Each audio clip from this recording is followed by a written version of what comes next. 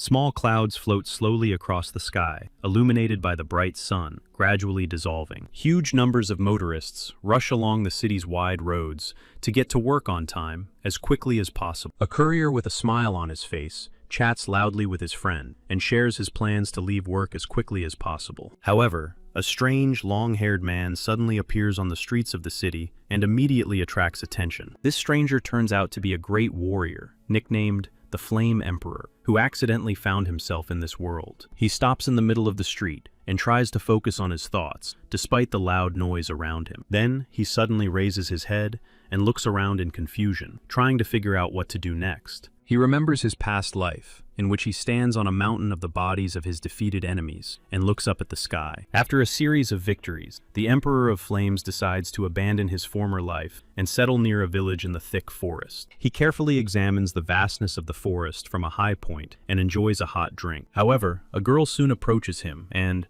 with an innocent smile on her face, shows him a huge pile of leaves in her small bag. But the young hero does not understand the point of collecting leaves, and remarks that it is silly, which upsets the girl. Despite the words of the Emperor of Flame, the girl is not upset, and notes that one day, he will be able to understand the charm of ordinary happiness. After that, she hands the Emperor a small flower, which the man turns in his hands, examining it from all sides. Thoughts of the unfamiliar girl constantly rush through his head, and he thinks about the value of ordinary happiness. Suddenly, a hurricane of various petals appears in the air, spinning around the hero, who dissolves into it.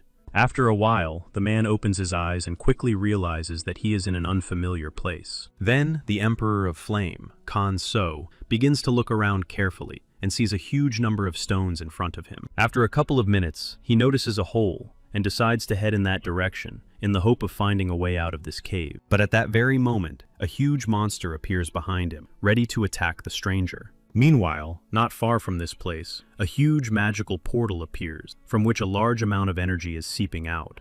A reconnaissance group appears near it, studying the surroundings and trying to find the reason for the portal's appearance. Suddenly, they hear the loud roar of a monster coming from the depths and immediately stop. When the sound subsides, they move forward and notice a large monster with a huge hole in its body. They are extremely shocked by what is happening when they find several more monsters and do not understand who dealt with them. The reconnaissance team continues to find the bodies of monsters and then contacts the base and reports what happened. After a while, one of the team members reports to the commander that there are no monsters nearby. Meanwhile, the Emperor of Flame uses the portal and ends up in a strange place that looks like a desert. The story jumps back a few minutes to when So is fighting the monster. His strength is incredible, and he only needs one blow to deliver a fatal blow to a dangerous monster. Memories of the battle flash through So's mind, and at the same moment, he looks at the desert in front of him. He is extremely surprised to see that everything in front of him is destroyed, and begins to feel a strange magical power floating in the air. Suddenly,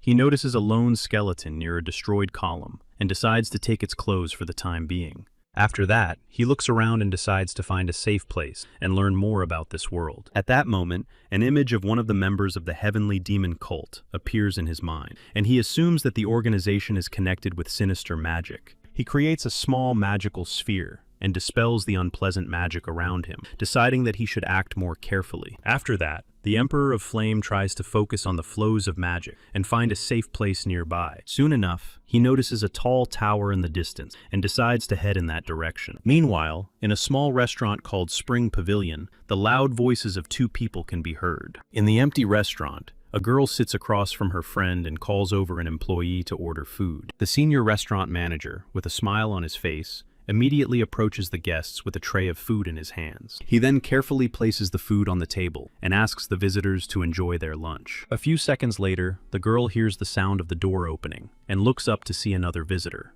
It turns out to be the director of the Association of the Awakened, who greets the hostess with a slight smile and asks her to show him to a free seat. He sits down lazily by the window and complains to the hostess that he has been very busy lately. Director Sun Jin notes that the Awakened ones give him a lot of work and recalls their images in his mind, which makes him shiver. Manager Lim So-young is concerned about her friend's condition and notes that he needs to sleep more. Otherwise, he will drive himself to his grave. A couple of minutes later, the restaurant manager appears and, with a sympathetic look, puts food on the table. He listens to his friend's problems and sighs heavily, while the association director just smiles broadly and notes that everything will be fine with him. At that moment, a loud noise is heard, and everyone notices an iron box with the restaurant's name on it falling to the floor. After that, a courier enters the restaurant, clicks his tongue in dissatisfaction, and loudly declares that he is going to leave this establishment. With a dissatisfied expression on his face, he shows the owner of the establishment the news about the opening of another portal, and notes that his work is worth more. Restaurant manager Yu Sun-tae looks very confused, and asks his employee not to rush into quitting. However, the courier just rubs his temple, and loudly shouts that his life is worth much more, and he doesn't want to risk it for nothing. Yu Sun-tae then approaches his wife, and asks her to pick up their daughter from kindergarten while he looks for a new employee. Lim So-young looks very concerned, but decides to listen to her husband and heads for the exit. The restaurant manager thinks for a moment and concludes that it will be very difficult to find a good employee now because of the increased danger. At the same time, the courier takes out his cell phone and suggests that the owner of the establishment think carefully about increasing his salary, then leaves. Meanwhile, Kakuso walks through the streets of the city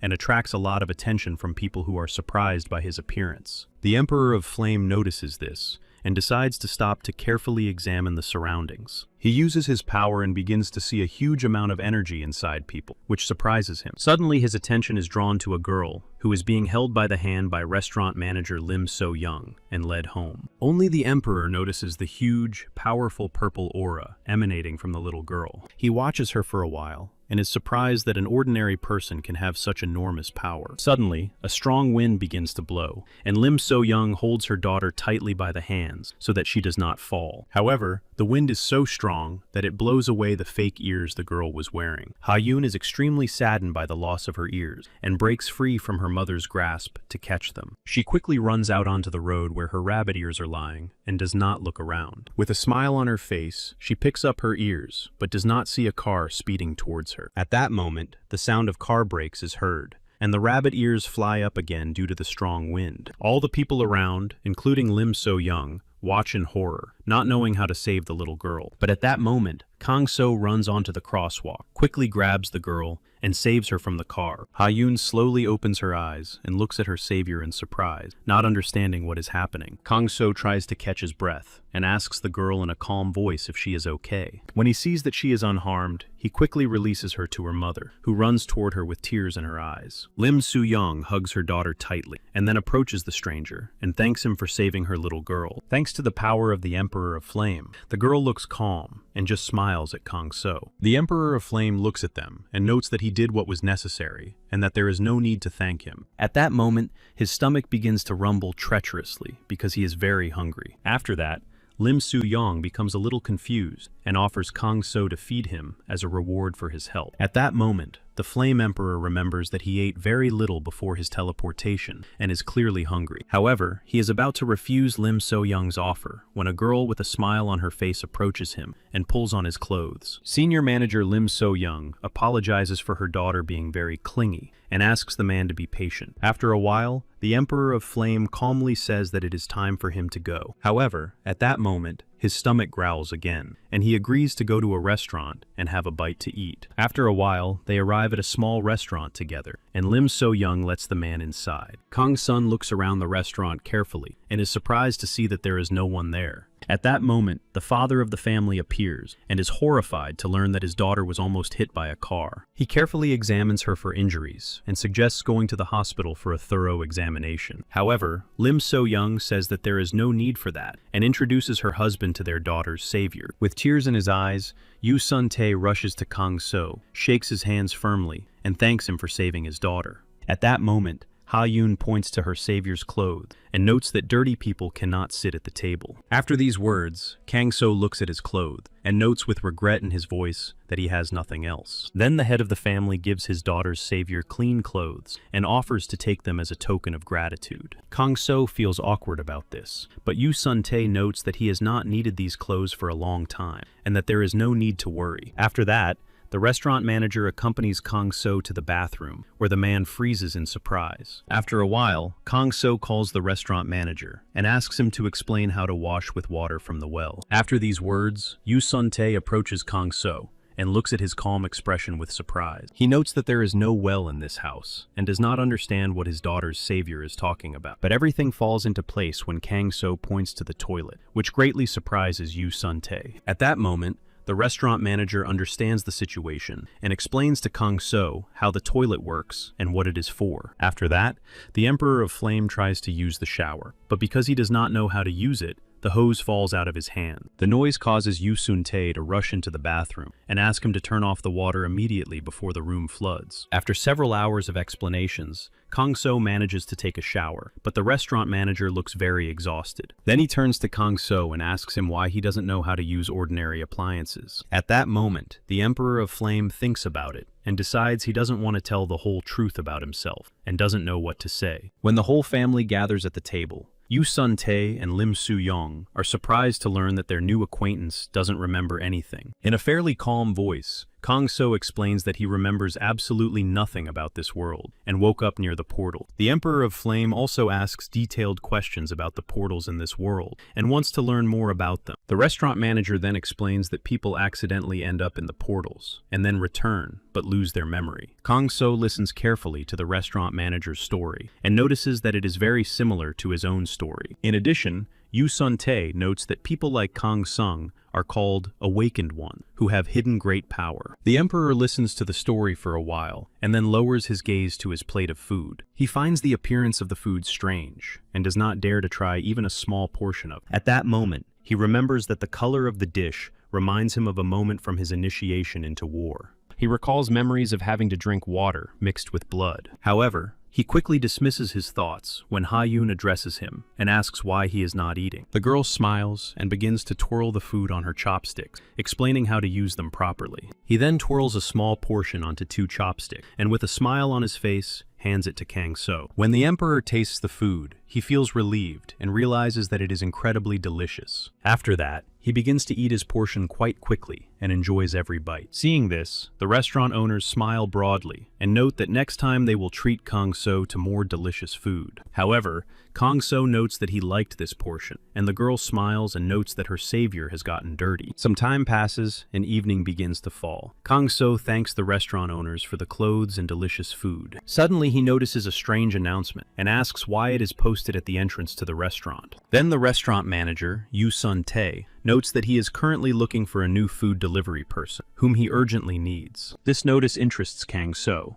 and he asks the owner for more details about the job. At that moment, Yu Sun-tae scratches his head and notes that it will not be easy for him to hire someone who has just woken up. However, Lim Soo-young joins the conversation and asks her husband to accommodate the man who saved their daughter. The restaurant manager thinks about his wife's words for a while, and, with a heavy sigh, agrees to hire Kang-so. After these words, Lim Soo-yeon and her daughter smile and say that they are happy to welcome Kang-so as their new delivery man. Suddenly, Kang-so remembers that he has nowhere to stay and asks where he can find accommodation. In response, Yu Sun-tae promises his new employee a room inside the restaurant, for which Kang-so thanks him. Overjoyed, the Flame Emperor puts his hand on his chest and promises to perform his duties as a delivery boy diligently. Yu Sun-tae shakes his hand firmly and says that now they will be one big team. At that moment, memories of a girl who smiles broadly at the sight of him flash through the Emperor of Flame's mind. He replays these memories in his head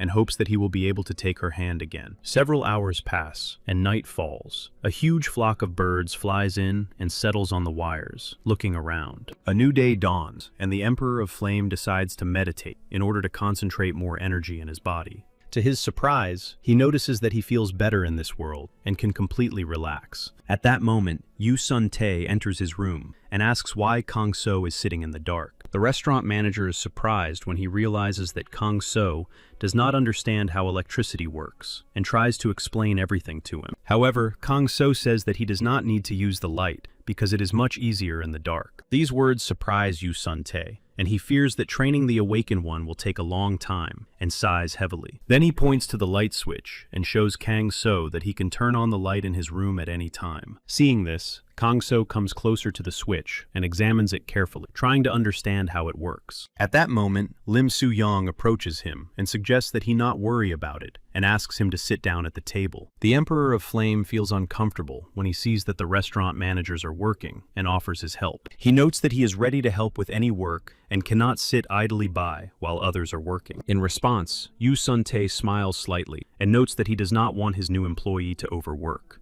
However, Kang So insists that he is ready to get to work and wants to repay the kindness with kindness. After these words, the restaurant manager thinks for a moment and notes that Kang So can help with cleaning while they are cooking. He then gives his courier a vacuum cleaner, but Kang So has difficulty understanding how the device works and examines it with slight surprise. Seeing this, Yu Sun-tae smiles slightly and notes that the vacuum cleaner can clean up quickly and explains a brief instruction on how to use it. However, this information is too complicated for Kang So, and due to his inexperience, he sucks some of his hair into the vacuum cleaner. When Yu Sun-tae hears a strange sound, he turns around to check on his courier's progress with the vacuum cleaner. To his surprise, he sees Kang So's disheveled hair and his dissatisfied gaze directed at the vacuum cleaner. The director sighs heavily and says that he needs to leave Kang So alone for a while and asks him to be more careful with the appliance. Kang So examines the vacuum cleaner once more and realizes that he will not be able to master it in such a short time. Therefore, he decides to use magic to quickly clean the house. The Emperor of Flame raises his hand, and magical particles begin to gather around it. After a few minutes, the magic of the wind completely collects the dirt in the room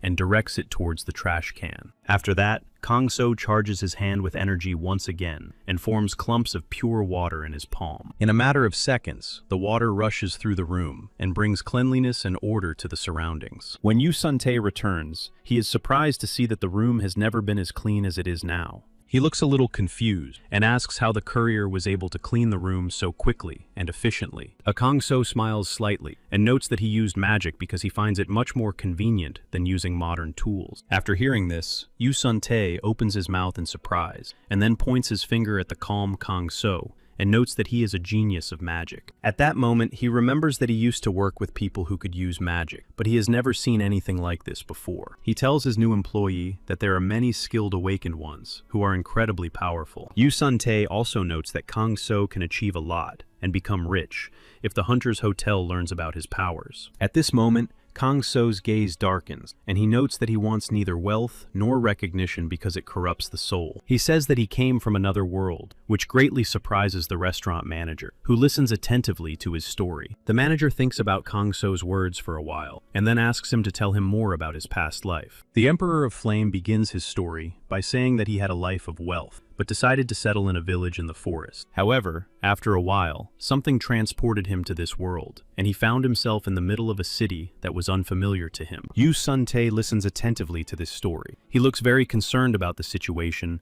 and doesn't know what to say. Kang So looks away and apologizes for not telling the whole truth about himself from the beginning. But suddenly, Yu Sun-tae comes closer, abruptly puts his hand on Kang So's shoulder and looks intently into his eyes. Then tears begin to flow from his eyes, and he says with emotion that he understands that Kang So had a difficult time and does not condemn him. The Emperor of Flame did not expect this reaction at all. He thinks he is extremely lucky with his first encounter in this new world. Gradually, the sun rises higher and higher, illuminating the huge tower of the Awakened Support Association from almost all sides. The director of the Awakened Support Association, Sun Jin, is sleeping at his workplace despite his laptop being on. A girl approaches him, extremely dissatisfied with the fact that the director is sleeping at his workplace again. She clicks her tongue loudly, and the sound causes Sun Jin to quickly raise his head and look around frantically. When he comes to his senses, he slowly turns his gaze to the girl from the inspection department and lazily greets her. Myung-hee from the inspection department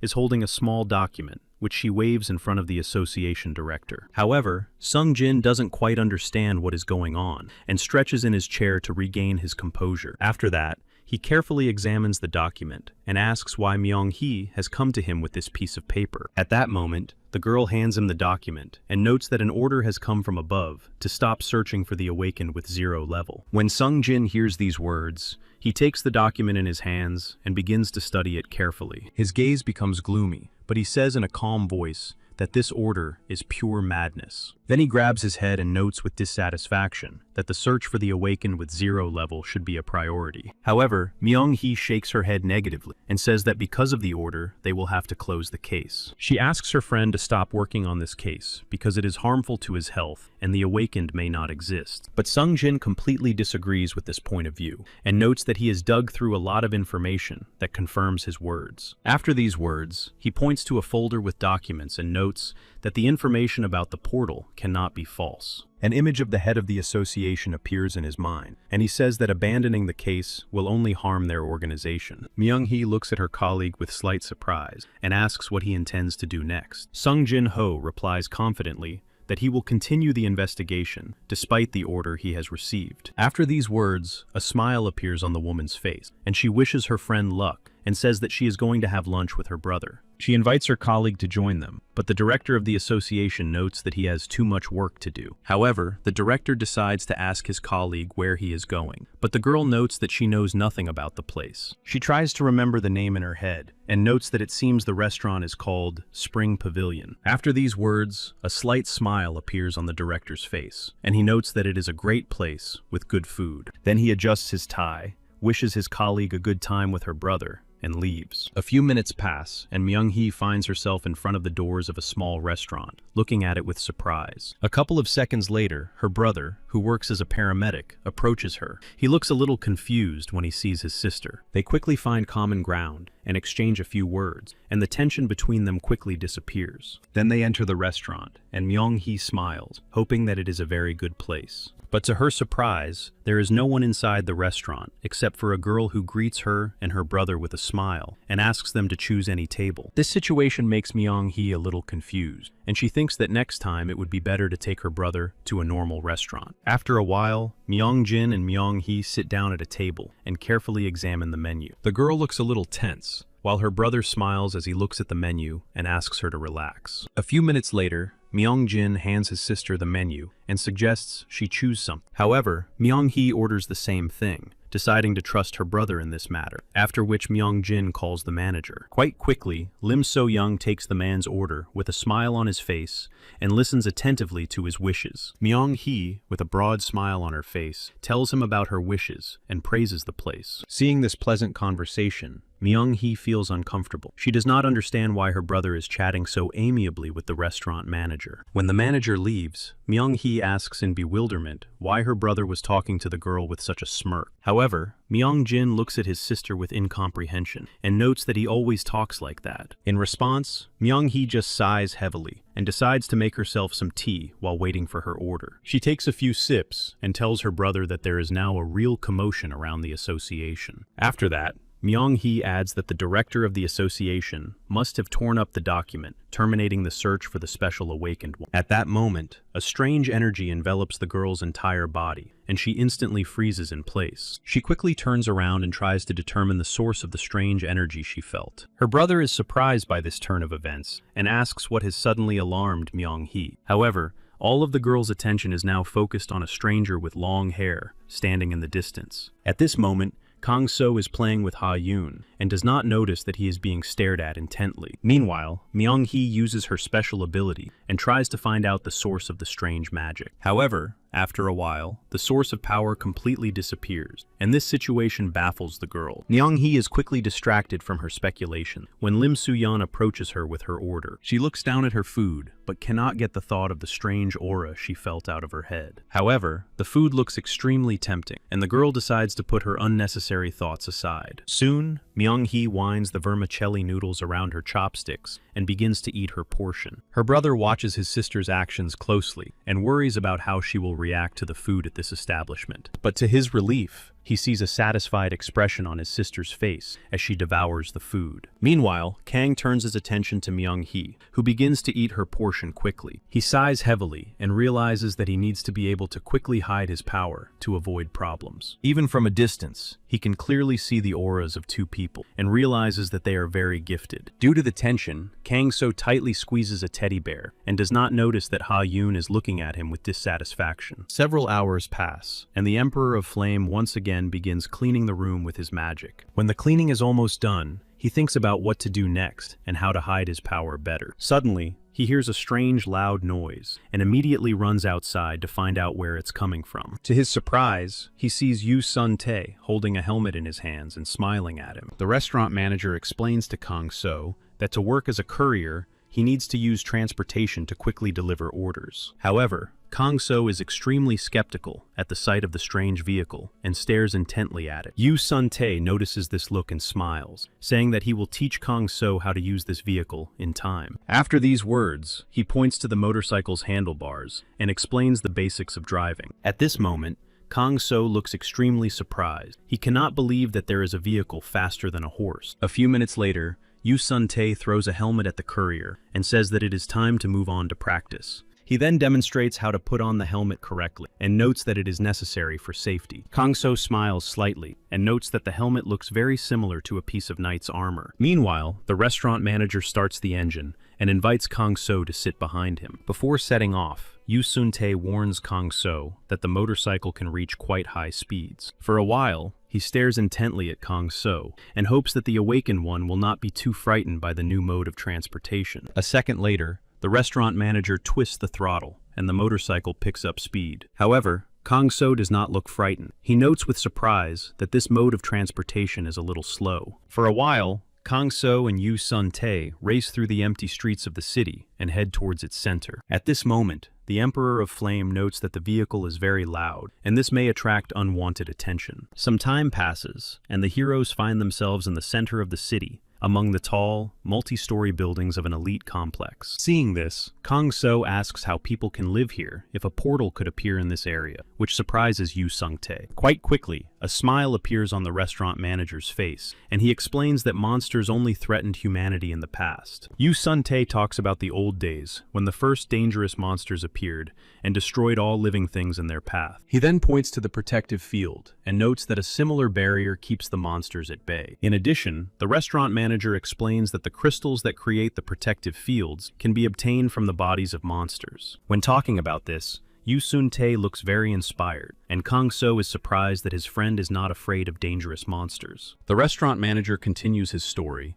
and describes in detail the red gems that are capable of generating energy. As the story draws to a close, the restaurant manager smiles and offers Kang So a fizzy drink. However, the Emperor of Flame looks at the red can with apprehension and worries about the unfamiliar aroma of the drink. With trembling hands, he reaches for the can and decides to try the strange-tasting drink. Kang So swallows his saliva and carefully examines the contents of the can. But after a few minutes, he makes up his mind and quickly drinks the entire contents of the red can. After that, he feels an unusual surge of strength and freezes in place, because he has never tasted anything like this before. At that moment, Kang So feels as if he is floating in the air because he has tasted the nectar of the gods. When the Emperor of Flame comes to his senses, his face is covered with cold beads of sweat, and he notes that he has never tasted anything better. Yu Sun-tae smiles and notes that such drinks probably did not even exist in the imperial palaces. In addition, the restaurant manager notes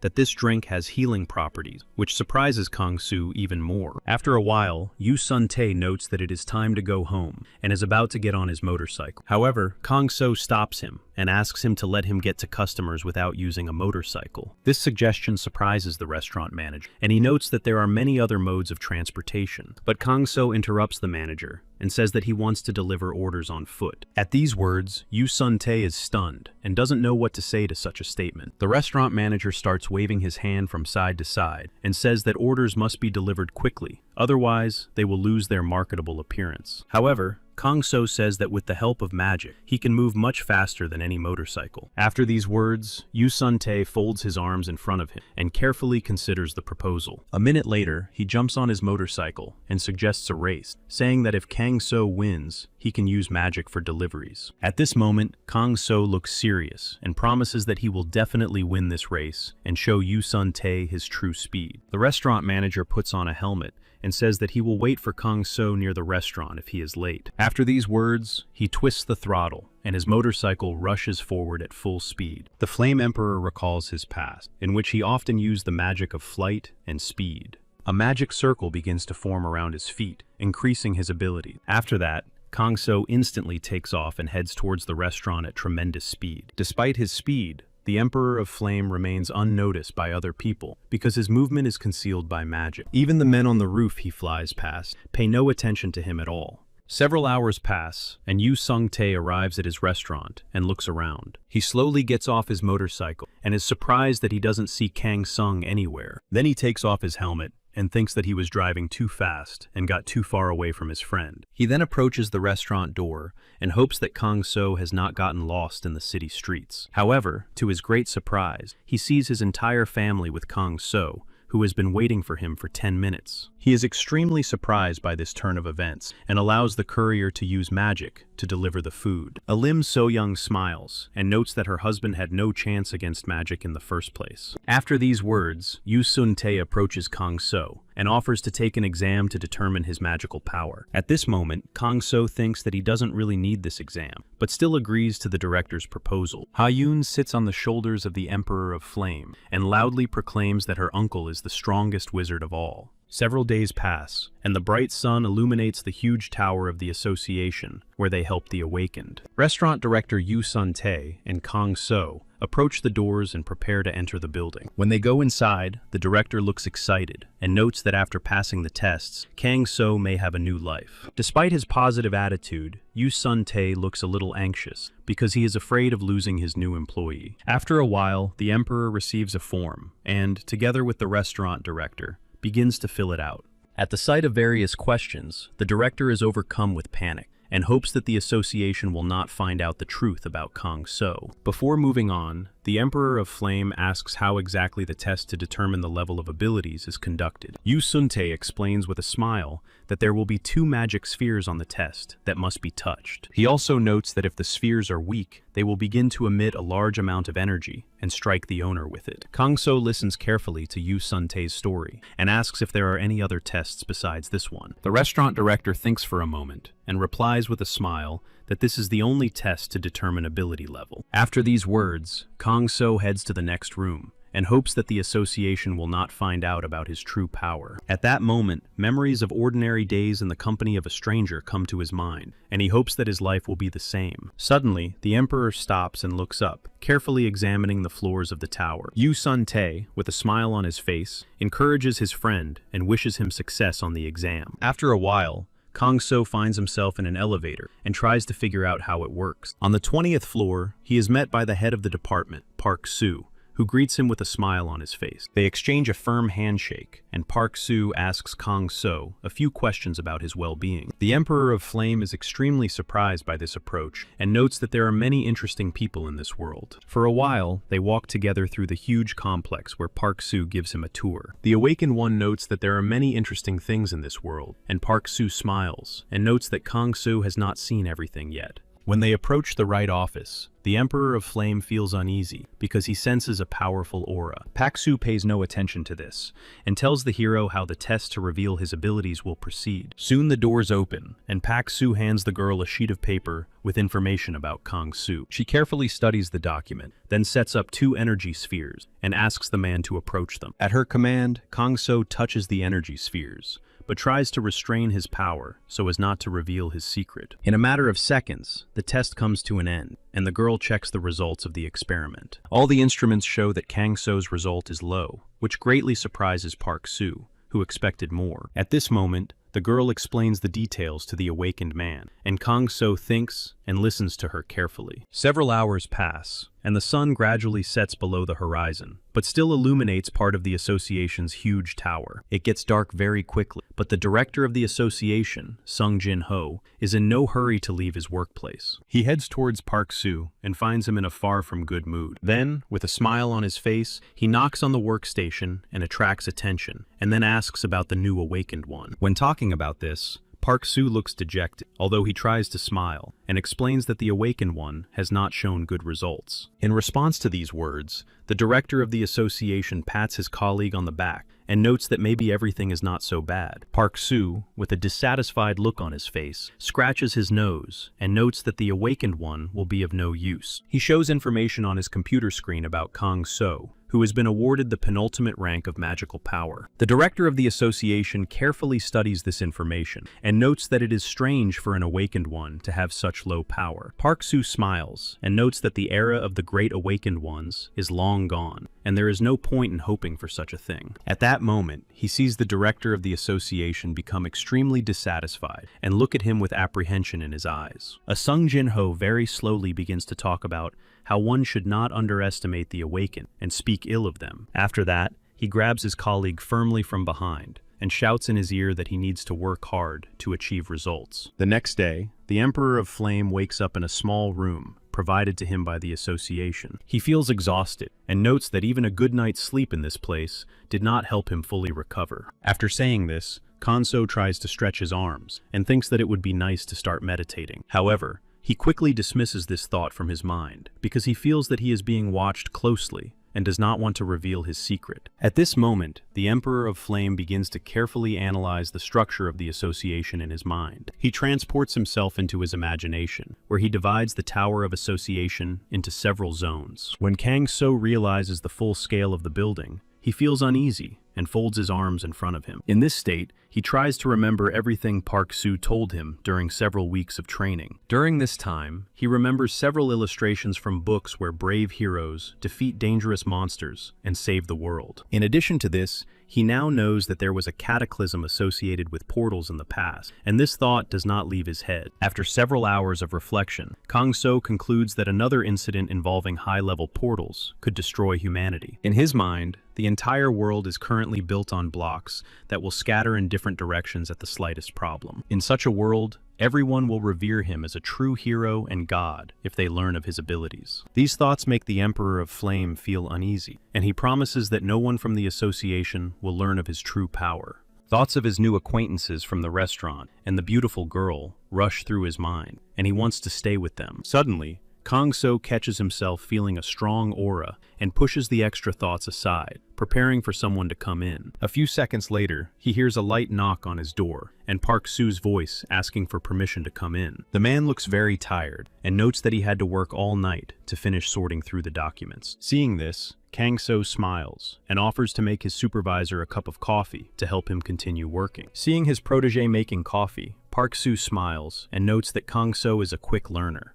Kang So, who is only slightly awake, smiles and notes that his progress is entirely due to Park Soo, then hands him the drink. Park Soo quickly takes a few sips and empties the plastic cup. To his great surprise, he feels an unprecedented surge of energy and notes that the coffee was very tasty. After that, he takes another cup of drink and tells his ward that there will be a new training session today. Then, Park Soo smiles and heads for the exit, noting that today they will go to the cafeteria together. When they arrive, they notice that a large number of people have already gathered there, and there is a line at the cash register. Park Soo smiles and notes that the cafeteria is a great place to have a good meal and prepare for the workday. He then explains to Kang So that they can put any food they like on their trays. This greatly surprises the Emperor of Flame, and he asks what will happen if the food on display runs out. In response, Park Soo laughs and notes that, thanks to new technologies, this will not happen, and there will always be an abundance of food. This information greatly surprises Kang So. He sits down at the table and notes that he finds it hard to believe in such progress. Park Soo smiles and notes that there is a huge amount of technology everywhere in the city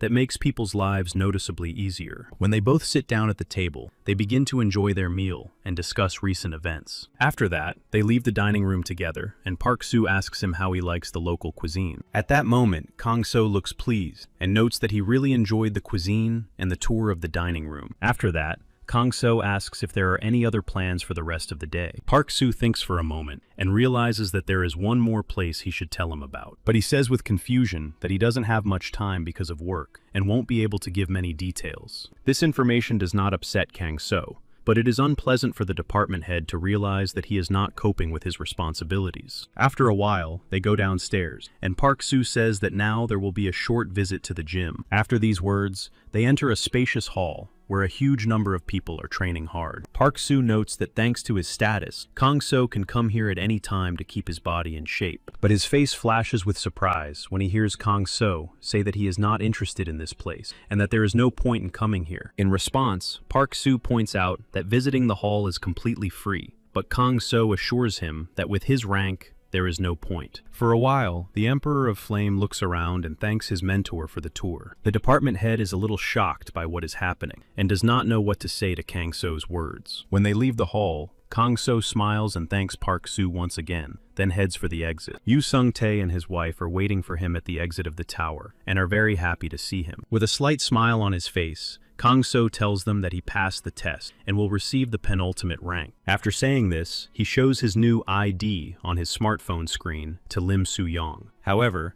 Kang So looks a little worried and notes that he wanted to get the lowest rank. They continue talking to each other for a while Soon-jin watches them through the window of the building. The director of the association asks for more details about Kang So and how his last day at the association building went. In response, Park Soo looks through a folder of documents and notes that the newly awakened one did not show great results. Then he looks up, thinking about something, and notes that Kang So has an excellent mind and adapts well. Sung-jin listens carefully to his colleague's report and notes that something is wrong here. However, Park Soo does not understand what the director is talking about and points out that the devices showed the exact rank of the awakened one. In addition, he notes that the newly awakened one has shown no signs of special magic. But these arguments mean nothing to Sung-jin, and he points out that the security department is interested in Kang So. Meanwhile, Kang So returns home, where Yu Sung-tae gives him a new cell phone. The Emperor feels awkward about such a gift, but the restaurant managers assure him that he deserves it. When the hero thinks about it, he notices his hair and realizes that it would be nice to get a haircut.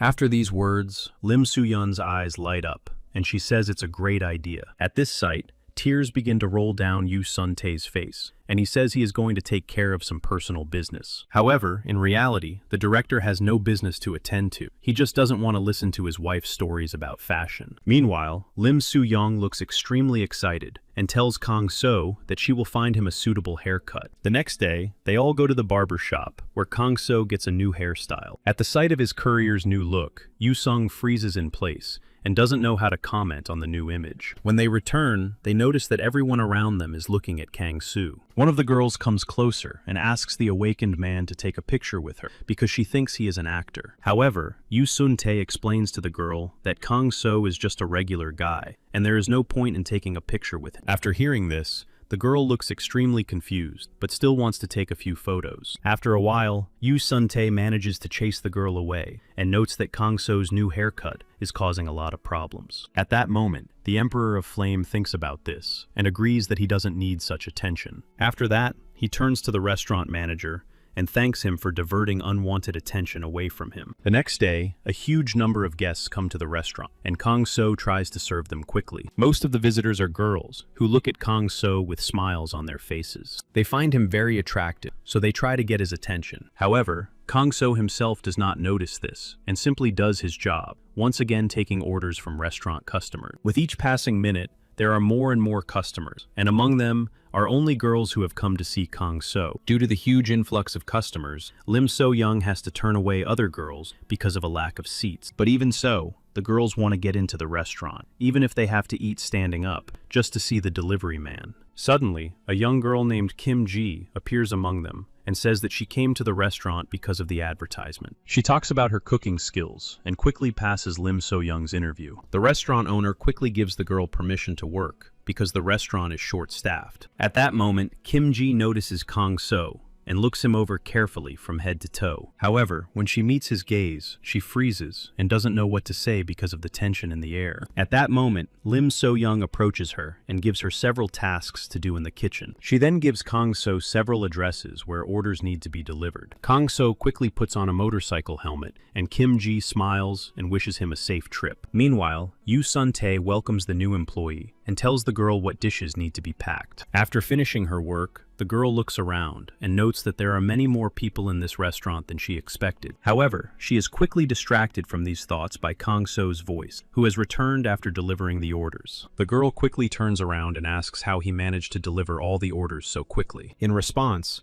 Kang So begins to load the rest of the food into boxes and says that the roads are clear today. Then he grabs a metal container and gets ready to go out on another delivery. Seeing this, Kim Ji absent-mindedly wishes him luck, and Yu Sun-tae notes with a slight smile that Kang So is an excellent delivery man. Some time passes, and Kang So returns to the restaurant with empty food containers, while the others clean up the food. He approaches Lim Soo-yeon and asks if she needs any more help, but the owner confidently replies that there is no longer any need. At that moment, Kim Ji approaches the owner and notes that there were a lot of visitors at the restaurant today. After these words, the restaurant manager absent-mindedly turns her head towards Kang Soo and notes that many people come to the restaurant for him. This explains a lot to Kim Jin, who smiles slightly and notes that their delivery guy is very popular with the girls. She smiles broadly and starts to laugh nervously when she learns that Kang So is not dating anyone. At that moment, Yu Sun Tae winks at his wife and suggests that the employees go together to pick up their daughter from kindergarten. They agree and set off, but it starts raining heavily outside, and the employees have to take umbrellas with them. During their journey, Kim Jin introduces herself again and shares some details about her life. She is very surprised to learn that Kang Soo is awakened and remembers nothing about his life. However, even during the trip, Kang So does not let his guard down and carefully observes the girl. He notices a strong aura around her and asks why Kim Ji is wasting her talent in such a hole. This surprises the girl, and she notes that she actually has no talent and has always dreamed of working in a restaurant. She talks at length about her love of cooking, but it is immediately apparent from her face that she is nervous. After a while, she changes the subject and points her finger toward the kindergarten where Ha Yoon is standing. Kang So turns his gaze in that direction and sees Ha Yoon waving at him with a smile on her face. Next to her is a teacher who is holding her hand and learns that Kang So is her uncle. Seeing him awake, the teacher smiles and says she is very happy to meet Ha Yoon's new relative. She looks at him for too long, and embarrassed, her cheeks turn red, causing the teacher to apologize. After that, she turns her gaze to Kim Ji and asks if she is Kang So's wife. The girl answers in the negative, and the teacher recognizes Kim Ji as her friend, but she tries to keep this information a secret. The teacher has no idea what is going on, but Kim Ji asks her to be quiet and puts her finger to her lips, preventing her from saying anything. After that, Kim Ji once again signals for silence and asks her friend not to say anything about her. Meanwhile, Kang So asks Ha Yoon how she is doing at kindergarten and helps her find her umbrella. Finally, Ha Yoon straightens her umbrella with ducklings and says goodbye to her teacher until the next day. Before leaving, Kang So stops and tries to find out from the teacher how she knows Kim Ji, but she says nothing. Then, the Emperor of Flame decides to find out this information from Kim Ji herself, but she is in no hurry to talk about it. This greatly surprises Kang So, and he asks why Kim Ji is so eager to avoid her friend. This question stumps the girl, and she absent-mindedly replies that this time she had no time for conversation. Then she starts joking around and tries in every way to change the subject. At that moment, Ha Yoon joins the conversation, showing off her umbrella with ducklings and smiling broadly. Then Kim Ji comes closer to her and asks the girl why she is in such a good mood. And the Emperor of Flame watches this from the sideline and catches every moment of the little girl's smile. She notices this and smiles, then asks Kang So for permission to carry her on his shoulders next time. After these words, a smile appears on Kang So's face, and he promises that he will definitely do so next time. Suddenly, Ha Yoon stops, points toward the gate, and says that she hears a strange sound. She doesn't wait for Kang So's answer, and quickly runs toward the source of the noise. The girl looks around carefully, and notices a very small, wounded animal whimpering pitifully. The Emperor of Flame notices this, and looks closely at the animal, trying to understand what it is. Kim Ji joins them, and tells the awakened one that she is holding one of the monsters from the portal. However, the rodent in Kang So's hands looks harmless and is constantly shivering from the cold and whimpering pitifully. At this moment, Kim Ji says that such rodents are not dangerous to humans and are good at hiding from the dangerous monsters of the portals. She notes that such creatures are often used by hunters and that something bad has probably happened to the owner of this animal. Meanwhile, Ha Yoon looks at the animal with a plaintive look and asks what will happen to it now. When she hears another squeak from the rodent, she cries out loudly that she does not want the animal to stay here and send it to the other world. However, Kang So says without emotion that he does not know if it is possible to help this animal. After these words, tears appear in the girl's eyes, and she asks Kang So to save this creature. At the sight of her face, memories of his past, in which life had no value for him, flash through the hero's mind. He does not want to return to his past, so his expression changes dramatically, and he promises that they will save the rodent. After that, he closes his eyes and tries to concentrate the magic in his body to help the animal. Pretty quickly, a green glow appears around the rodent, and it regains consciousness a little, causing smiles to appear on the faces of Kim Ji and Ha Yoon. Ha Yoon tries to wipe away her tears and asks if they will be able to bring the animal home in time to save its life. Kang So uses his healing magic again and says that they have time and everything will work out. However, The animal looks very tired, squeaking quietly and constantly tossing and turning in the Emperor's hands. Seeing Kang So's magic, Kim Ji is a little surprised. She doesn't understand how someone so weak can use such magic. After a while, the heroes find themselves inside a restaurant, and Ha Yun quickly runs to her mother for help. Tears appear in the girl's eyes, and she asks her mother to help her new pet as quickly as possible. Lim So-young has no idea what is going on until she sees the strange creature in Kang So's hands. At that moment, the Emperor of Flame tells them that he and Ha Yun found this strange creature in the city. Yu Sung carefully examines the animal and notes that it is most likely a rodent from the magic portal. At that moment, Ha Yun joins the conversation and asks her parents to help her save the poor animal. After these words, Lim So-young leans over to her daughter and notes that even if they save the rodent, it probably has an owner. However, Kang So points out that they found the animal alone, and it probably doesn't have an owner now. At that moment, Sun Jin appears at the door of the establishment with his assistant, who wants to take a table. He quickly notices the portal animal, and Yu Sun Tae fills him in on the details of the case. This situation greatly interests the director, and he begins to carefully examine the injured animal. Then the director of the association notes that the rodent's life is not in danger, because someone has already given it first aid. However, despite this, his assistant, who is also a medical expert, calls for help to revive the rodent. After a while, the animal in the medic's hands begins to slowly stir and gradually comes to. Kang So closely watches the medic's action and is amazed that there are so many talented people in this world. At that moment, the Flame Emperor realizes that even he still has a lot to learn, so he carefully observes the medic's technique. Sung Jin's assistant continues to perform his ritual with his eyes closed, not distracted by anything except the treatment. After a few minutes, he completely heals the rodent's wounds and hands the exhausted animal to Ha Yun. The girl smiles and thanks the medic for his help,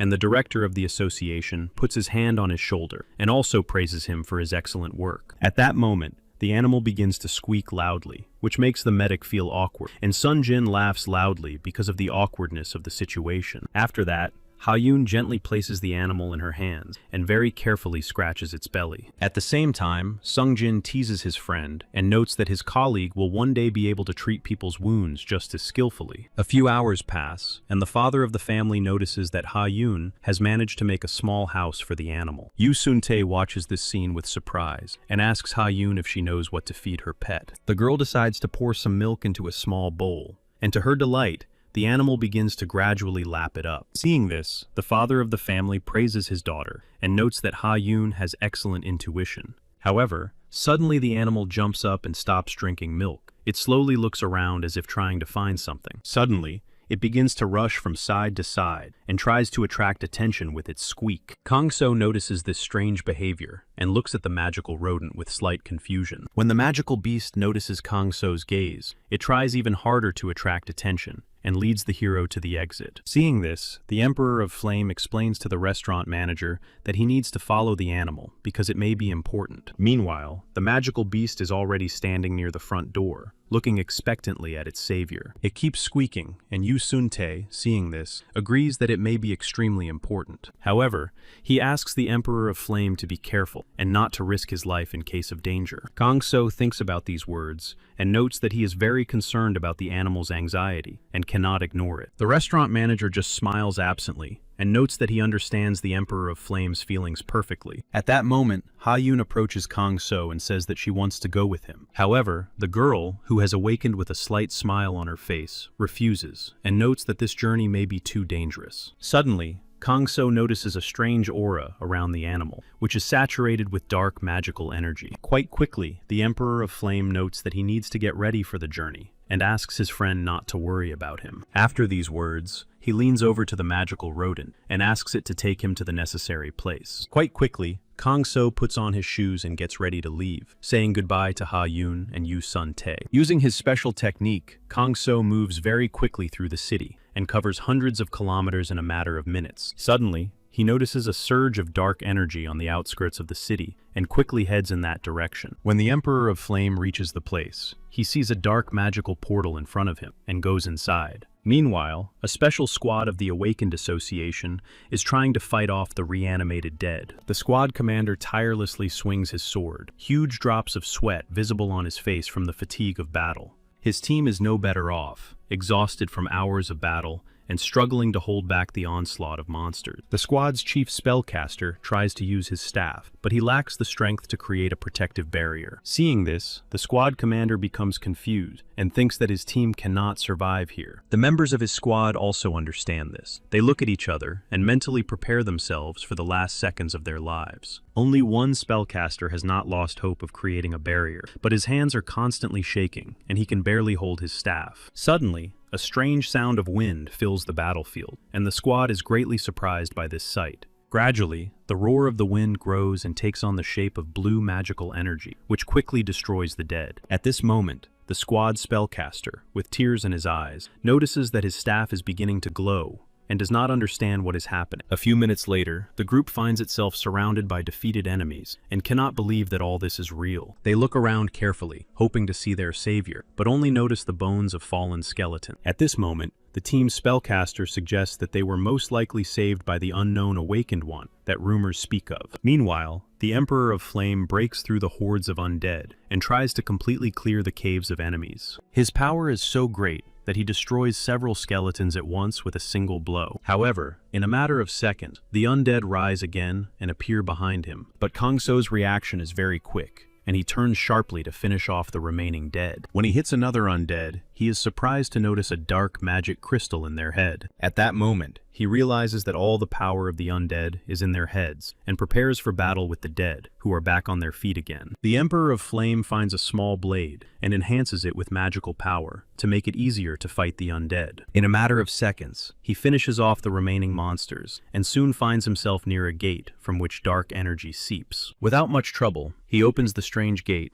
and sees a strange creature levitating in the air. This monster turns out to be a knight in dark armor, near whom his head levitates in the form of a demonic skull. At the sight of Kang So, the monster draws his sword and loudly declares that he will destroy anyone who encroaches on his land. However, the Emperor of Flame effortlessly dodges the dangerous blows and watches his opponent's movement. The hero's tremendous speed greatly surprises the undead commander, but he believes it is just a fluke and tries to attack again. Due to a series of failures, the monster falls into a rage, and his demonic head begins to glow even more brightly in the complete darkness. After that, the monster suddenly leaps upward and prepares to launch its most deadly attack, to strike the hero for sure. The undead commander rapidly gains speed and rushes toward the hero, directing his blade at him. However, the Emperor of Flame sees no threat in this attack and defends himself with a magical aura. Because of this, the undead commander's attack comes to nothing, and Kang So manages to lunge with his blade at the monster. A magical aura emanates from the blade, flying several meters until it touches the undead's body and cuts through it. After that, the dark energy gradually dissolves along with the undead, leaving only a small, magical crystal. Seeing this, the Emperor of Flames comes closer and notices that the remnants of dark energy continue to envelop this strange crystal. Then Kang So takes it in his hands and begins to study it carefully to understand its nature. At that moment, a magical rodent peeks out of his pocket and stares intently at the crystal. It begins to squeak quietly and tries to say something to Kang So, but he does not understand its language and smiles, saying that he will let the rodent go. After that, the rodent begins to wag its tail and jumps onto his hand. Kang So gently places the magical rodent on the ground and wishes it luck in finding its true master. After these words, the magical animal lets out a joyful squeak and runs away toward the deep caves. Kang So folds his arms in front of him and carefully examines the area around him. After a while, the magical animal finds its master's team, who are actively talking among themselves. He hears the members of the squad discussing the latest events. They do not understand who saved them from destruction and why. During the conversation, the spellcaster suggests that they were definitely saved by a hero,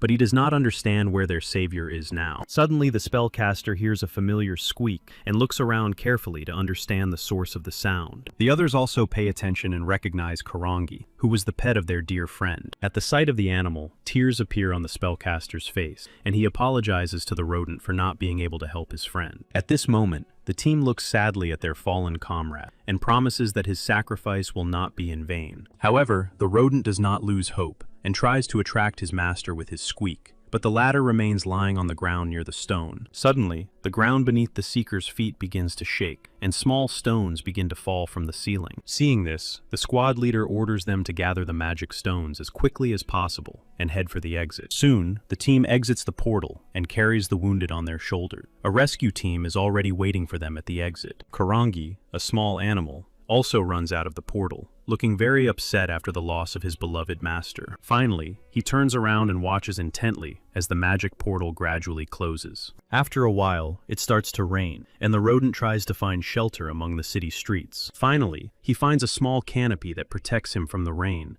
and stands under it alone with tears in his eyes. Some time passes. Ha-yoon is extremely saddened that the animal has returned to its owner, and sighs heavily. Seeing this, Yu Sun-tae tries to cheer the girl up, and notes that the rodent's owner will definitely take care of it. However, this news does not cheer the girl up at all. Tears well up in her eyes, and she cries because she will no longer see the rodent. Suddenly, Kang-so enters the room and asks why Ha-yoon is crying and looks upset. After these words, a rodent peeks out of his pocket and begins to squeak quietly when it sees the upset girl. When Ha-yoon hears the familiar squeak, she turns around sharply and can't believe that her beloved rodent has returned to her. She hugs the rodent and smiles broadly with joy, although the animal is extremely unhappy with this turn of events. A Kang-so explains that this rodent's name is Karangi, and that its owner was unable to return from his mission. This information upsets Yu Sung-tae, but he is more surprised by the fact that the hero was able to close the magic portal on his own. The restaurant manager begins to ask for details about the incident, and Kang-so folds his arms in front of him and remarks that it was easy. After these words, Yu Sun-tae tries to smile and gives a thumbs up, but deep down, he is very impressed by Kang-so's strength. At that moment, memories of his service in the association squad flash through the restaurant manager's mind. He watches with his own eyes as the mighty hero tries to close the dangerous magic portal. However, Yu Sun-tae is quickly distracted from his thoughts when his daughter shows him a disgruntled rodent with a bow on its head. He lets out a small sigh and then wonders how strong Kang-so really is. A few hours later, the moon appears in the sky, and the whole city is covered in the colors of night, with only the restaurant signs still lit. At this time, Lim So-young returns home and scolds the others for deciding to leave the rodent at home. A new day dawns, and Kang-so lazily gets out of bed as soon as the first rays of sunlight hit his eyes. At that moment, he remembers his past life once again, and a girl comes to him, unhappy that Kang-so is working. She takes the rope from his hands and says that he should have at least one day to rest. Kang-so recalls these moments of his life with a slight smile and decides not to do anything complicated on his day off. He takes out of his pocket the magic crystal that he was lucky enough to obtain from the undead commander in the portal. At the sight of this energy, he remembers the sinister rituals of the Heavenly Dragon cult. Every time,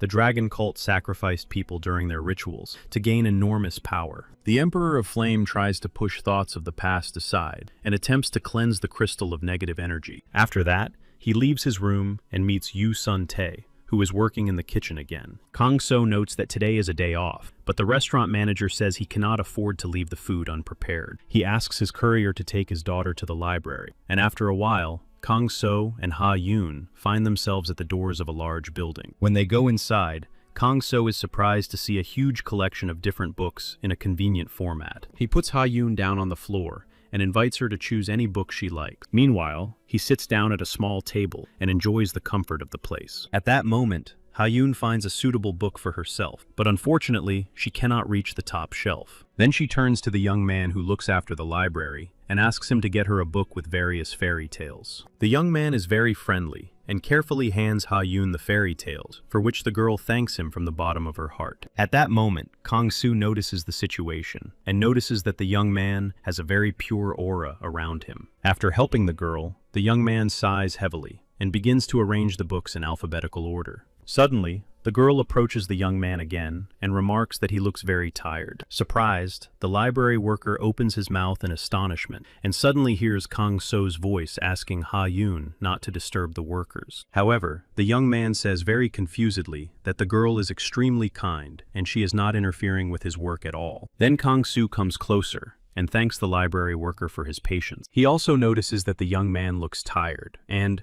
to the worker's surprise, notes that he has many hidden talents. The employee then explains that he is awakened, which makes Kang So think hard. The awakened one explains that he needs to work for some time, until he reaches the age required to participate in the association's work. An image of strong awakened ones appears in his mind, and he notes that there is no place for him among such people. Kang So is not satisfied with this answer. He folds his arms across his chest and notes that, in fact, the young man can achieve a lot and raise his rank. The awakened one is very surprised when the Emperor of Flame explains that training can greatly improve one's mastery of magic. In response, the young man objects and says that there is no case in the world where an awakened person could raise their rank. After that, he clenches his fists and notes that he is unable to provide for his mother because he is too weak. However, Kang So tries to cheer up the young man and assures him that if he shows the necessary diligence, he will surely succeed. He promises to help the young man with his training, but in exchange asks him to find out about an ancient dynasty. At that moment, Kang So recalls the past and tries to remember moments that could help the young man in his search. Several hours pass, but the awakened one is unable to find anything based on the description given to him by the Emperor of Flame. This seems strange to Kang So, and he recalls another cult ritual where dark wizards raise the dead. He thinks about this and asks for information about the cult, but even this information is missing from the books. After some time, the young man apologizes and notes that he cannot help Kang So. However, the courier seems calm and suggests that he has not simply traveled through time,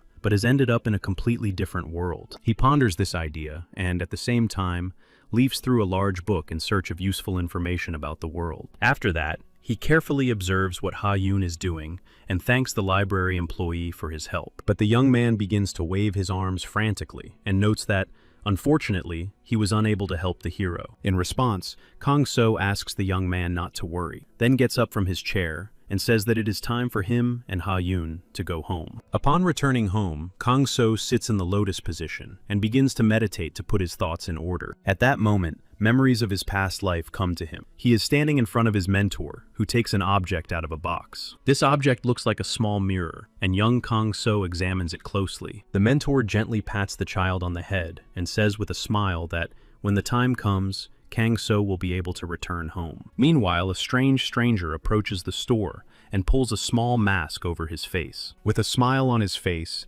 he leans over the motorcycle and begins to unscrew its parts to disable the vehicle. At that moment, Kang So appears behind him, sensing something is wrong, but the obese man pays no attention to him. Kang So then calmly tells him that he shouldn't damage other people's property. The courier's voice greatly frightens the stranger, who falls to the ground in surprise and cries out loudly. The Emperor of Flame remains completely calm and asks the bandit not to make noise, because it is nighttime. Gradually, the stranger gets to his feet and smiles, noting that he has a message to deliver. He then points his finger at Kang So and says that he had better find a new job, because the restaurant will soon be closing. Kang So is upset by these words and asks who exactly wants to deliver such a message. However, the courier's calm tone only enrages the stranger, and he begins to wave his fists. Despite the heavy blows, Kang So stops them with one hand and says that it is not worth using brute force. After that, he begins to clench his fist tightly and asks the man who he works for. However, the fat man does not answer, for which he receives a powerful slap that sends him flying. The slap is so strong that the man rolls over several times and flies a considerable distance. Kang So slowly walks up to the gangster and tells him not to mess with the restaurant where he works. He then glares at the criminal and demands that he tell his friends not to bother the restaurant.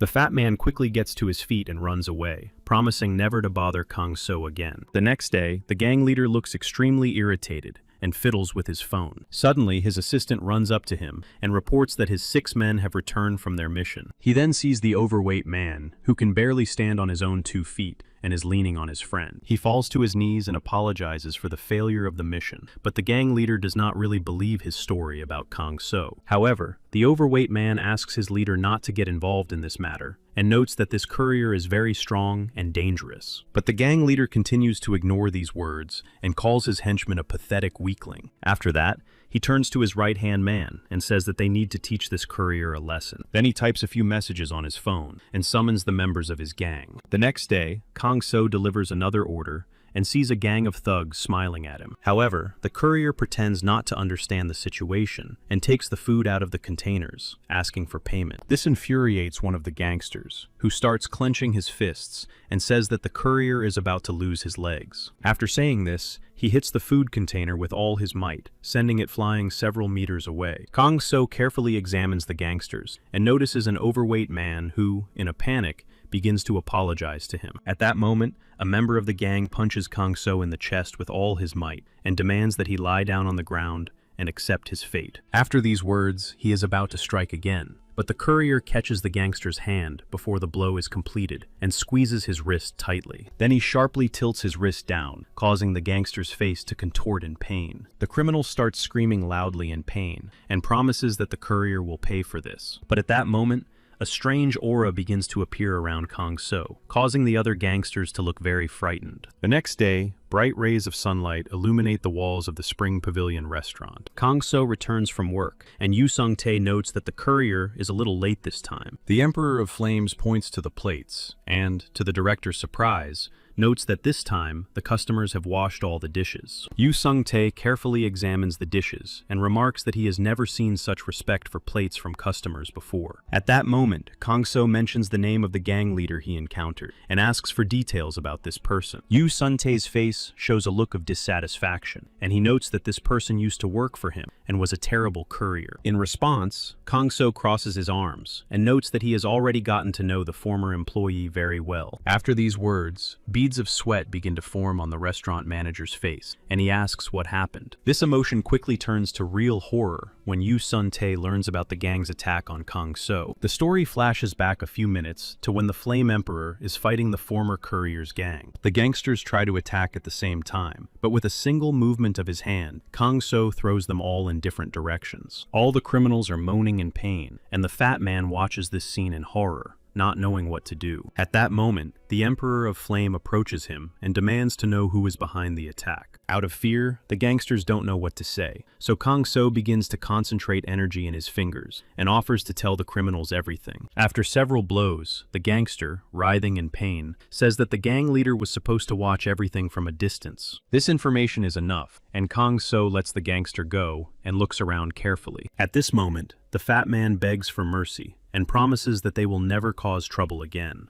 Meanwhile, the gang leader watches this scene with fear from his hiding place and is about to run away. However, Kang So quickly notices him and carefully follows the former courier. After a while, the gang leader turns into a narrow alley and hopes that he will be safe there. However, to his surprise, he finds Kang So in front of him, who was able to catch up with the criminal without much effort. Seeing the hopelessness of his situation, the former courier begins to threaten the police and promises to sue Kang So. However, the Emperor of Flame points out that the former courier is acting criminally and that the law is not on his side. After that, Kang So reaches out his hand towards him and says that he is going to teach him proper manners. Gradually, the Emperor of Flame's hand approaches the face of the former courier, who stands rooted to the spot out of fear. Some time passes. Yu Sun-tae is sitting in the kitchen peeling onions when he suddenly notices that his phone screen lights up with a message. He picks up his phone and is surprised to see a message from his former courier, apologizing for the trouble he caused. At that moment, Kang So approaches the restaurant manager and says that he had a talk with the former employee. This greatly surprises Yu Sun-tae, and he asks what exactly happened between them. However, the Emperor of Flame does not tell his friend the details, and at that moment, Kim Ji appears in the restaurant. She greets the restaurant owner with a smile and says that she has come to help with the cooking. Yu Sun-tae smiles slightly and notes that without Kim Ji, he would not have been able to prepare for the reception of guests overnight. The girl just smiles and says that she is always ready to work in such a wonderful restaurant. However, she quickly loses her composure when Kang So praises her for her efforts, and her face is covered with beads of cold sweat. She waves her hands and asks him to save his praise for later, and suggests that they get to work as soon as possible. After these words, the friends sit down at the table together and begin to prepare food and discuss the latest news. Yu Sun-tae sighs constantly and notes that he really needs an extra day off to rest. Suddenly, the restaurant manager notes that he constantly feels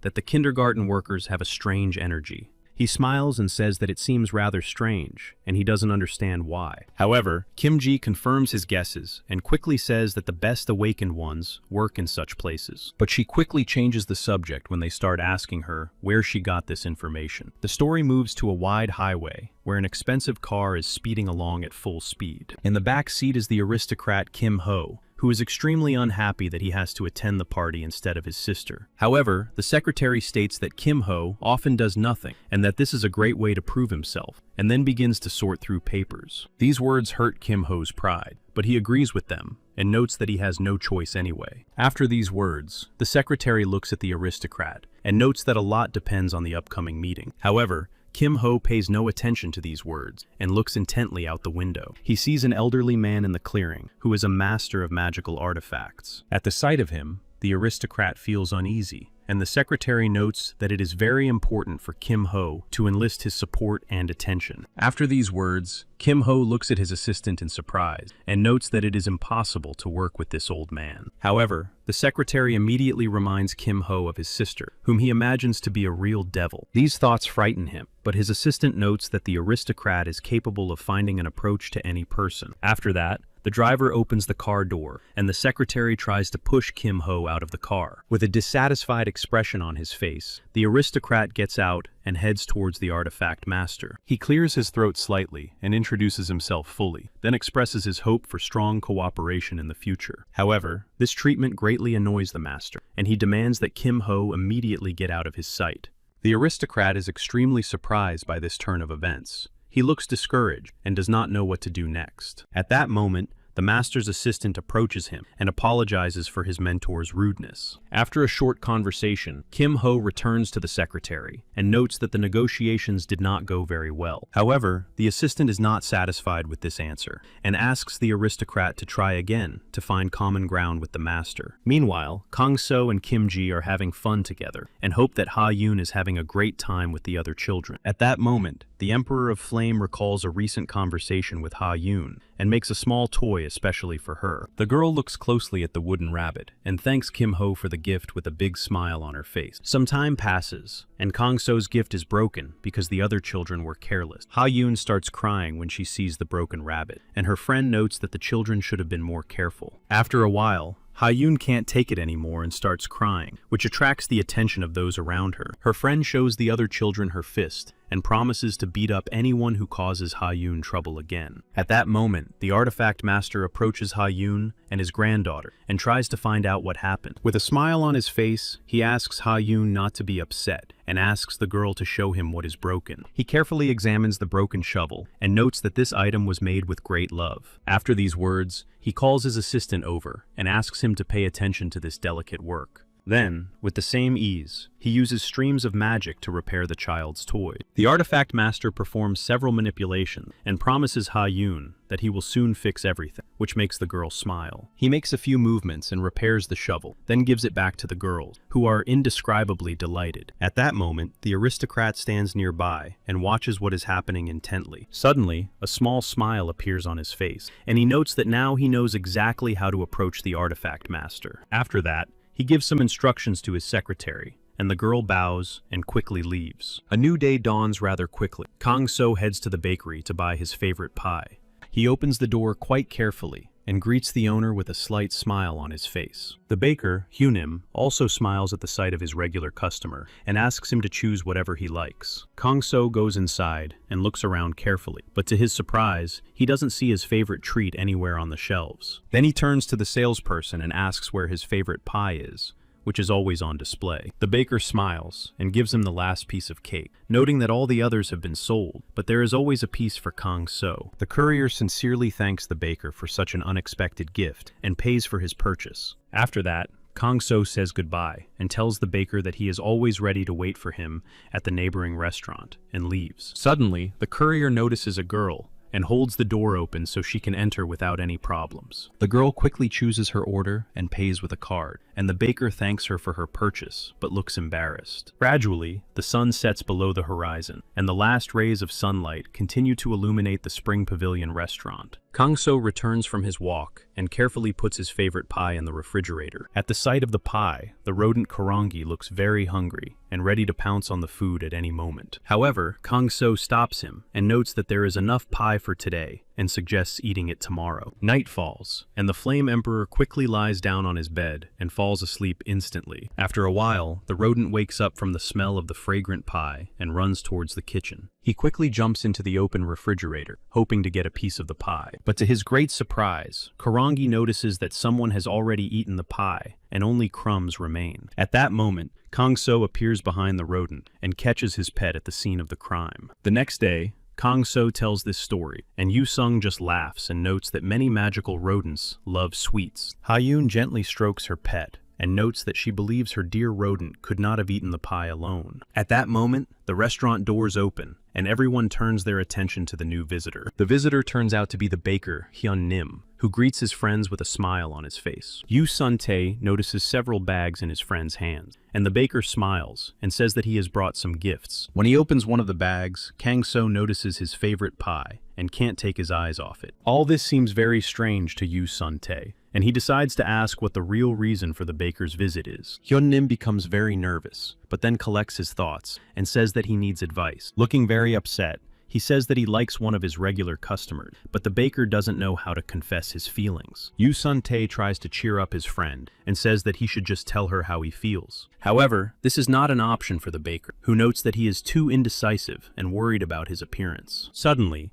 Kang-so gets up from the table and suggests that Yu Sun-tae let the baker stay with them for the night, so as not to let him go in such a state. The courier puts the guest to bed and sits down in the lotus position, quickly falling asleep himself. Suddenly, the rodent wakes up with a start when he smells the pie again, just like last night. This time, he uses his squeak to get Kang-so's attention and gestures for him to follow him. The animal does not wait for a response from his owner, and, with short jumps, heads towards the smell of the pie. When Kang-so opens the refrigerator door, he sees a small fairy in front of him, eating the pie very quickly. The fairy looks at the dissatisfied courier in surprise and freezes in place, not knowing what to do in such a situation. The next day arrives, and despite the sunny weather, there is not a single soul on the street. Everyone gathers at the table, and Kang-so points to the fairy and tells them what happened during the night. The little fairy just looks around and silently awaits her fate. After hearing the story, the baker Hyun-nim suggests that they are looking at a flower fairy. He recalls seeing such creatures in the forest before, and notes that fairies can sometimes be useful to humans. This idea surprises Kang-so, and he points out that such fairies are only pests, to which Yu Sun-tae responds with laughter. After these words, the courier looks at the fairy with displeasure, who kneels down and asks for mercy. Kang-so sighs heavily and says that he will not chase the fairy away for eating his pie. At that moment, the flower fairy begins to thank the hero loudly and promises that he will not regret his choice. Yu Sun-tae and Lim Soo-young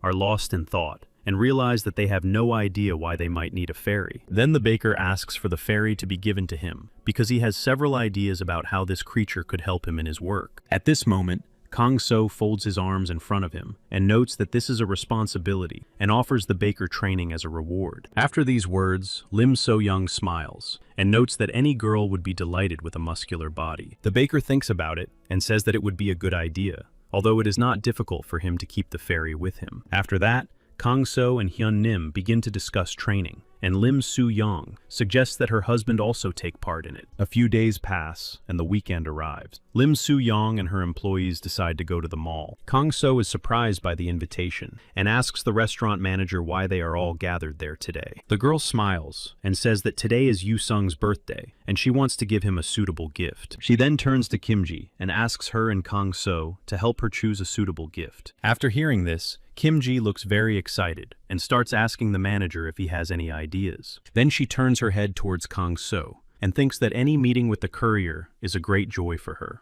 Meanwhile, Yu Sun-tae notes that they should walk around the mall and maybe they will find something. At that moment, she notices a men's shoe store and thinks about buying something for her husband from this assortment. Immediately after that, Kim-jin suggests several options to Lim Soo-young and they begin to actively discuss the gift. Kang So stands at a distance and feels uncomfortable because many girls are paying attention to him. He decides to approach Kim Jin and Lim Soo-yeon and notes that his participation in this matter makes no sense. But the girls disagree with this and quickly hand the hero a pair of glasses to try on. Suddenly, a loud voice from the warning system announces an attack by the illegal organization. At that moment, the hero notices a criminal with a demonic aura trying to escape with the loot. At the same moment, a magical shield appears around the shopping center, preventing anyone from leaving the area. Kang So finds this situation very strange and begins to ask Kim Ji about this group. While the Emperor of Flame listens to his girlfriend, he uses his magical vision and notices that the criminals are trying to steal magical stones. Meanwhile, Kim Ji tries to convince Kang So that everything is under control and that security will soon take care of everything. However, at that moment, Kang So notices the worried look on Lim So-young's face, who is worried that she will not be able to pick up her daughter from the garden on time. At that moment, he imagines Ha-yoon's upset expression and decides to do everything he can to prevent this from happening. So, quite suddenly,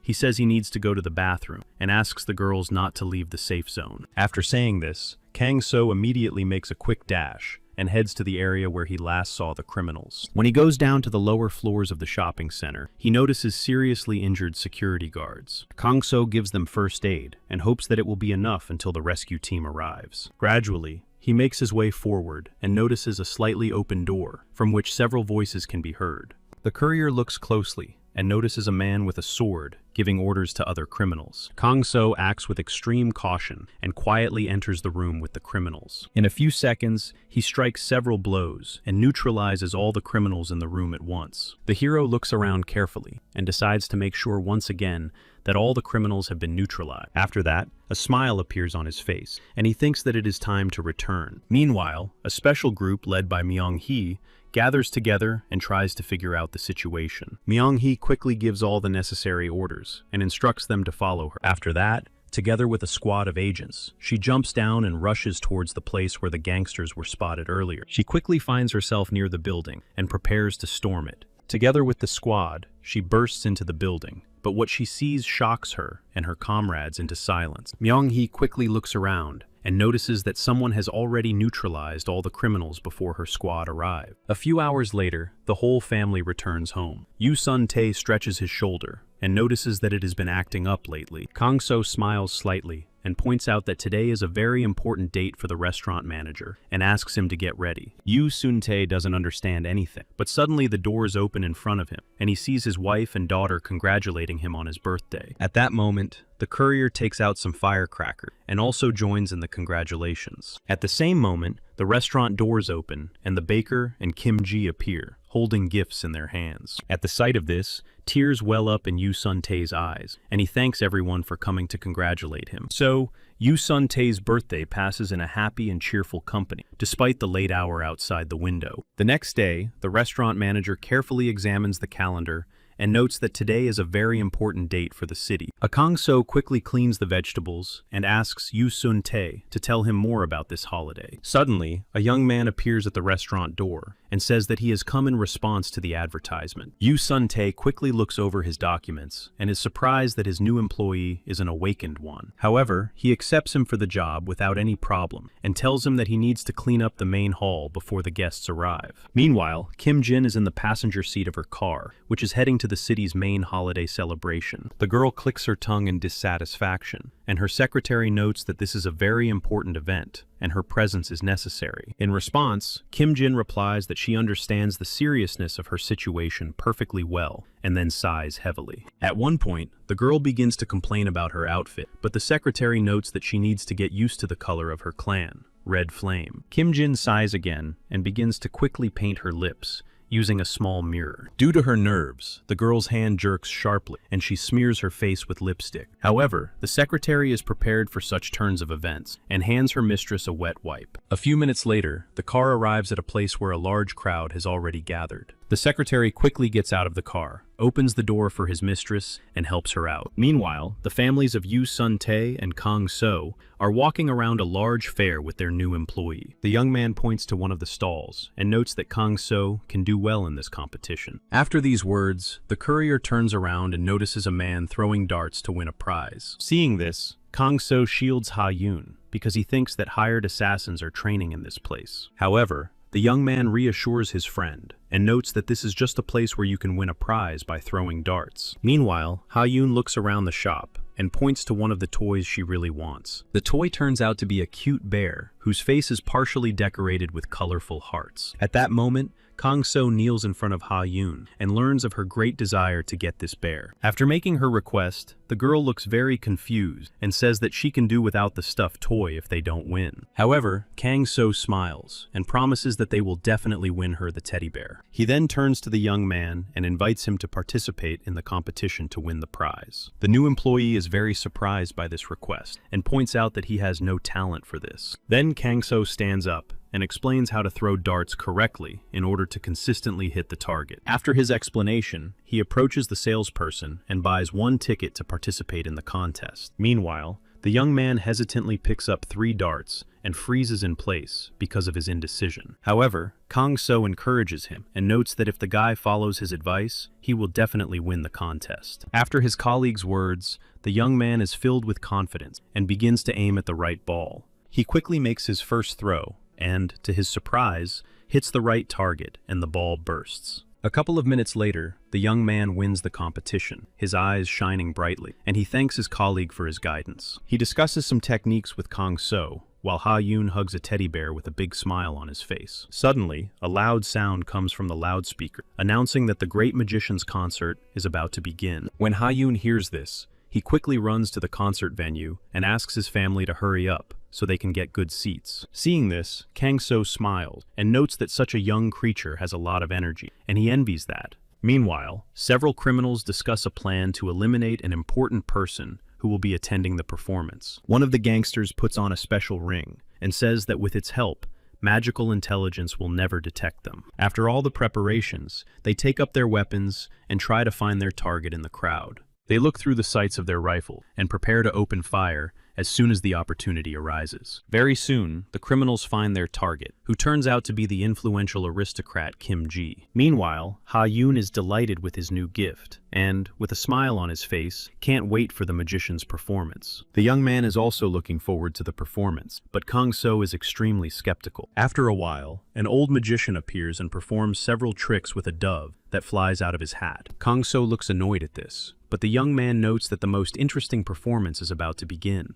Suddenly, the Emperor of Flame notices a strange energy that he has felt before during his work. He slowly turns his head to the side and notices a girl who seems familiar to him. He then points in her direction and asks his colleague, who is sitting in the VIP box. The young man's eyes light up with excitement, and he explains that these seats are reserved only for special awakened ones. After these words, he turns his attention to Kim Ji and explains to Kang-sung that this girl is a hunter nicknamed the Fire Witch. Kang-sung stares at the girl for a while and realizes that she is his colleague. Kim Ji notices the intense gaze and hides behind a small piece of paper, hoping that it will help her disguise herself. The girl cannot hide her confusion and continues to hold the piece of paper over her head for a while. A few minutes later, the main performance begins, and the most famous magician appears on stage. He performs several magic tricks and makes small objects levitate in the air. Everyone watches this trick with admiration, but Kang-so sees nothing interesting in it. Suddenly, the Emperor of Flame senses a strange object moving at great speed in the air. Kang-so reacts quickly, and unnoticed by the others,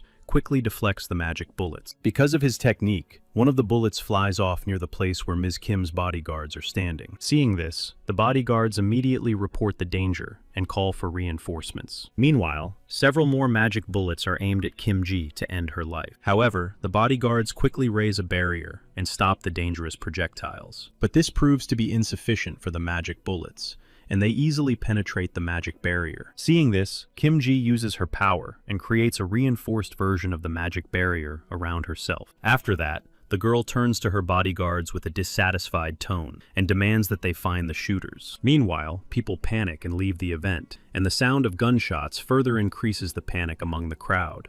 Tears appear on Ha-yoon's face because she was unable to watch the great magician's performance to the end. In addition, the girl is upset that the bullets hit her teddy bear and made a hole in it. Seeing Ha-yoon upset, he decides to take matters into his own hands and personally take revenge on the offenders. Therefore, he says that he needs to go to the restroom and asks the others to go to a safe place. Within seconds, he finds himself in the place where the sniper team is hiding. There, he is enraged by the criminals' talk of shooting civilians. So he quickly gathers streams of energy around himself to deal with them as quickly as possible. He fires bullets at the snipers at tremendous speed, and the criminals don't even have time to react. The bullets inflict severe damage on the gangsters at tremendous speed, causing them to instantly fall to the ground in intense pain.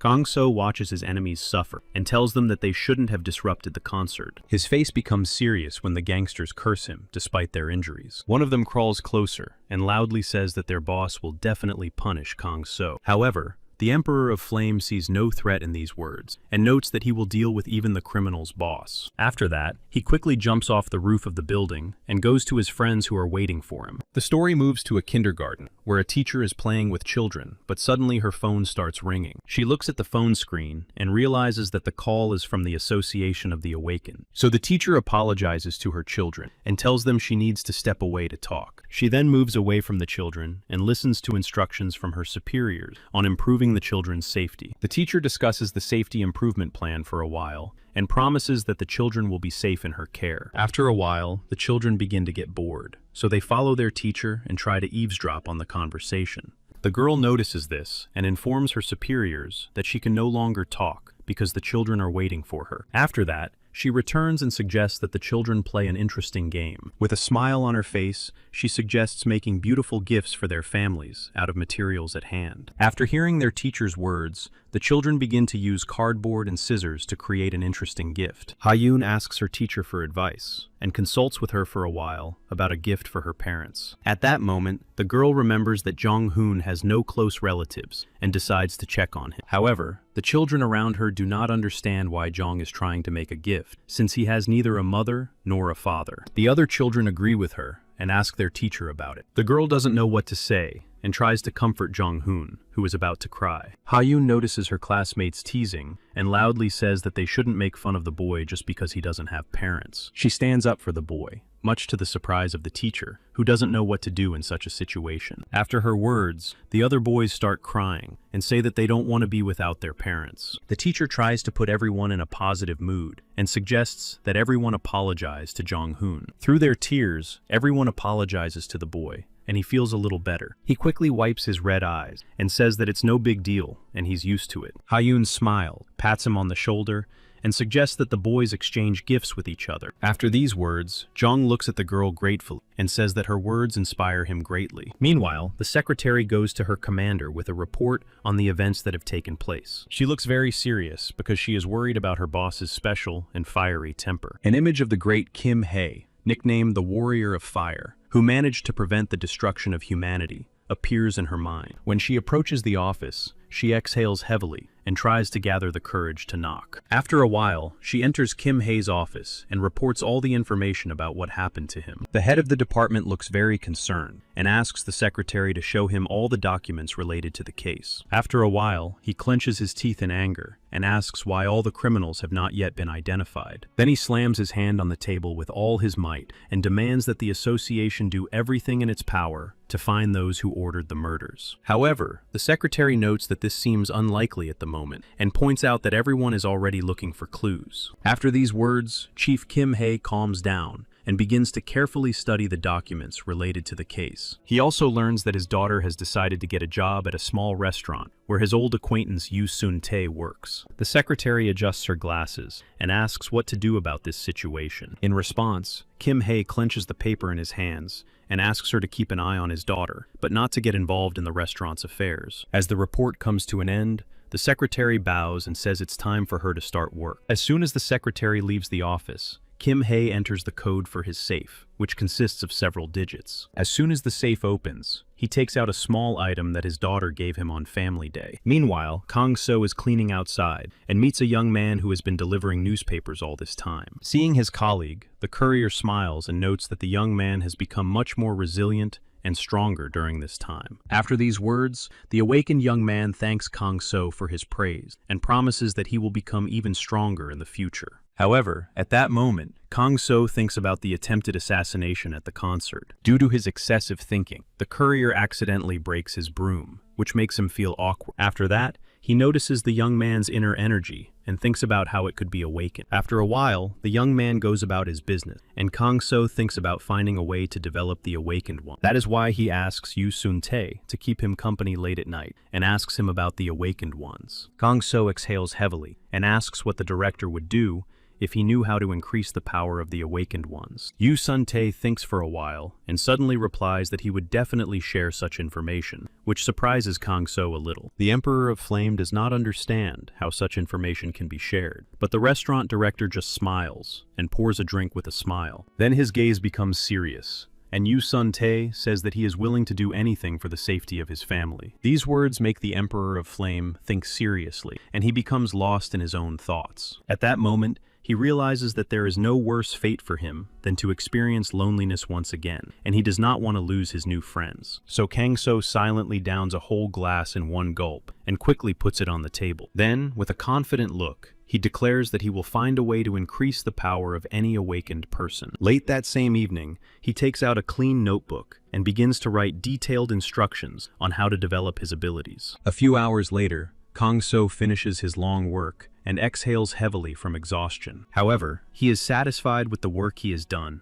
and looks at his notes with a smile. After that, he closes his notes and thinks about what to do with this notebook next. At that moment, he remembers his conversation with Kim Ji when they discuss the members of the Awakened Association. During this conversation, the girl says that there is no one more honest than the head of the Awakened Association. In addition, Kim Ji talks about a case when the head personally went to the scene when there was a shortage of people. As Kang So replays these memories over and over in his head, a smile appears on his face, and now he knows who to give his notes to. After that, he gets up and prepares to go to the association to give his notes to a trustworthy person. A new day dawns, and the head of the Awakened Association heads to his workplace, surrounded by his security detail. At the entrance to the main center, the building's security guards salute him and greet their boss in a loud voice. A few minutes later, the head reaches his floor and asks his deputy to gather all the documents for the day. He then sits down at his desk and is surprised to see a strange blue notebook. The head of the department begins to carefully examine the strange notebook and does not understand how it ended up on his desk. He calls his secretary over and asks about the notebook, but the secretary just shrugs. In this situation, the head sees only a big joke and notes that most likely the department decided to play a prank on him. After these words, he hands the notebook to his secretary and asks him to familiarize himself with it. The man carefully examines the notebook and notices that it may contain the key to unlocking new powers in the Awakened. These thoughts give the head of the association a headache, and he asks his secretary to bring him some pills. When the secretary leaves, the head once again carefully studies the notebook and thinks that there may be something useful inside. Without much faith, he begins to frantically flip through the pages and finds a lot of useful information. The more he delves into the contents of the notebook,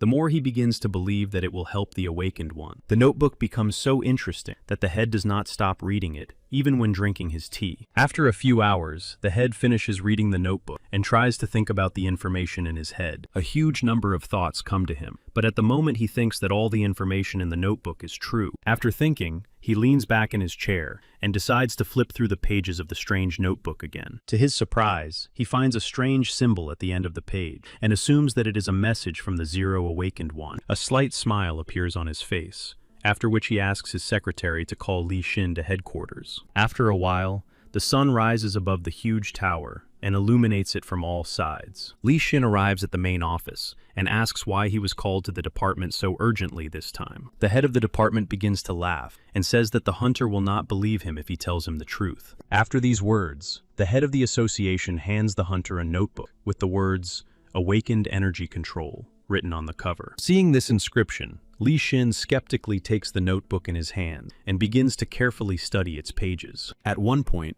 the hunter's eyes widen, and he tells the head that this notebook is a source of great power, The head agrees with a smile and asks Li Xin to keep the notebook for his studies. The hunter can't believe his eyes and asks how the head got this info. In response, the director just shrugs and suggests that a zero-awakened person gave him the notebook. After these words, Li Xin's face becomes confused. He does not know how to behave in such a situation. After a while, he leaves the association with this notebook in his hands and tries to make sense of what is happening. He decides to walk through the streets of the city and looks for a place where there will be fewer people. He quickly finds a small bench and heads towards it to take a break and think everything through carefully. Li Xin holds out his palm and can't believe that after so long, he can enjoy the sun's rays. He remembers his first feat when he managed to close a dangerous portal and destroy a monster all by himself. The hunter's hands and face are covered in blood, but he quickly wipes it off and doesn't pay much attention to it. A couple of days later, his face is shown on all the country's TV channels, and he is called a local hero. However, he has to pay a high price for this. He cannot control his power, and his hands are covered in the blood of friends and enemies. Li Xin recalls this time with horror. Suddenly, his hand begins to hurt badly, and he grits his teeth in pain.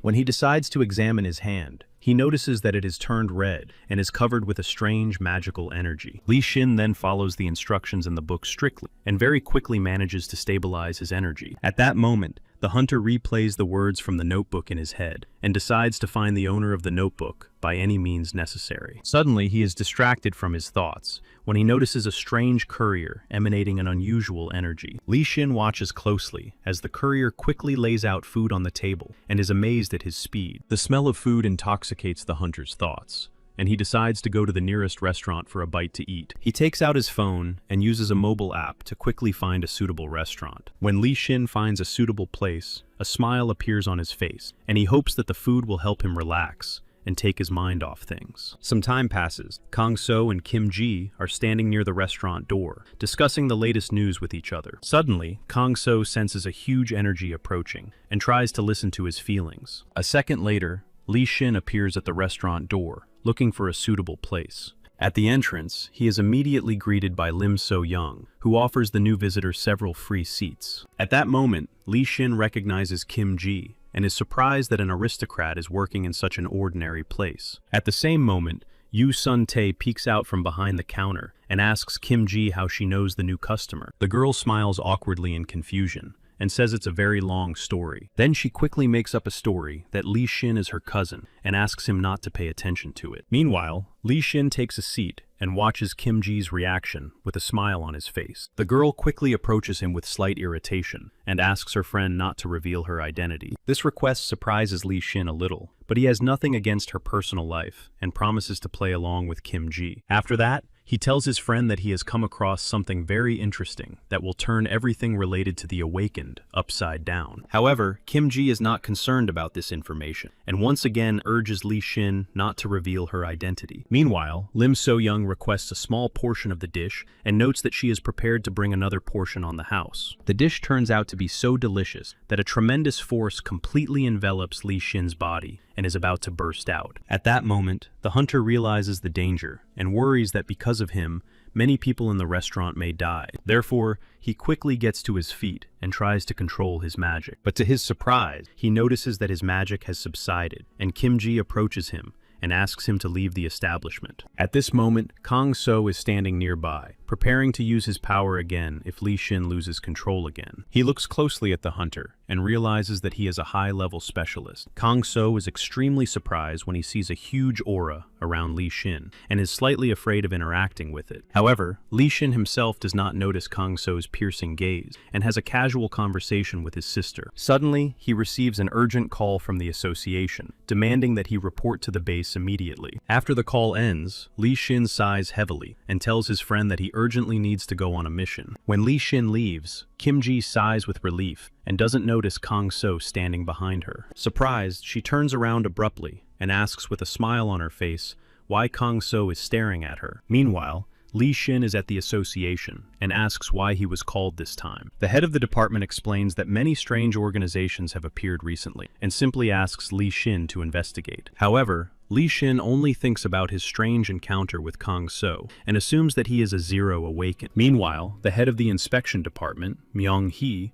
carefully studies the latest incidents. Her brother approaches her and notes that it would be good for his sister to take a break and suggests that they choose somewhere to go together. Myung-hee looks gloomy and notes that she has had no energy lately. Her brother is extremely upset about his sister's condition and asks her to rest as often as possible. He then shows his sister 2 tickets and suggests they go to the ballet together. With a big smile on her face, Myung-hee agrees and thanks her brother for looking out for her health. However, her brother is not satisfied with this response and asks his sister to get a calendar and mark the date when they will go to the ballet together. Myung-hee traces the numbers with her pen and then circles the date in red. Seeing this, her brother smiles and uses his healing powers to restore some of Myung-hee's energy. A few days pass, and the whole family prepares to go to the famous ballet. Even Ha-yoon is given a cute dress, which makes the little girl very happy. Seeing such a wonderful child, Kang-so and Yoo Sung-tae cannot contain their admiration and smile when they look at her. After a while, Lim So-yoon appears and says that it is time to leave. At that moment, Yoo Sun-tae clears his throat and hopes that Kang-so will not attract too much attention. However, as soon as the family arrives at their destination,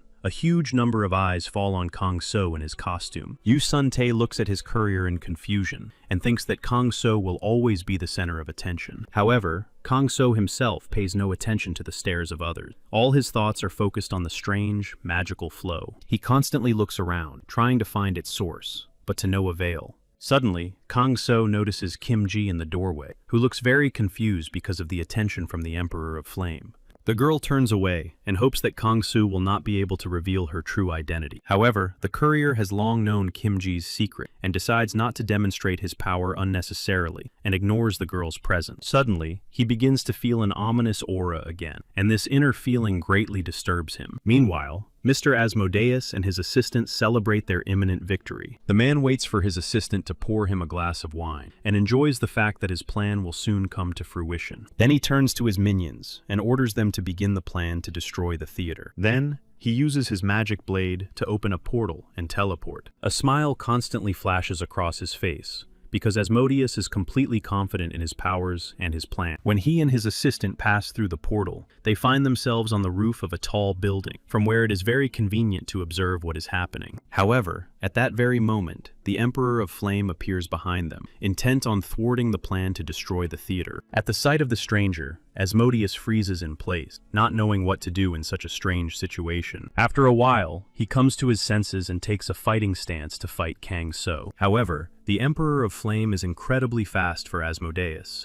and he manages to dodge his attacks twice. But soon, Kang-so's attack catches up with Asmodeus and inflicts incredible damage on him. The blow sends the man flying several meters away, while his assistant stands nearby, hesitant to act. Suddenly, Kang-so begins to clap his hands and asks the real Asmodeus to reveal himself. The man gets to his feet, holding the spot where he was hit, and says that he is the real Asmodeus. However, after these words, he notices a huge aura appearing around Kang-so and feels uneasy. But the Emperor of Flame is in no hurry to attack. He feels dark energy spreading throughout the theater. Seeing this, the man smiles and notes that Kang-so will not be able to stop his perfect plan. However, the Emperor of Flame looks intently at Asmodeus' assistant and asks her to reveal her true form. When she begins to deny her involvement in what is happening, a slight smirk appears on Kang-so's face. At that moment, the girl feels a mysterious force begin to analyze her body. At that moment, a terrible grimace appears on the assistant's face, and she praises Kang-so for being able to see through her. After these words, she instantly strikes her ally and pierces his body with her hand. Then she takes the man's wedge and remarks that weak creatures are not worthy of wielding such a weapon. After these words, the man goes to the other world, and the girl begins to admire the magical blade. Finally, the real Asmodeus turns his attention to the Emperor of Flame and tells her that she will have to leave this place. However, Kang-so cannot allow his opponent to leave so easily and is about to strike. Despite numerous blows, the Emperor of Flame notices that his opponent's entire body is turning into purple smoke. After that, Asmodeus appears behind Kang-so with a smile on her face and declares that an ordinary person is no match for her. In addition, Asmodeus notes that she is in a hurry to attend to her business, and, unfortunately, she will have to leave her favorite here alone. After these words, she quickly draws her blade from its sheath and, with a single movement of her sword, opens a portal in front of her. She then immediately jumps into it and wishes the hero luck in dealing with her minions inside the theater. However, the portal suddenly begins to distort, and Asmodeus is unable to teleport. She turns her head toward her opponent, and notices that Kang So is using his magic to manipulate the portal and close it. At that moment, Asmodeus notices that the Emperor of Flame's entire body is covered with a large amount of energy. She senses incredible danger from her opponent and looks very frightened. At that very moment, the Emperor of Flame appears next to her and delivers several quick blows. However, Asmodeus manages to turn into a dark mist at the last moment and slip away from her opponent's blows. But Kang So does not lose his composure and decides to strike at the dark mist, managing to hit Asmodeus's body. The girl tries to defend herself and does not understand how her opponent was able to break through her mist barrier. Gradually,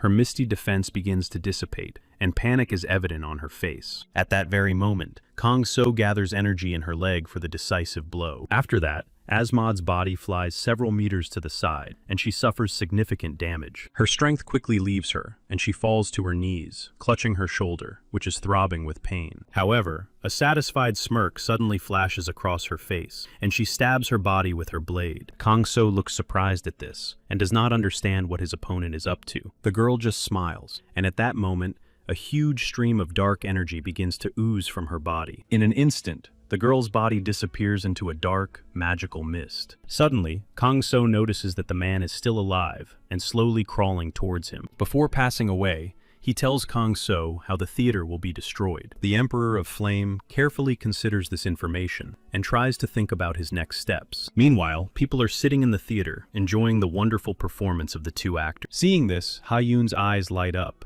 and she says she wants to become a ballerina. Seeing her daughter's enthusiasm, Lim Soo-young smiled and says that her dream can come true. At that moment, a rapid response team led by Lee Shin appears near the building. The hunter holds a detailed plan of the building in his hands and carefully studies every inch of it. He then gives several orders and notes that there may be terrorists among the civilians. He quickly runs into the building, leading a small squad behind him, and searches the building for bombs. During another inspection, Lee Shin notices a strange man standing near the door. The stranger stops the squad and tells them that this is a restricted area and asks them to leave. At that moment, Lee Shin realizes that he is facing an enemy and delivers a powerful blow, knocking the door down with the enemy's body. When he enters the room, he sees an armed squad in front of him and guesses their intentions. For a while, Lee Shin begins to stretch his neck and suggests that the terrorists surrender because their plan has been revealed. But the terrorists refuse, and in a matter of seconds, the squad neutralizes the accomplices. Suddenly, Lee Shin notices a broad grin on the terrorist's face and tries to find out why the criminal is so happy. However, the terrorist is not going to say anything and notes that he likes to smile. Then Lee Shin uses his dark aura and unleashes all its power on the man in front of him. Fearing the hunter Lee Shin, the terrorist quickly reveals that there are several more people in the hall. After that,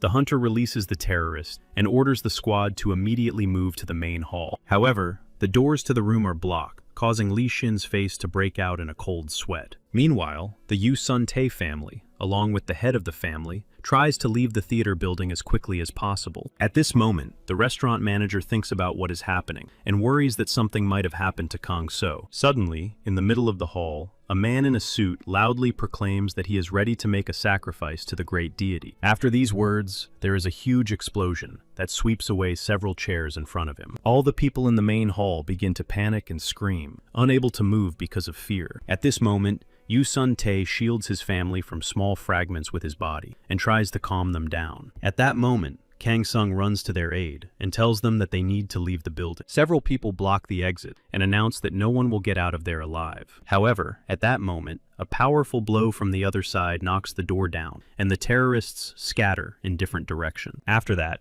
Lee Shin appears in the doorway and asks all civilians to remain calm. He looks around carefully and notices that the entire scene is on fire and the building's supports look unstable. At that moment, a man runs out of the crowd with dynamite in his hand and shouts that he will destroy everyone along with himself. He raises his hands and deafening explosions begin to ring out around him. Lee Shin tries to break through to the terrorist, but huge pillars of flame prevent him from moving forward. Suddenly, all the fire begins to die down when he is surrounded by a mysterious blue energy. The man looks around in confusion and tries to call for backup, but no one answers him. Then he grabs his head with both hands and prepares to blow up his own body. However, Lee Shin manages to neutralize the enemy and catches the dynamite stick before it explodes. He carefully examines the explosive device for a while and breathes a sigh of relief. He then hands the dynamite to the rapid response team and asks them to deal with it. At that moment, Myung-hee and Myung-jin approach him, show their IDs, and offer their help in the matter. Myung-jin tries to help the injured terrorist, but his strength is not enough. Meanwhile, Kang-so looks around carefully and tries to find Li Shin with his eyes. At that moment, Li Shin notices the Emperor of Flame looking at him and looks in his direction with surprise. When Kang-so catches Li Shin's gaze, he gives him a thumbs up and silently nods in his direction. Li Shin smiles, and at that moment realizes that he is looking at the very same Zero Awakened. At that moment, Li Shin thinks about how much the Zero Awakened has managed to do in such a short time. Meanwhile, Lee So-young brings Ha Yoon outside. The girl is in tears, very upset that she was unable to watch the dance. Then the lead actress approaches the girl, and, with a smile on her face, asks if she wants to watch the dance right now. In response, the girl nods silently, and the actors take each other by the hand and begin to dance beautifully. Gradually, all the people gather in a circle and watch the dance with smiles on their faces, despite what has happened. After a few minutes, the dance comes to an end, and everyone present begins to applaud loudly. Gradually, the sun sets below the horizon, and the tall buildings of the city are covered by the veil of night. At this moment, Kang-soo and Li Shin meet in the park and discuss the latest events. The story goes back a few hours. Li Shin enters the restaurant with a satisfied expression on his face. There he is met by Kang-so, who looks extremely wary because the Awakened One knows his secret. Meanwhile, Li Shin comes closer and asks Kang-so to become his real teacher. After that, they meet in the park when no one is around and discuss what is happening in detail. Kang-so does not understand why he should train Li Shin and notes that he has written down all the important points in his notebook. At that moment, Li Shin's face lights up with absolute joy, and he says that he has studied the notebook cover to cover. However, the hunter also implies that the knowledge in the notebook is not enough for him to become stronger. In response, Kang-soo suggests that the hunter train gradually, but Li Shin is not satisfied with this option. The hunter points to the multi-story buildings and says that he wants to protect all these people, and to do that, he needs to become stronger. These words make Kang-soo think. He looks intently at Li Shin and weighs every word. Suddenly, Li Shin grabs Kang-so's hand and begs him to become his personal mentor. Finally, Kang-so says that he has made his final decision about Li Shin. He says he will become the hunter's personal mentor, which makes Li Shin beam with joy like a little sun. After that, Li Shin bows low and promises that he will not let Kang-so down and will try to be a diligent student. At that moment, Kang-so looks closely at Li Shin and asks what the hunter is capable. Then a smile appears on Li Shin's face, and he reaches for his magical tattoo to demonstrate his blade. In the blink of an eye, his hand glows brightly, and he pulls out a magical blade. He then holds it out toward Kang-so, hoping that his new teacher will appreciate the blade. However, the Emperor of Flame is most interested in the strange tattoo from which Li Shin took his sword. Kang-so is a little surprised when he learns that this tattoo is a pocket dimension for equipment. Li Shin notices his teacher's interest and holds out his bracelet,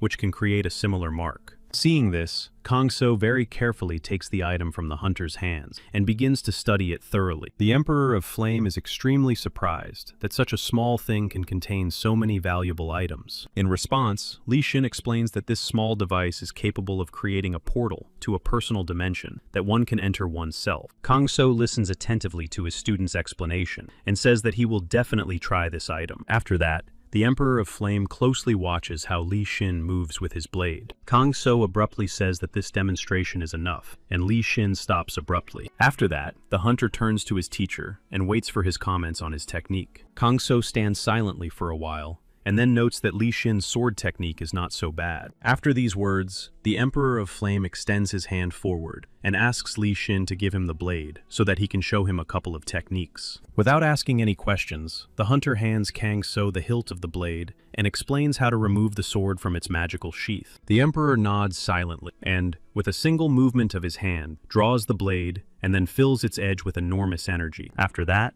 he begins to make several movements with the blade, each of which seems to cut through the wind itself. At the end of his movement, he cuts a stone in half so smoothly and calmly that there is no trace of the blow left around it. Li Shin watches this technique with admiration and marvels at how skillfully Kang-so wields his weapon. After that, the hunter notes with a smile on his face that his teacher is a true master of martial arts. Finally, the Emperor of Flame sheathes his blade and says that the lesson is over for today. A new day dawns. Kang So smiles as he tidies up around the restaurant. Suddenly, he notices a small bookstore on the corner and wonders how this building appeared here. To his surprise, his student Li Xin emerges from the building and smiles as he explains that he is the owner of the bookstore. He waves confidently at Kang So, but such a sudden encounter greatly alarms the courier. When Li Xin comes closer, Kang So asks him in detail about his store and learns that the hunter teleported him there using magic. At that moment, Yu Sun-tae runs out of the door and greets Li Xin with a broad smile on his face. He is very surprised by the fact that Li Xin's bookstore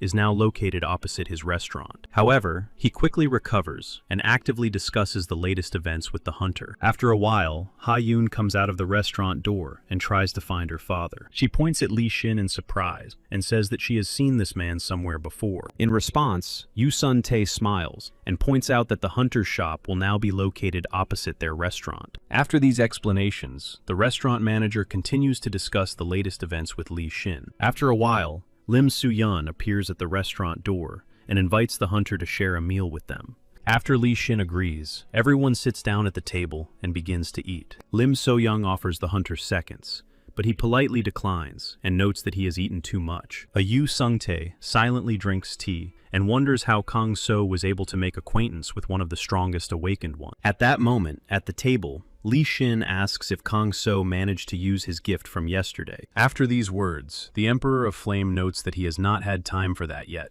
and decides to use the pocket inventory right now. As soon as he attaches it to his hand, a small tattoo appears in that spot, emitting a bright light. At that moment, Li Xin shows how to create a personal portal and offers Kang So to try to enter his own dimension. The courier is extremely excited by this idea and wants to try this ability as soon as possible. He closes his eyes and tries to transform the energy around him into a portal that will take him to the pocket dimension. Some time passes, and the hero finds himself in a huge, empty world with a magical rodent. He sits the animal on his shoulder, and with a smile on his face, asks his pet not to fall behind. After that, Kang So looks around and quickly realizes that his personal dimension is incredibly huge. Seeing this, the Flame Emperor wants to know the limits of his dimension, so he rushes forward at full speed. A few minutes later, he returns and notes that his personal dimension is incredibly useful. At this moment, Yu Sun-tae drinks a cup of tea and asks how huge the courier's pocket dimension is. He and Li Xin are immediately surprised when the hero says that his dimension resembles a huge city. Li Xin tries to remain calm, but inside he is very jealous of Kang So's enormous power. However, he manages to maintain his composure and explains with a slight smile that the volume of personal inventory directly depends on the power of the owner. After that, he begins to talk about how crystals can be used to create any item in the inventory. This topic greatly interests Kang So, and together with Li Xin, he begins to actively discuss it. In this dialogue, Yu Sun-tae feels out of place and just listens silently as his friends talk among themselves. A new day dawns, and bright rays of sunlight continue to illuminate the Spring Pavilion restaurant. Ha-yoon looks around happily, feeling that today will be a wonderful day. Suddenly, she raises her hand and says that she wants to become a ballerina. After these words, she begins to slowly spin around and says that she really wants to learn to dance. At that moment, Yu Sun-tae remembers their trip to the theater and understands why his daughter is so inspired by ballet. Seeing this, Lim Soo-young turns to her husband and suggests enrolling their daughter in ballet classes. The father of the family carefully considers this proposal, but when he sees his happy daughter, he decides to agree. After her father's approval, Ha-yoon smiles even wider and says that she will become the best ballerina in the world. After a while, the family arrives at a place where young ballerinas are trained from an early age. The ballet director is surprised to meet the Yu Sun-tae family, who are introduced by a young secretary. The girl leans over to Ha-yoon and suggests that she change her clothes so that she can see what the girl is capable of. After that, the ballet director shows her a few exercises and watches the girl closely. To her great surprise, Ha-yoon repeats all the movements without any particular problems and literally glows with joy. Seeing this, the ballet director smiles and thinks that the girl is extremely talented. When the class comes to an end, Yu Sun-tae's family heads for the exit, and the ballet director's brother approaches her to discuss something. The girl turns to her brother with a smile on her face and notes that the new girl is very talented. Her brother agrees with this statement and notes that Ha-yoon could do well in the modeling business. After these words, he asks his sister to talk to the child's parents and offer their daughter such an opportunity. The next day, the restaurant manager's face fills with horror when he learns that his daughter is being considered for a modeling career. Lim Soo-yeon tries to calm her husband down and says that this is a great opportunity for Ha-yoon to prove herself. However, Yoo-sung himself is under a lot of stress. He doesn't know if it's the right decision to send his daughter into the modeling business, but after a few minutes of persuasion from his wife, he agrees and imagines how happy his daughter will be. That same day,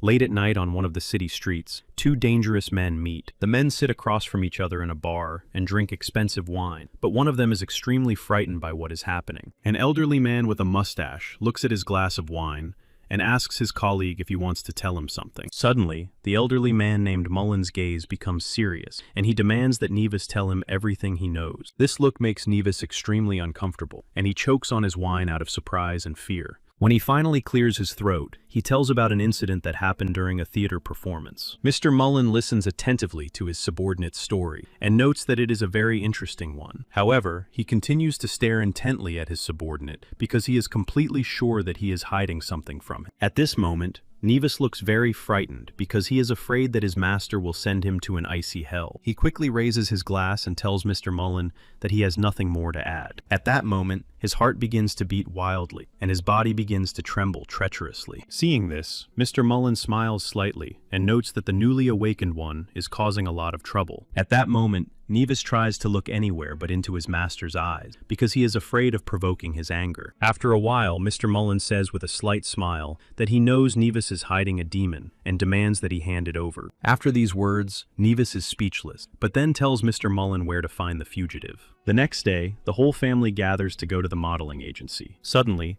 loud screams are heard from behind the director's office door, which greatly surprises Kang-so and the Yoo-sun-tae family. After a while, a white-haired man comes out of the room and says menacingly that he will not let this go, and leaves. A courier notices this small scandal and remarks that he constantly senses dark magic in the air. Meanwhile, Ha-yoon and her parents go inside, where they are greeted by the head of the modeling agency. At the sight of him, the girl bows politely and says that she is ready to learn quickly. Yoo-sun-tae is very nervous at this moment. He doesn't know what to say and just scratches the back of his head. The head of the modeling agency notices the parents' concern and says that their daughter will be in good hands. After that, the director gives them a tour of the entire modeling building and tells them about the different rooms. Suddenly, in the hallway, Kang-so meets a strange man who constantly has a very dangerous aura around him. The Emperor of Flame decides to walk past and not get involved in the conflict, but he realizes that this man next to him is extremely powerful. He wants to deal with the danger, but when he looks at the happy Ha-yoon, he worries that his actions could hurt the girl. Kang-so tries to restrain his anger in every way possible, while Ja-yoon doesn't understand why her uncle looks so serious today. When the time is right,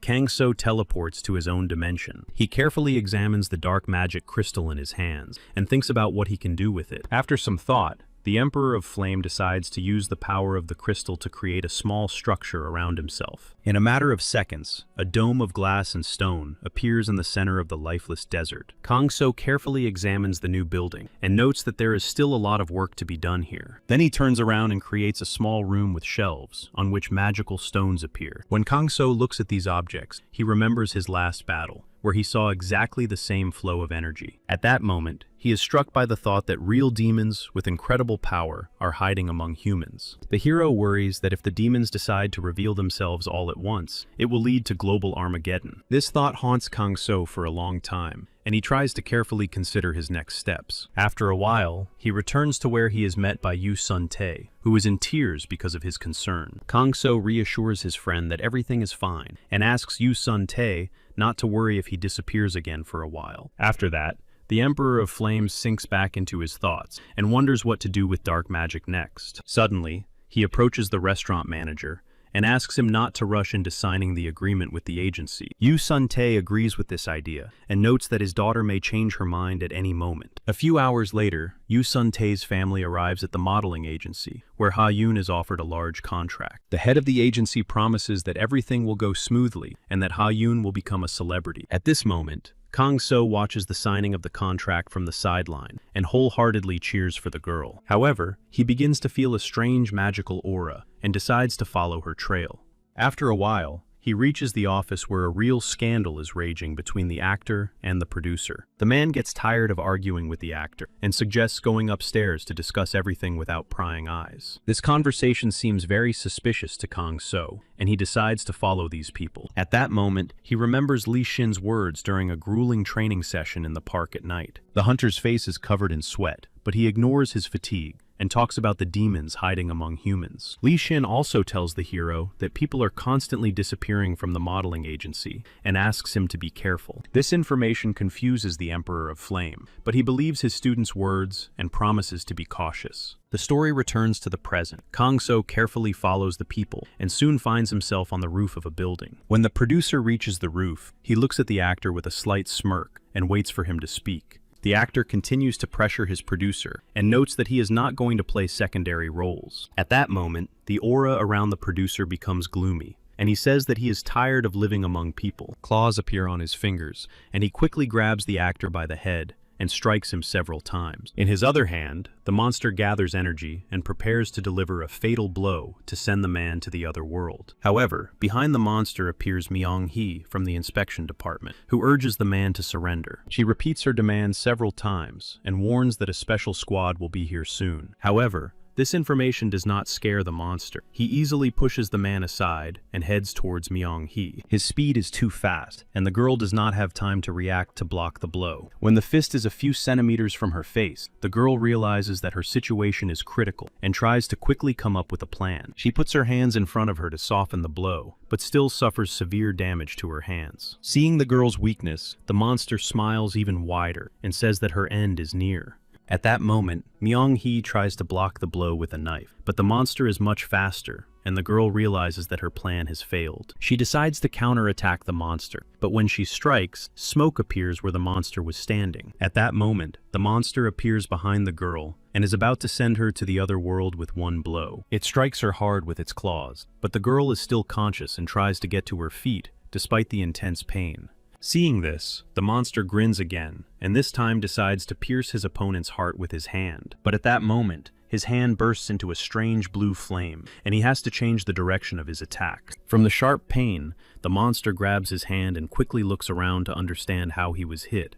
At that moment, Kang So appears at the door and says that he will personally deal with the monster. However, the monster pays no attention to these words and directs all his anger at Kang So. The courier easily dodges the blows thanks to the magical mist and then disappears into it. This causes panic in the monster's eyes, and he constantly turns his head from side to side to find his opponent. Suddenly, he notices that the body of the man he attacked has disappeared, leaving only a pool of blood.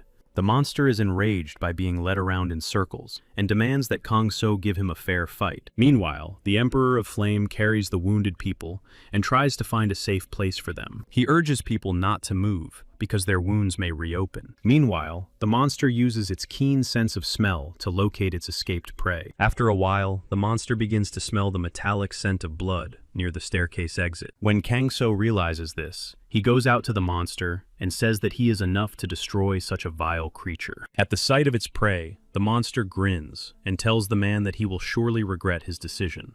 After these words, enormous magical energy begins to flow throughout the monster's body. Because of this, the man in front of Kang So completely transforms into a monster. When Myung-hee sees this, she immediately screams in horror, but he covers her mouth with his hand so as not to reveal his location. The demon in his new form mocks Kang So and notes that even in hundreds of years, the hero will not achieve such power. After that, he abruptly flies towards the hero and is about to end his life with a single blow. However, even in the face of danger, the hero looks calm and does not move from his place. At that moment, Kang So delivers a lightning-fast blow, landing his fist directly on the monster's face. The Emperor of Flame does not stop there and delivers a series of blows, then sends the monster flying. After that, the monster falls to the ground and tries to recover from such a blow. When the monster opens its eyes, it notices black blood appearing near its mouth. It tries to get to its feet, but is horrified to see Kang So gradually moving towards it. At this sight, the monster clenches its teeth in rage and promises that the hero will pay for looking down on it. Kang So carefully examines the monster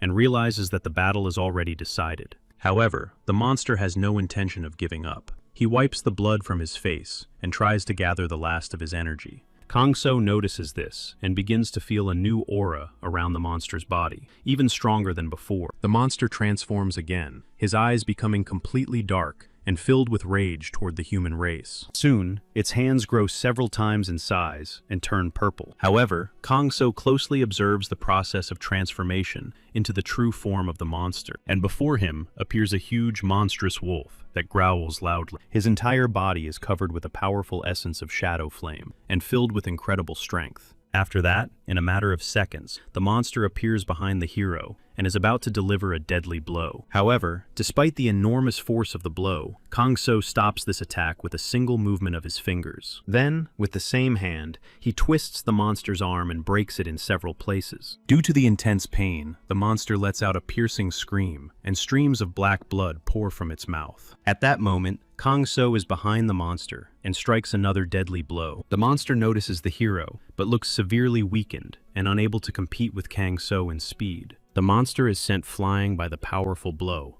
and suffers several injuries. After this blow, the hero creates a powerful sphere of energy in his hand and throws it at his opponent, causing a huge explosion. When the smoke clears, the beast is pinned to a concrete wall and unable to move. At this moment, the Flame Emperor approaches his opponent and examines him closely. After that, he steps on his tail and demands answers to all the questions that interest the hero. The monster remains silent, so Kangso delivers a few more blows to make sure the monster talks. The monster is quite tired and in pain from the blows, so he reveals that he and other demons collect spheres of suffering for their master. The Emperor of Flame is surprised to learn of the existence of such spheres and asks for more details. The monster then explains that a sphere of suffering is a cluster of dark energy that contains negative human emotions. When the monster finishes his story, he asks the man to let him go and promises to hunt elsewhere. However, Kangso is not satisfied with this answer, so he fills his hand with power and prepares to take away the demon's abilities. With a serious expression on his face, he strikes the monster several times. After that, the monster's eyes begin to roll back, and he completely loses consciousness. Then, the monster slowly transforms into his human form and completely loses his magical power. For a while, Kangso looks around and notes that his opponent was of an excessively high rank. Suddenly, he hears slow footsteps coming from nearby and follows the sound. At that moment, he sees Myung-hee in front of him, barely able to stand on her feet, looking at the hero with an appraising gaze. A slight smile appears on the girl's face, and she happily notes that she has managed to find a Zero awakened. However, Kangso is dissatisfied with the situation, hides his identity, and asks the girl to forget everything that happened here. This response greatly shocks Myung-hee, and she tries to at least find out the identity of her savior. But Kangso continues to insist on his position, and says that he does not want recognition or fame. Myung-hee listens carefully to his explanation of his anonymity, and gradually understands the problem with revealing his identity. Finally, Kangso sighs heavily, and says that he wants to stop being a hero and desires a quiet life. After hearing this,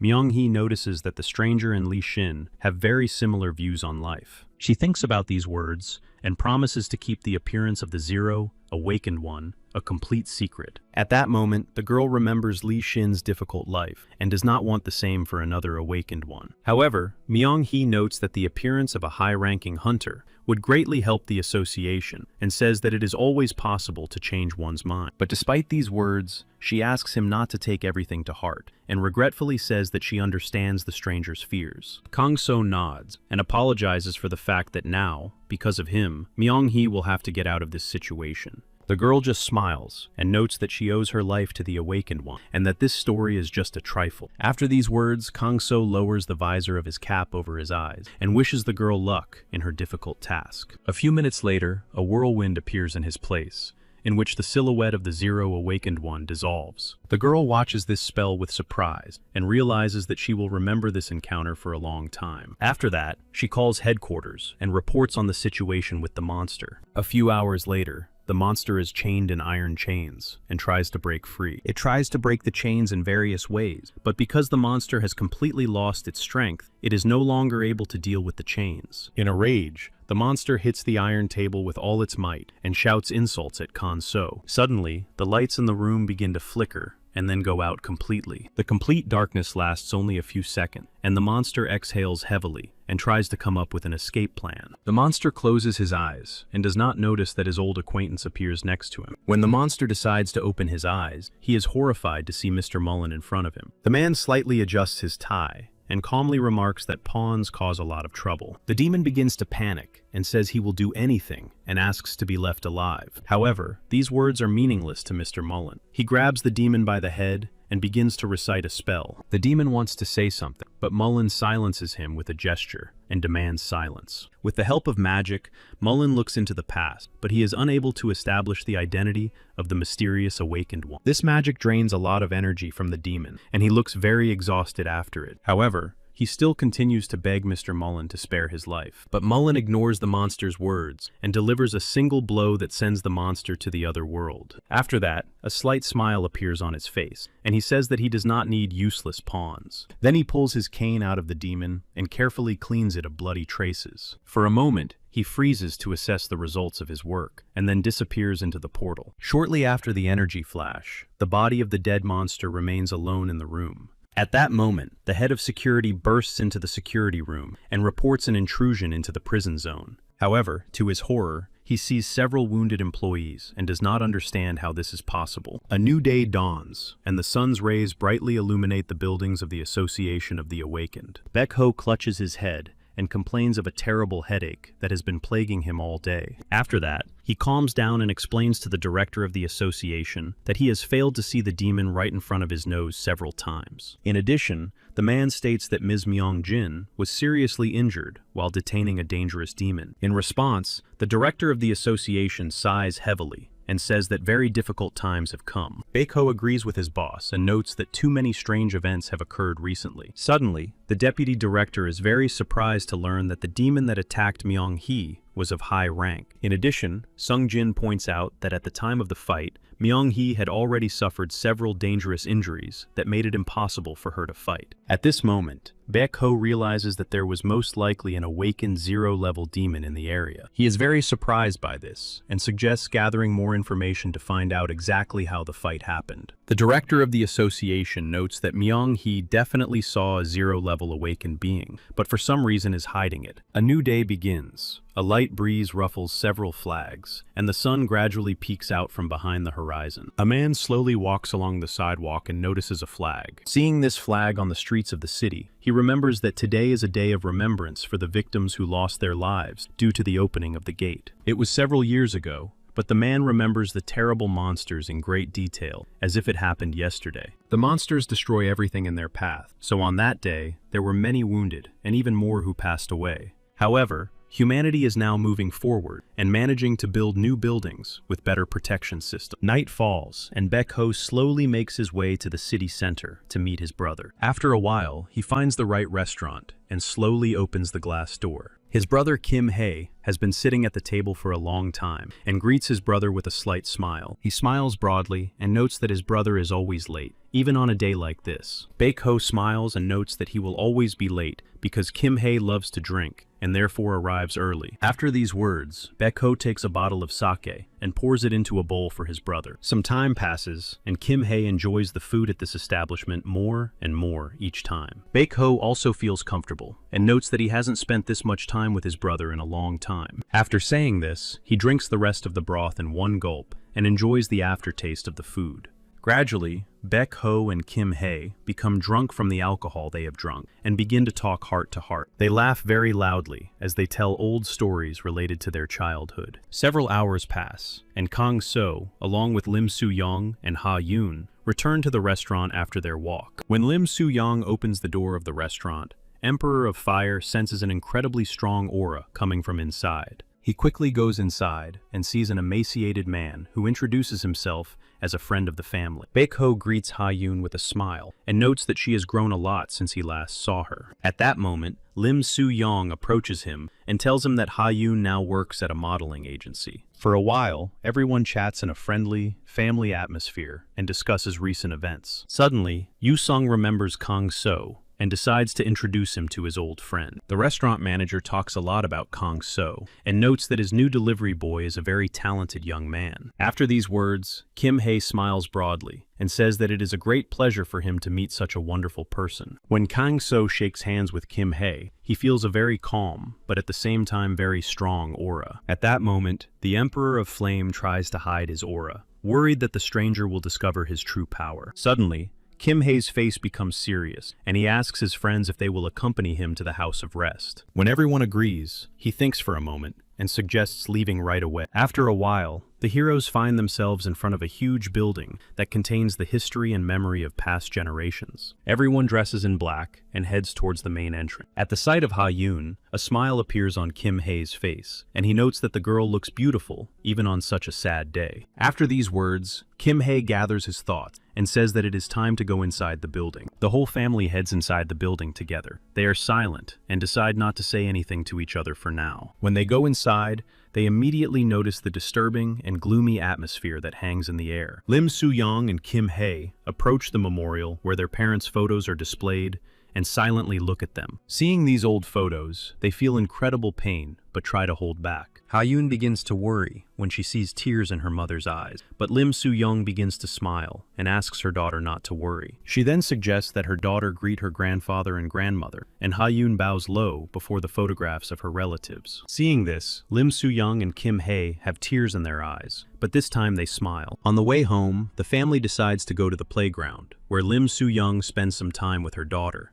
The men sit on a separate bench and don't say a word to each other. Suddenly, Yoo Sun-tae turns to Kim Hae and says he has some very good news. However, Kim Hae looks inconsolable, and it seems that nothing can cheer him up on this difficult day. But he is very surprised when the restaurant manager tells him about the destruction of the monster that sent his parents to the other world. Yoo Sun-tae also notes that a legendary hunter participated in the hunt, and that the news will soon spread throughout the media. At that moment, Kang-soo remembers that not long ago, he and Lee Shin destroyed a dangerous monster. Meanwhile, Kim Hae asks for details about the monster's destruction, and is surprised that Lee Shin personally went on the hunt. Suddenly, Kim Hae begins to cry loudly, and through her tears, thanks Yoo Sun-tae for such wonderful news. Kang-so silently enjoys his drink, but deep down, he is happy that his actions bring relief to some people. The following week, a fashion show is announced. Several people gather on a closed stage and watch the scene intently. The host loudly names several popular clothing brands and says that now everyone will be able to see them in action. Yoo Sun-tae begins to clap loudly, while Kang-so smiles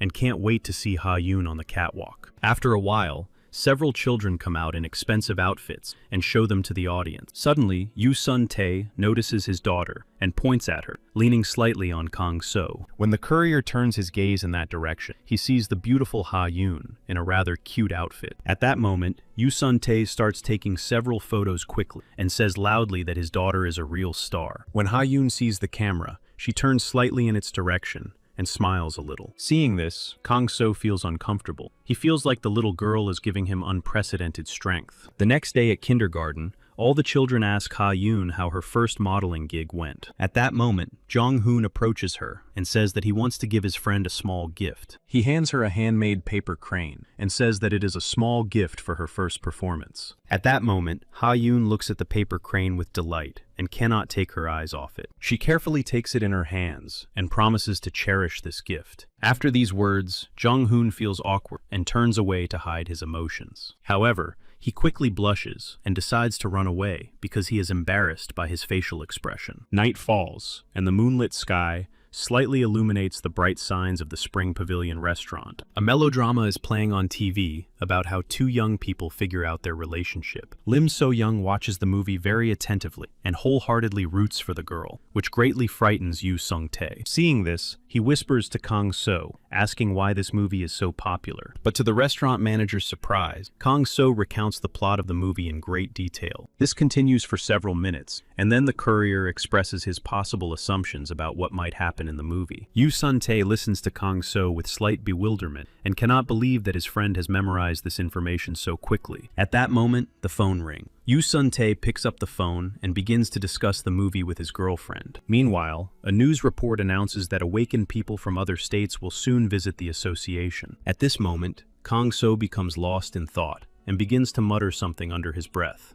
Yu-sung notices this and asks his friend not to worry about it, noting that they may not encounter any strong awakened people. However, the restaurant manager looks puzzled when it turns out that Kang-so is worried about the movie. Meanwhile, the head screenwriter talks to her friend and discusses the recently released movie. She looks extremely angry and notes that the plot seems too twisted. After she finishes the conversation, she literally explodes with anger and calls everyone ignorant. Her assistant tries to calm her boss down and suggests introducing a new character. She slightly adjusts her glasses and notes that a young actress who will attract the attention of a different audience would be suitable for their series. After these words, the head writer puts his hand on his assistant's shoulder and falls silent for a moment. Then he hugs her tightly and calls her an incredible genius in this very dark world. The next day arrives, and the bright sun illuminates the main entrance to a restaurant called Spring Pavilion. Kim-ji helps in the kitchen and greets the guests who have just entered the restaurant with a smile. They turn out to be the head writer and his assistant, who have decided to have a bite to eat here. Kim-ji quickly takes the customers' orders and promises that everything will be done to the highest standard. The girl smiles constantly because she is surrounded by her idols and enjoys their company. Suddenly, the head writer's phone starts ringing loudly, blinding her eyes. The girl picks up the phone with a dissatisfied look and listens carefully to the changes being made to her script. Her assistant tries to read the head writer's facial expression and hopes that the script will be approved in the end. After a few minutes, the phone call ends and the girl pushes her phone aside. After that, a smile appears on the girl's face and she tells her friend that the script has been fully approved with minimal edits. At that moment, Kim-ji remembers her meeting with the head writer and hopes that she won't recognize her in this state. Meanwhile, Lim So-young brings the girls their food and tells them that she will be nearby if they need her help. Suddenly, Ha-yoon runs into the main hall of the restaurant and with a smile on her face, calls her mother over. At this sight, the head writer almost chokes on his food and looks closely at the girl. He then quickly approaches Lim So-young and asks for permission to cast the girl as an actress in her series. At that moment, the restaurant manager looks shocked and the head writer bows low and repeats his request. However, Lim So-young is still in shock and stands there with her mouth open in surprise. The next day, the Yu Sun-tae family arrives at the set where the series is being filmed. A woman hits a man in the face and calls him a cheater in front of the whole street, then accuses him of lying. The cameraman tries to keep track of every movement of the actor, and the chief producer monitors the actor's speech and their lines. At the sight of this process, Ha-yoon's eyes light up brightly. She literally dreams of becoming a professional actress. Seeing the energetic girl, the whole family smiles and rejoices that Ha-yoon likes this place. Kang-so looks closely at the girl and hopes that she has a bright future ahead of her. Suddenly, Go-yoon's loud voice announces that the scene is finished for today and asks everyone to leave. After that, she heads to the film crew's building, where she is met by Yu Sun-tae, who wants to discuss his daughter's participation in the series. However, the girl walks past the restaurant director without much emotion or words, and pays no attention to him. This greatly surprises those present, and Kang-so looks at the girl with extreme dissatisfaction. Finally, the producer stops at the door and offers to go with her to discuss the girl's participation in the series. These words make Yu Sun-tae even more uncomfortable, and he begins to worry that the girl is extremely hostile towards him. After a while, everyone finds themselves in a small auditorium, where an awkward silence ensues. Go-yoon folds his arms in front of him and asks if the girl has any previous experience in acting. This question surprises the restaurant manager, who shakes his head negatively, but notes that Ha-yoon is a very talented girl. At this moment, Kang-so looks closely at Go-yoon and tries to understand why the girl is so hostile. Meanwhile, the producer takes a few sips from his glass and notes that a child's lack of experience is not a big problem. However, he recalls a conversation with the head writer and is very unhappy that she will have to work with a child. Suddenly, he turns his head toward Ha-yoon and notes that the girl actually looks very cute, but nothing more. At that moment, she begins to worry that her beloved series may be cancelled and clutches the cup tightly in her hand. In her mind, she imagines the worst possible situation for the girl and wants to make her cry so that she leaves the set herself. Because of these thoughts, she slightly covers her mouth with her hand and begins to laugh quietly like a madwoman. However, when people notice her strange behavior, she regains her composure a little and starts muttering something under her breath. Suddenly, her cell phone rings, and the girl involuntarily shudders and quickly picks up the phone. At that moment, she becomes friendly when she realizes that she is talking to the secretary of the Red Dragon Guild. During the conversation, the secretary notes that the release of the series is important for their organization, and that its leaders want to see Ha-yoon in the series. This request greatly surprises Go-yoon, but she continues to listen to the secretary's words. For a while, the girl twirls a pen in her hand, and notes that the girl should be provided with all the comforts. At this moment, Go-yoon begins to bow, and promises that she will definitely complete all the tasks assigned to her. After that, she turns around and looks closely at those present, and realizes that she is in a sad situation. Then she returns to the conversation,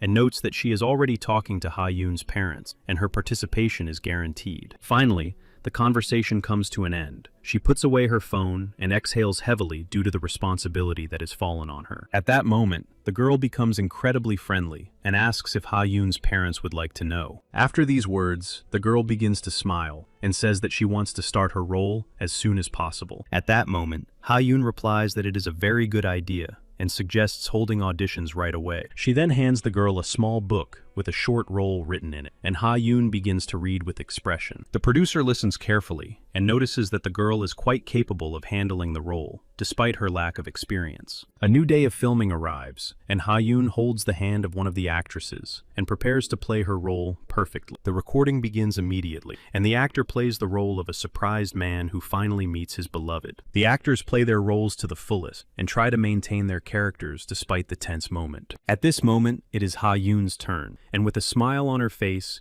she delivers her lines with extreme ease. After that, she bows and begins to play the scene with the actor who, according to the plot, is her real father. At the moment of drama, the actor plays a concerned face and asks if everything is okay with the girl. Suddenly, the plot reaches its climax, and both actors freeze in place and try to maintain the necessary pause. Then tears begin to flow from the man's eyes, and he says that he is very happy to see his daughter. At this moment, Ha-yoon also very harmoniously plays tears and plays the role of a sad child. After that, she cries loudly, and at that moment, the producer announces that the shooting is over. Go-yoon clutches the piece of paper tightly in her hand and notes that this scene was shot perfectly. During the break, the actors help Ha-yoon wipe away her tears and note that she did well in her first role. The cameraman watches the scene closely and notes that the girl performed like a real actress. When he turns to the producer, he notices tears streaming down the girl's face. A few days pass, and the courier quickly jumps from one building roof to another, holding iron containers tightly in his right hand. People pay no attention to Kang-so and walk through the streets of the city, staring at their phone screens. Finally, Kang-so jumps from the roof to the ground and finds himself near the restaurant where he now works. There is complete silence around and inside the restaurant, and the hero assumes that there will be few visitors today. Inside, he is greeted by Kim Ji and Yoo Sun-tae, who notes that the hero delivers orders too quickly and that there is no more work for today. At that moment, Kim Ji looks at Kang-so with a slight smile and does not understand how the hero manages to deliver orders so quickly on his own. This begins to arouse a number of suspicions in the girl. She assumes that Kang-so is trying to hide his true rank. Meanwhile, Kang-so drinks some water because he is thirsty and pays no attention to Kim Ji's inquiring gaze. However, he soon catches her eye and tries to understand what exactly the girl wants to find out. At that moment, Myung-hee enters the restaurant with his assistant, who looks very tired. The man's eyes are constantly closed, and there are large bags under them due to lack of sleep. During their meal, they discuss a high-profile case involving the transportation and sale of illegal substances. Myung-hee's assistant says that in the past, such drugs were very helpful to the wounded. However, side effects soon appeared, causing people to lose their fear of even life-threatening danger. Gradually, people become addicted to such drugs, and their lives come to an end quite quickly. At this moment, Kang-so overhears this conversation and notices that he has already heard about the illegal drugs. Thanks to his abilities, the courier notices that right now, there is a strange object in the man's pocket that emits dark energy. He thinks about the situation and realizes that in his free time, it would be better to deal with this problem in order to protect the city. Meanwhile, the assistant chief inspector notes that due to his fatigue, he accidentally took the illegal package with him. Myung-hee is surprised by this and asks her colleague to hand over the package as soon as he has time. Suddenly, Yoo Sun-tae turns to Kang-so and says that they have an urgent delivery order. Kang-so puts on a mask and starts to prepare the order, but his appearance attracts Myung-hee's attention. She looks closely at him and notices that Kang-so in this mask looks very similar to the awakened one she met. However, when Myung-hee comes to her senses, she notices that Kang So has already left the restaurant. She then asks her colleague to wait inside and says that she needs some time to get some fresh air. After that, she quickly runs out of the restaurant and goes to Kang So, asking him to wait for her. She looks closely at the man's features and notes that he is most likely the same awakened one she met before. Kang So then takes off his mask and says that his identity is now fully revealed, smiling at the girl. At that moment, Myung-hee asks Kang So for help because the association is currently in a critical situation. She bows low to the courier and asks him to help with a situation involving illegal substances. Kang So thinks about Myung-hee's proposal for a while, but then agrees, asking the girl to keep his identity a secret. Kim Ji watches all this from the restaurant window and finds the conversation suspicious, deciding that Kang So is a spy. In her mind, she imagines Kang So in an expensive suit and with a weapon in his hand, which makes her admire him even more. Kang So and Myung-hee agree that they will work together to find and arrest the distributors of the substances. Late at night, loud voices can be heard at a small construction site, with people actively discussing something among themselves. One of the gang members falls at his boss's feet and tells him that the police have taken all of his goods. The head of the criminal syndicate is extremely dissatisfied with this turn of events and says that the gangster has let him down badly. However, the beaten man promises to return everything threefold and asks for a chance to pay off his debt. At this moment, the head of the syndicate is told some information. He nods silently and then says that the gangster has a chance to atone for his guilt. After these words, he opens a cage with dangerous animals and notes that it is a great honor to become food for his pets. The story returns to the conversation between Kang So and Myung-hee, who notes that it will be much easier for them to work together. In addition, Kang So notes that he has seen illegal products fall into the hands of ordinary people more than once. Meanwhile, the syndicate boss's inner circle lines up on his left and right and waits for orders. With a broad smile on his face, the syndicate boss counts the money and says that his organization will soon become the most prosperous. He then begins to clap loudly on the cage where the white rabbit is sitting and remarks that life is beautiful. At that moment, several patrolmen stumble upon a strange shadow and try to figure out what is going on. When they are distracted, Kang So delivers several powerful blows and quickly knocks out the gangsters. Soon, the courier appears right in front of the boss, greatly surprising everyone in the area. At that moment, a bright aura flares up around Kang So, and he says that the illegal business has come to an end. At the sight of the courier, the head of the syndicate is first surprised, then snaps his fingers and orders his men to destroy him. At that moment, a huge crowd of gangsters with makeshift weapons rushes towards Kang So. However, the courier effortlessly fends off all the gangsters' attacks with his bare hands, leaving them stunned. Each of Kang So's attacks is so dangerous that it literally cuts the pipe in half. Gradually,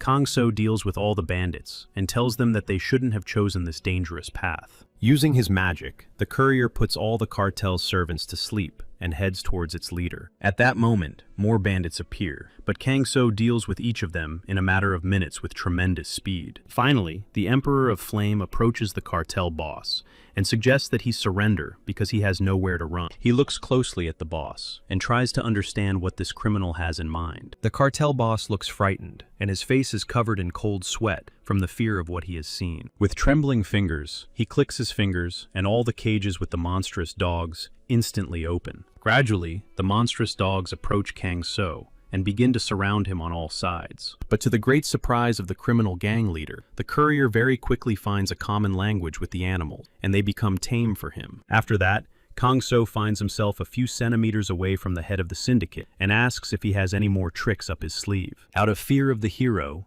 the gang leader falls to the ground, slowly backs away, and covers himself with his hands. At that moment, Kang So asks where the illegal drugs that their gang sold to people are. After these words, the man smiles and says that he is an honest man and suggests that the hero look for them himself. Then Kang So begins to look around and quickly realizes that the illegal drugs have suddenly disappeared. At that moment, he notices a white rabbit in a cage with a strange aura emanating from it and decides to check it out. When Kang So heads towards the cage, the syndicate boss starts to panic and asks him to leave his poor rabbit alone. However, the courier pays no attention to the gangster's words and carefully takes the rabbit out of its iron prison. The Emperor of Flame gently strokes the rabbit's head and promises that he will no longer allow this creature to be mistreated. Then, the rabbit begins to snort discontentedly and tells of all the abuse he suffered at the hands of his former owner. However, the syndicate boss completely denies these accusations and says that Kang So has no right to touch his pet. Suddenly,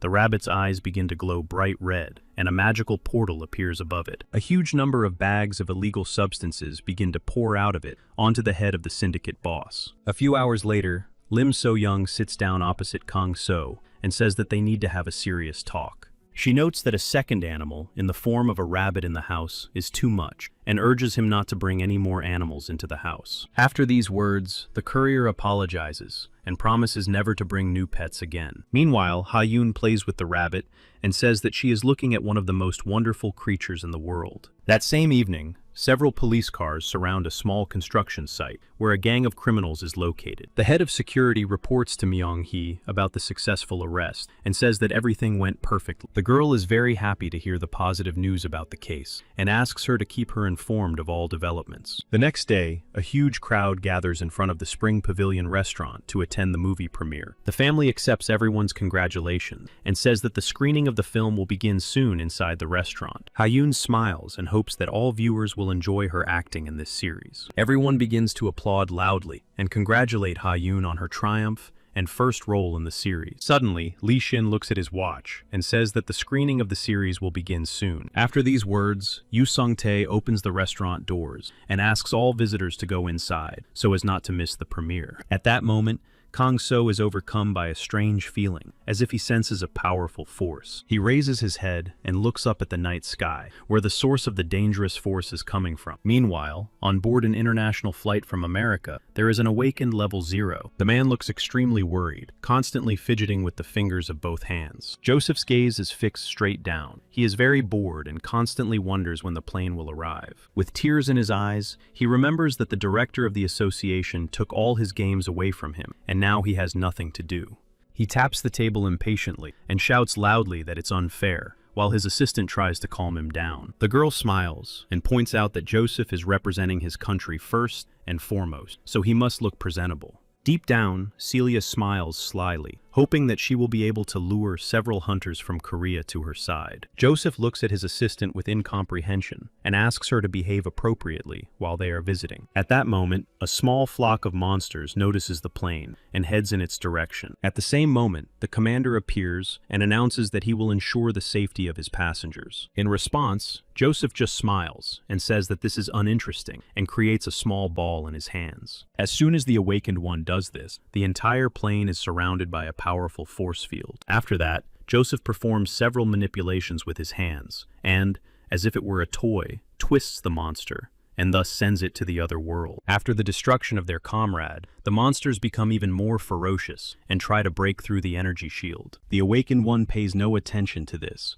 and continues to wave his hands in the air. Thanks to his strength, he quickly dispatches most of the monsters, which are turned into bloody shreds. At the sight of this, the last monster's eyes fill with horror, and he prepares to fly away as quickly as possible. However, as he takes flight, large hands appear around him and begin to close in quickly. A loud slap is heard on the plane, and Joseph emotionlessly says that he does not forgive monsters. At this moment, Celia says that the captain's services are not needed and asks for everything necessary for landing to be prepared. Joseph stares out the window again. The battle with the monsters seemed very boring to him, and he hopes that he will find at least something interesting in Korea. A couple of hours later, the American plane lands and prepares to unload passengers. Standing next to it are the director of the association, its head, and chief hunter Lee Shin. After a while, Joseph and his companion begin to descend the stairs, looking around carefully. He shakes the head of the Association of the Awakened firmly, and says that it is a great honor for him to meet such a person in person.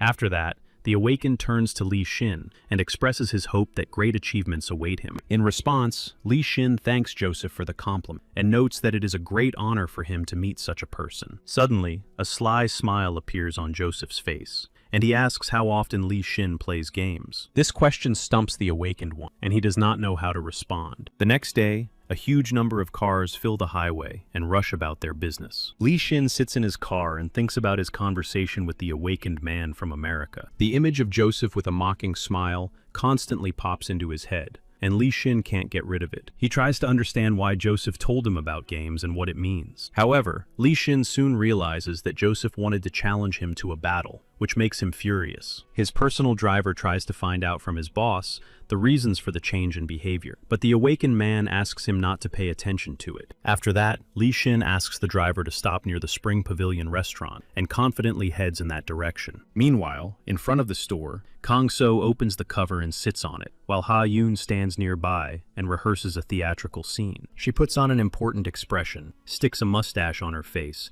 and then confidently reads the text of the male role. Kang Soo gets the role of a girl, but he finds it very difficult to play this role. When the courier utters his lines, Ha Yun becomes indignant and says that Kang So is not playing the role correctly. She makes several gestures and uses facial expressions and her voice to show how to play the female character correctly. In response, Kang So scratches the back of his head and suggests that the girl and he switch roles. Among the toys, the courier notices real lipstick and asks where the girl got it. Ka Yun replies in a fake male voice that she borrowed the lipstick from her mother because she ran out of red. Meanwhile, Li Xin approaches the establishment and stares intently at the Emperor of Flame. Kang So doesn't understand why Li Xin has a strange expression on his face and asks what he came for. Li Xin then explains that it is directly related to the high-level awakened who recently arrived in the country. At that moment, Kang So realizes that this is a serious matter, so he urges Jia Yun to play at home. After that, he returns to the conversation and notes that Joseph has most likely been watching the awakened one's actions all this time. These words greatly surprise Li Xin, and at that moment, he notices a strange green smoke appearing behind Kang So. When the heroes turn around, they notice Joseph slowly appearing right in front of them. The man is extremely surprised that his disguise has been discovered and offers Li Xin another game.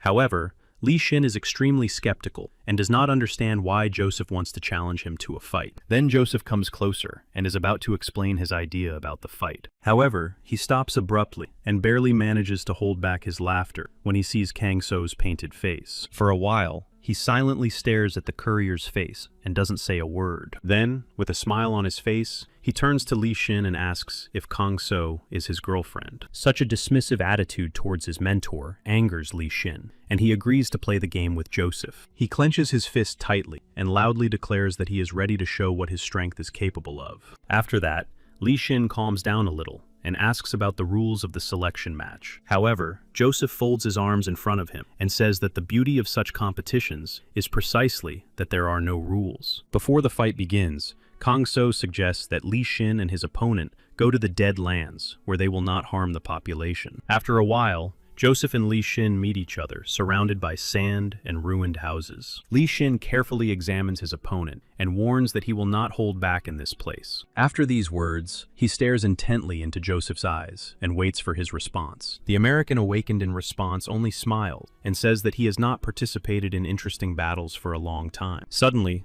Joseph's voice becomes more ominous, and he asks Li Xin not to admit defeat and to fight very quickly. These words alarm Li Xin a little, but he is not going to retreat and prepares for battle. After a while, a strange aura begins to form around Joseph's body, completely covering it. After that, a slight earthquake begins around Joseph, and small particles of earth begin to rise slowly. Then he makes a slight wave of his hand and lifts a huge stone, preparing to throw it at his enemy. Joseph makes a slight gesture, and the huge stone begins to move towards Li Xin.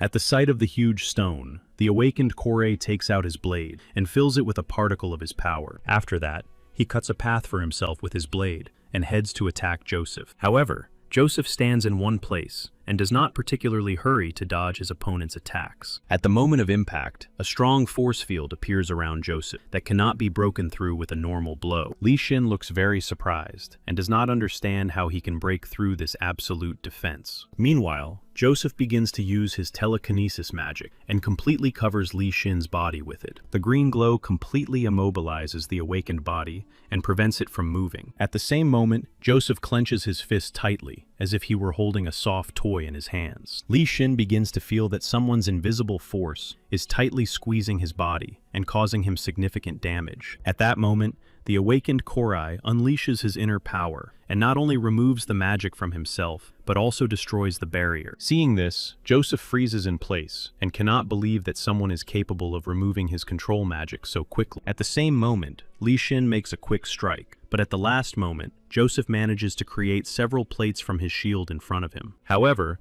the plates do not completely muffle the blow, and the explosive force pushes Joseph back several meters. At that moment, a smile appears on his face, and he notes that Li Xin is an extremely interesting opponent. The swordsman only points his blade in his direction and says that he has not yet shown all of his techniques. Meanwhile, Kang So tries to call Li Xin, but his student does not answer the phone. Then the courier checks the time and notices that the battle has dragged on for a very long time. At that moment, he thinks that today there will be a special delicacy and worries that Li Xin might miss it. Suddenly, Kang So notices several stones crashing into the energy barrier and weakening it. All the people around the courier start to run away in panic because they think it is an attack by monsters. However, Kang So understands the real reason, gets angry, and decides to stop the fight on his own. He uses his body's strength and rushes at full speed towards the place where the fight is currently taking place. Meanwhile, the arena of the battle between Li Xin and Joseph turns into an area consisting of huge craters. Li Xin looks exhausted, but still holds his sword and is ready to continue this difficult battle. Joseph's body also has several wounds, but he is determined to end the fight in his favor. The awakened America uses his power and sends several stones towards Li Xin. But the awakened Korea uses these stones as a springboard and gets even closer to his opponent. Seeing this, Joseph begins to smile and says that he is extremely happy to meet a worthy opponent. At that moment, Li Xin makes a quick dash and prepares to attack Joseph from above. However, the American awakened puts up a barrier in front of him and completely blocks this attack. Then he makes a small gesture with his hand, and several stones slam into Li Xin. However, the Korean awakened one is not so simple, and in an instant cuts the large stone blocks into small ones and gets out of the trap. At this moment, Li Xin's body begins to glow with a bluish light as he tries to accumulate power in his body. Kang Sung watches the fight closely and notices that the awakened ones are fighting on equal terms. Meanwhile, Li Xin grips his sword with both hands and prepares to deliver a powerful blow. But at that moment, Kang Sung strikes his carotid artery with his energy, and the awakened one quickly loses consciousness. Seeing this, Joseph looks at his opponent in surprise and does not understand what has happened. Suddenly, he feels a strange force and notices a strange silhouette behind him. He tries to react, but does not have time, and also loses consciousness. When Joseph opens his eyes, he finds himself in his bed and jumps up briskly, trying to understand what happened. He turns to Celia to find out how he ended up in his room, but the girl cannot give a clear answer to this question. Quite quickly, the girl begins to get angry and says that the battle with another awakened one could lead to bad consequences. Joseph completely agrees with his assistant's word and realizes that he has brought danger to many residents of the city. Suddenly, a strange thought crosses Joseph's mind, and he begins to quickly gather his belongings. Celia is surprised by this behavior, but Joseph says that he urgently needs to meet with someone. He goes out onto the balcony and says that his conversation will not take too long. After that, he covers his body with an energy barrier and heads towards the city. He carefully examines the streets of the city and tries to choose the most suitable route. A few minutes later, he finds himself in the place where he began his battle with Li Xin. A couple of seconds later, Li Xin himself appears behind him, who is also waiting to see his sparring partner. Joseph asks why strange symbols have appeared at the site of their battle and what they mean. Looking at them, Li Xin sighs heavily and says that he will get in trouble with his mentor if he gets into another fight. For a while, Joseph looks around the ruins of the old city and asks Li Xin where his mentor came from. However, the awakened man talks too much and doesn't manage to keep his mouth shut, and Joseph learns that Li Xin's mentor is Kang So. He tries to remember this man and replays the memories of the previous day in his head. Suddenly, he remembers Kang So and calls him a truly strange and crazy person, which angers Li Xin. At that moment, Kang So sneezes several times while eating with Ha Yun and does not understand who is trying to remember him. Meanwhile, Li Xin and Joseph walk together through the bustling city and look around. After a while, Li Xin turns around and demands that Joseph stop following him. The American awakened scratches the back of his head and says that he really wants to talk to Kang So. At that moment, he thinks that if the fight had continued, many people could have suffered due to the destruction of the barrier. After these words, Joseph lowers his eyes and says that he wants to personally thank Kang So. Li Xin silently stares at Joseph for a while, but he understands his thoughts perfectly. After that, he smiles and says that he will introduce him to his mentor. But at that moment, Joseph adds that he still thinks Kang So is a little crazy, which angers Li Xin. For a while, they exchange disapproving glances, but they still walk together. Some people notice them and recognize that these men are among the best awakened ones. Pretty soon, people surround them on all sides and ask for at least a small autograph. At that moment, Joseph says with a smile that they are in big trouble and may be stuck here for a while. After these words, the American awakened one decides to take action and lifts Li Shen into the air. He then places himself and his new friend in the sphere and asks where to go next. The people watch the awakened ones fly away with admiration and are upset that they did not get an autograph. During the flight, Li Shen involuntarily folds his arms across his chest and asks Joseph not to tell anyone about this incident. The awakened man smiles and says that he knows how to keep his mouth shut when necessary. After a while, the awakened ones arrive at the store where Kang So works, and Li Shen begins to apologize to him. The courier sighs heavily and says that he no longer holds a grudge, but asks him to be more careful next time. At that moment, tears of joy appear in Li Shen's eyes, and he thanks Kang So for his immense patience. After that, Joseph also bows and apologizes for the fight he started. At that moment, Kang So realizes that Li Shen has revealed his secret and looks at him with displeasure. Then he turns to Joseph and asks him to keep this information secret because it is very important to him. After this conversation, a smile appears on Kang So's face, and he is happy that the guys have become friends during this time. Joseph smiles, puts his hand on Li Shen's shoulder, and says that it is always easy for him to find common ground. After these words, the awakened man asks Kang So to show him some special moves and techniques. However, Li Sheng pushes Joseph in the side and says that they don't have time for that because the banquet is about to begin. Joseph is about to skip the reception, but Li Shen dissuades him from this idea and points out that this will cause difficulties. At this moment, Joseph looks very upset because he will have to leave very soon, and he wants to see Kang So's power. After these words, the courier smiles and suggests that Joseph meet him late at night in the park after the reception. A couple of hours later, the reception begins, and a huge number of people in expensive suits and tuxedos talk to each other. Celia, in an expensive dress, constantly turns her head from side to side, as if trying to find something. Suddenly, she notices Li Xin climbing the stairs to the second floor and decides to intercept him. She quickly follows him and asks if he has a date for tonight. In response, Li Xin notes that he has a lot to do and doesn't have time to look for a suitable companion. After these words, Celia starts laughing and asks if Li Xin is tired of living in a small country. These words greatly surprise the awakened one. He has no idea what the conversation is about. Then he turns to the girl and asks her what exactly she meant by that question. At that moment, Li Xin notices a predatory look in Celia's eyes, and she bluntly suggests that Li Xin join their association. This suggestion throws the awakened man off course, but he notes that it would be extremely unethical to do so. After that, he declares without hesitation that he will remain in Korea and will not change associations. After these words, Li Xin sighs heavily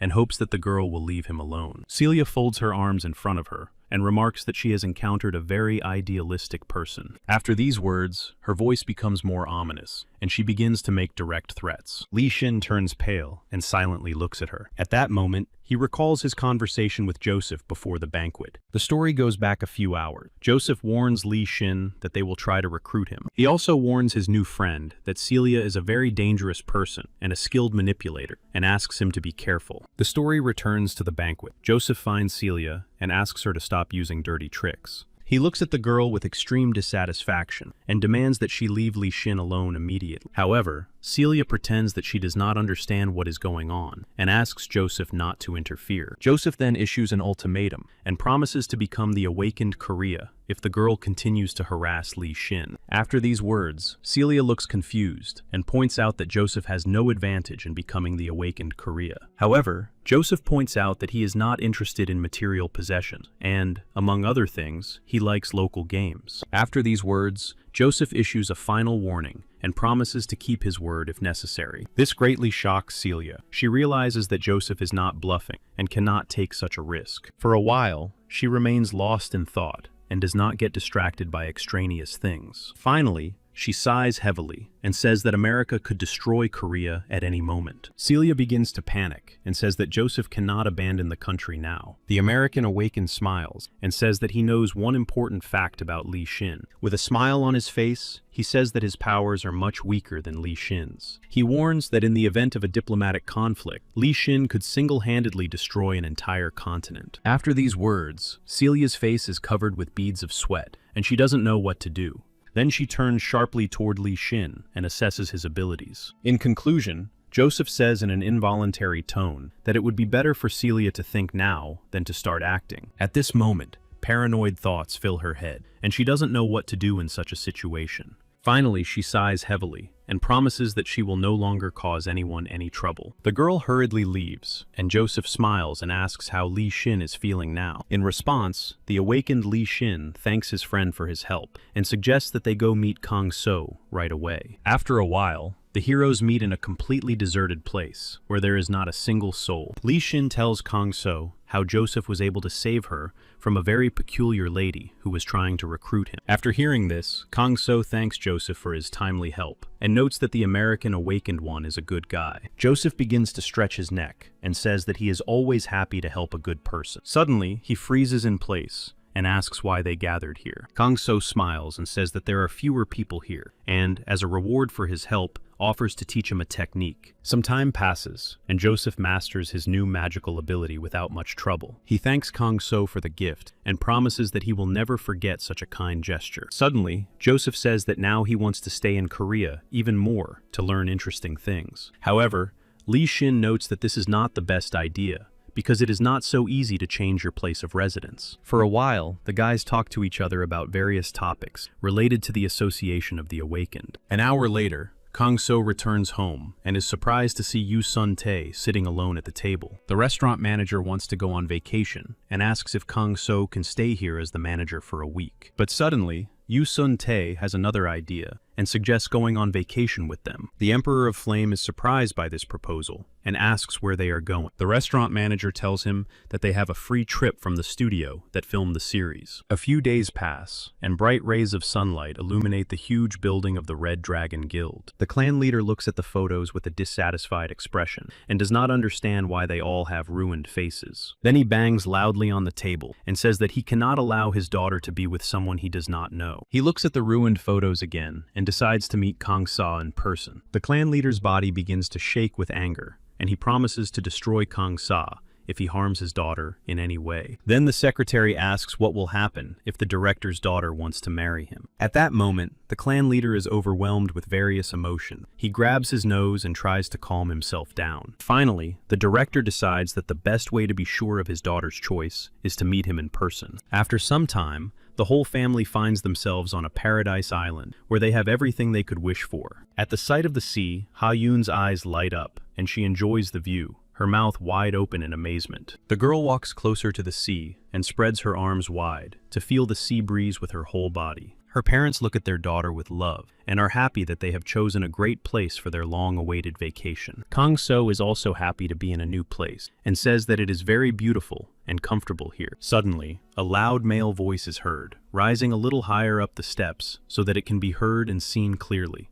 With joy in his voice, he greets everyone who is lucky enough to be on this paradise island. Among other things, he explains that there are certain areas where guests are strictly prohibited from entering. One of the guests raises his hand and asks how to tell if an area is off limits or not. In response, the man points to the armed men and notes that the restricted area has its own security guards and barbed wire. When all the explanations are over, the people are given bracelets that serve as small passes. Kang carefully fastens his bracelet on his wrist and thanks the instructor for his help. The man smiles very unnaturally and broadly, and says that he is always happy to help. This man turns out to be the clan director, who has deliberately disguised himself as a member of the service staff. The story goes back a few days, when the clan leader says he wants to get to know Kang So undercover. Therefore, he asks for information about the service staff to be presented to him immediately. The story returns to the present, where the clan director periodically watches Kang So and notes interesting details in his notebook. After some time, the clan leader decides to talk to Kang So to find out how polite he is. After a short conversation, he is satisfied with him and checks off one item on his list. Soon, the disguised guide points to the private apartments of Kang So and his friends. The Emperor of Flame thanks the employee for his help and hopes that they will meet again on this island. After that,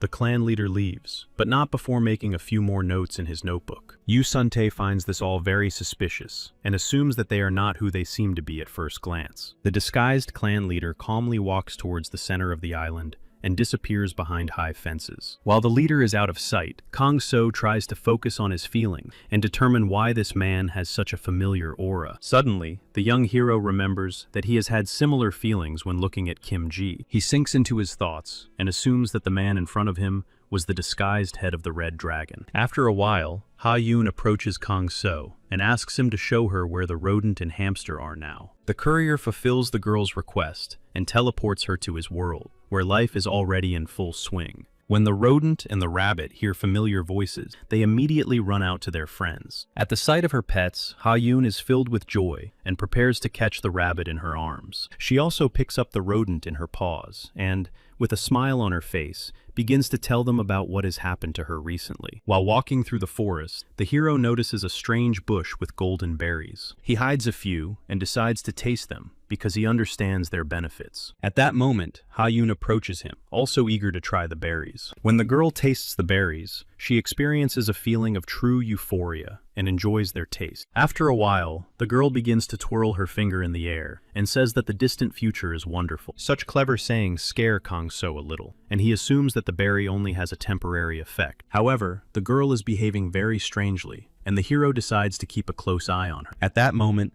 an image of an ancient old man from legends, who was very strange, pops into Kang So's head. This old man constantly drinks and tries to drown out his pain from the meaninglessness of life. Everyone around him considers him a fool and a drunkard, although the old man can read the future and determine what is true and what is false. Kang So replays this legend in his head and worries about what will happen to the girl when her gift manifests itself. Meanwhile, Ha-yoon is carefree, walking through the forest and having fun with her furry friends. Seeing this, Kang So picks a few berries just in case and places them in his palm. Then he clenches his fist tightly and decides to put the berries away until a more appropriate time. Seeing the courier's strange behavior, Ha-so approaches him and asks how he is feeling. After a while, Kang So and the girl exit the portal and then head to Yu Sun-tae. The restaurant manager looks very cheerful and asks Kang So if he is enjoying his vacation. However, at that moment, Kang So says that they need to have a serious talk about Ha-yoon's future.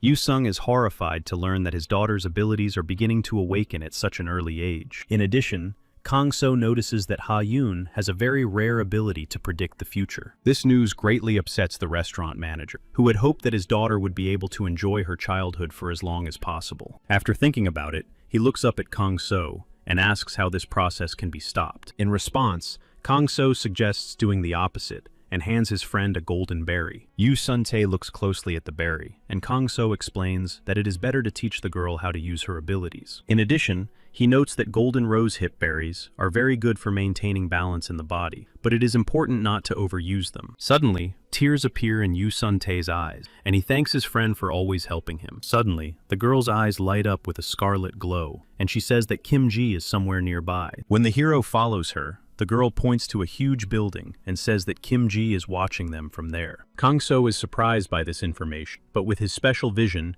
he also sees Kim Ji. The girl tugs Kang So's arm a little and suggests inviting Kim Ji to spend time with them here. However, Kang So notes that this is not the best idea, because Kim Ji is very busy and suggests doing other things. Suddenly, a mischievous smile appears on Ha-yoon's face, and she says she will pretend she didn't see Kim Ji today. Meanwhile, Kim Ji tries to find her friends with her binoculars. A smile appears on her face when she sees Ha-yoon looking happy, and she thinks about how to escape from this place. Kim Ji decides to jump off the balcony, but the secretary appears behind her and asks where she is going. In response, the girl jokes and says that she has decided to do stretching exercises every day. The secretary finds it hard to believe Kim Ji's words and tells the girl that she has a huge amount of work piled up for her. Due to the secretary's pressure, the girl sits down at her desk and asks her to pass on her work. After these words, the secretary puts a huge stack of documents on the table and says that the lady needs to familiarize herself with all of them. Out of anger, Kim Ji clenches her teeth and thinks that she wants to spend time with her friends instead of digging through documents. The story goes back a few hours. Kim Ji sneaks onto the island in disguise, hoping to meet up with her friends. However, at the worst possible moment, the secretary appears behind her and completely exposes her disguise. Then the girl puts her hand on her boss's shoulder and tells her that she has a ton of work waiting for her. The tension causes the veins on the secretary's face to bulge,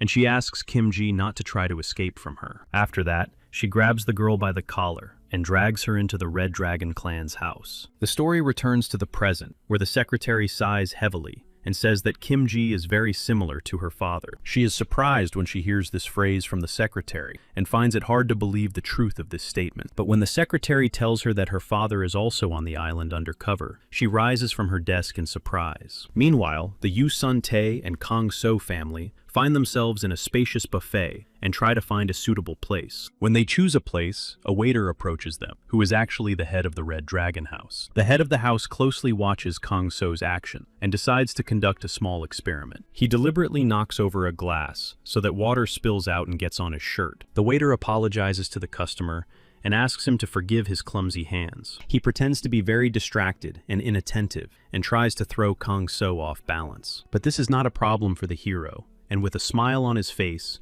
he says that the shirt will dry on its own soon. After these words, Kang So carefully folds the towel and begins to wipe his wet shirt with it. At this sight, the disguised head of the Red Dragon literally glows with joy. Then he steps aside and watches the family dining together with a smile from a distance. At that moment, memories of the times when he wielded a sword and fought hordes of monsters come to his mind. After another battle, Kim Hae is breathing heavily and trying to catch his breath. Several monsters sneak up on him from behind, and with his last ounce of strength, he fills his sword with flames and rushes into battle. When the man reaches his former home, he finds only his eldest daughter and son alive. Soon, he finds a large number of people who are willing to give everything to protect their families, and creates his own guild. Due to the constant growth of the guild, Kim Hae has to work twice as hard and does not have enough time to spend with his children. After some time, his daughter and son grow up to be excellent hunters, who quickly gain popularity among the locals. The head of the Red Dragon Guild thinks about this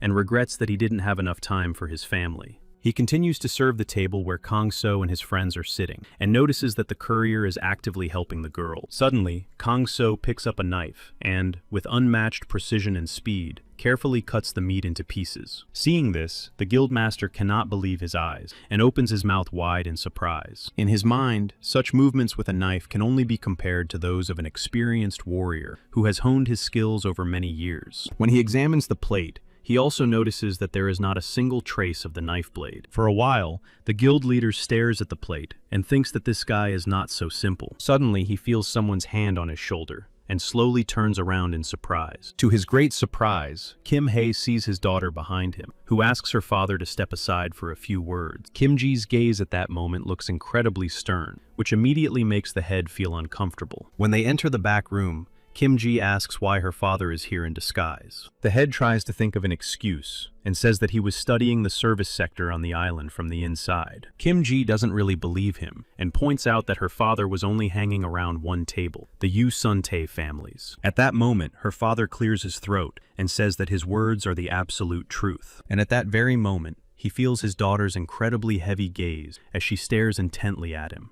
Kim Ji folds her arms in front of her and asks her father to answer honestly what connects him to the Yu Sun Tae family. The guild leader looks away and explains that they used to work with the restaurant manager when the first monsters appeared. Kim Hae notes that his words are absolutely true and that he definitely has no business with Kang So. After these words, he begins to pat his daughter on the shoulder and says that now she works at his friend's restaurant, which seems ironic. Before leaving, the guild leader suggests gathering in a small family circle and at least finding time for dinner. A smile appears on Kim Ji's face, and she says she will be happy to spend lunchtime with her father and brother. A few days pass, and several children argue loudly with each other about who will ride with Ha Yun. Two boys stand opposite each other and shout loudly, and even after a few minutes, they do not want to give in to each other. Then, Ha-yoon's friend tells them that they can always take turns riding with the girl. The children are unaware that a very dangerous maniac is watching them, following their every move. The children's mothers stand aside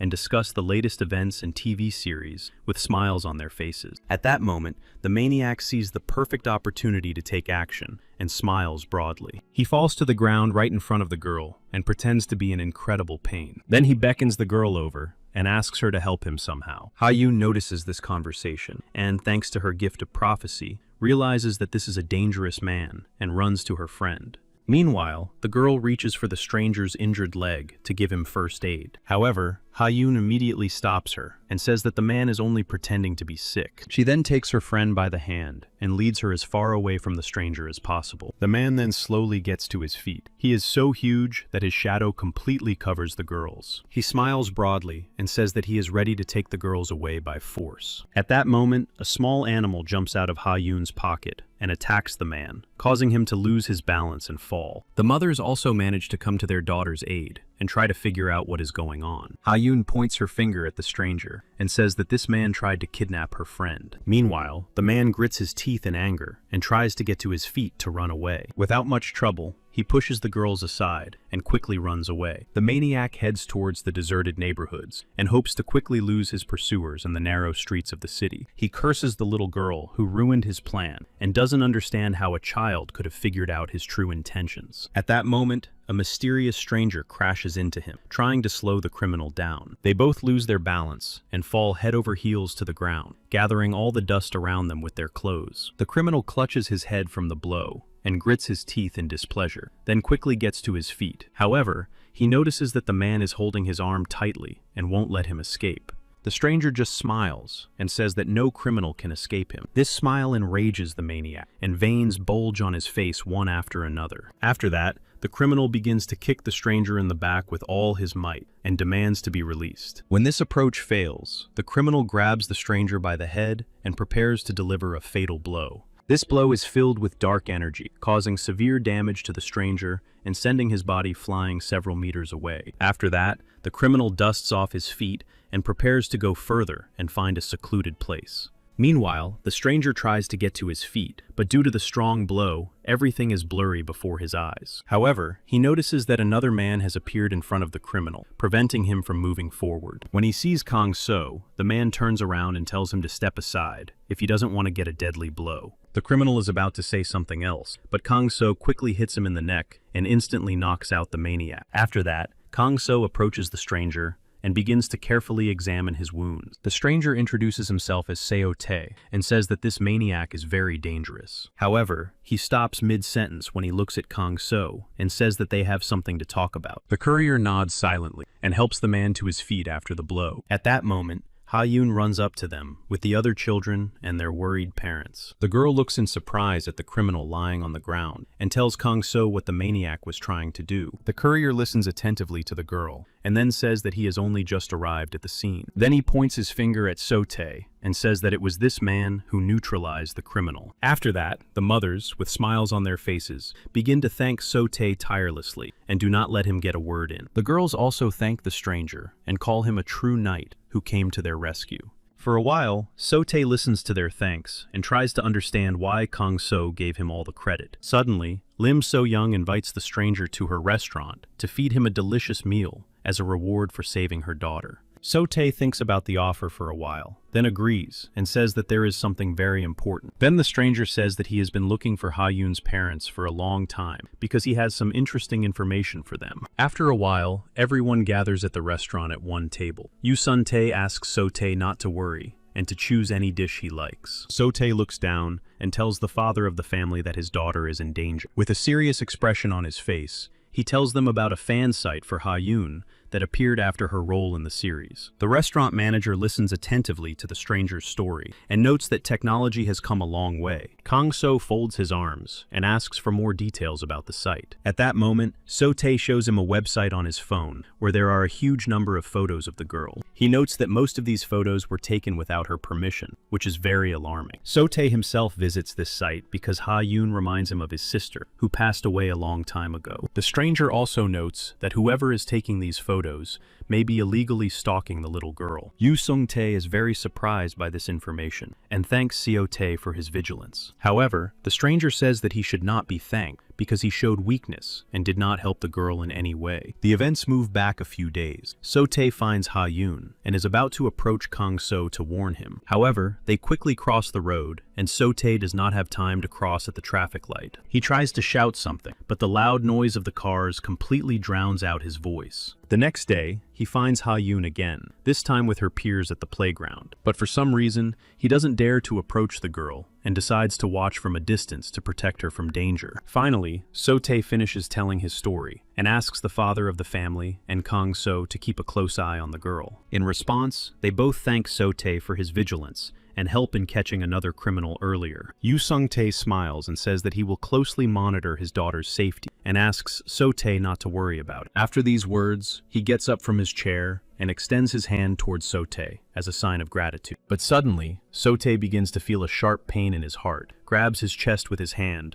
and tries to normalize his breathing. Seeing this, Yu Sun-tae becomes concerned and offers to call an ambulance, but So-tae says there is no need. At that moment, Kang-so realizes that he is standing before a man with a sun mark on his back, who possesses enormous aura power. After a while, the attack ends, and So-tae regains consciousness and says that he has heart problem. Meanwhile, Yu Sun-tae brings the guest some water and asks if he needs anything else. In response, So-tae just smiles and notes that, unfortunately, none of the doctors know how to solve his problem, so he has no medication. At that moment, Kang-so joins the conversation and says that he knows a good method that will help So-tae get rid of his heart problem. These words greatly encourage So-tae, and he asks the hero to share this knowledge. Then, the Emperor of Flame suggests meeting tomorrow and warns that So-tae will have special training to look forward to. A few minutes later, So-tae says goodbye to his new friends and asks them to be careful. At this moment, Yu Sun-tae wonders what to do about his daughter's stalker, but Kang-so asks him not to worry about it. The next day, Kang-so and So-tae meet in the park,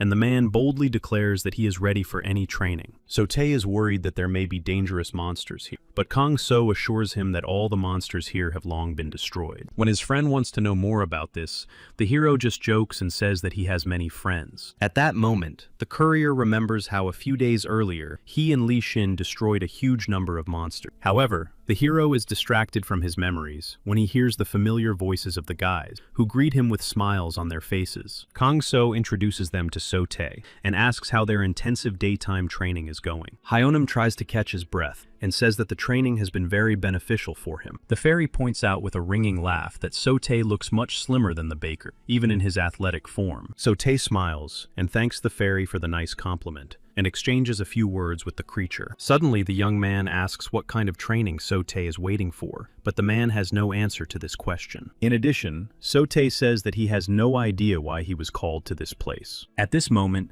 Kang-so says that he will go with his friend to a private dimension for special training. After these words, Kang-so's friends become extremely gloomy and wish So-tae good luck. So-tae does not understand why the others look so sad and tries to understand the essence of the upcoming training. After a while, a small portal opens in the middle of the temple, which is located in the snowy mountains. So-tae is a little scared when he teleports, but Kang-so puts his hand on his shoulder and tells him that there is no reason to panic in this place. Kang-so asks him not to be afraid and explains that this place is his personal training ground. So-tae apologizes and says that he has never been in a magical space before. After these words, the man points to the icy peak and notes that there is a beautiful view from here. In response, Kang-so smiles and asks him to feel at home here and asks if So-tae is cold. The guy just smiles and says that he can tolerate the cold perfectly well and feels much better here. At this moment, So-tae tries to find out why they have been transported to this strange place. Kang-so asks his new friend to light a candle and says that he will explain everything later. This training seems strange to So-tae, and he asks what he should do with the candle in his hands. In response, Kang-so puts his hand on So-tae's shoulder and asks him to hold the candle for a while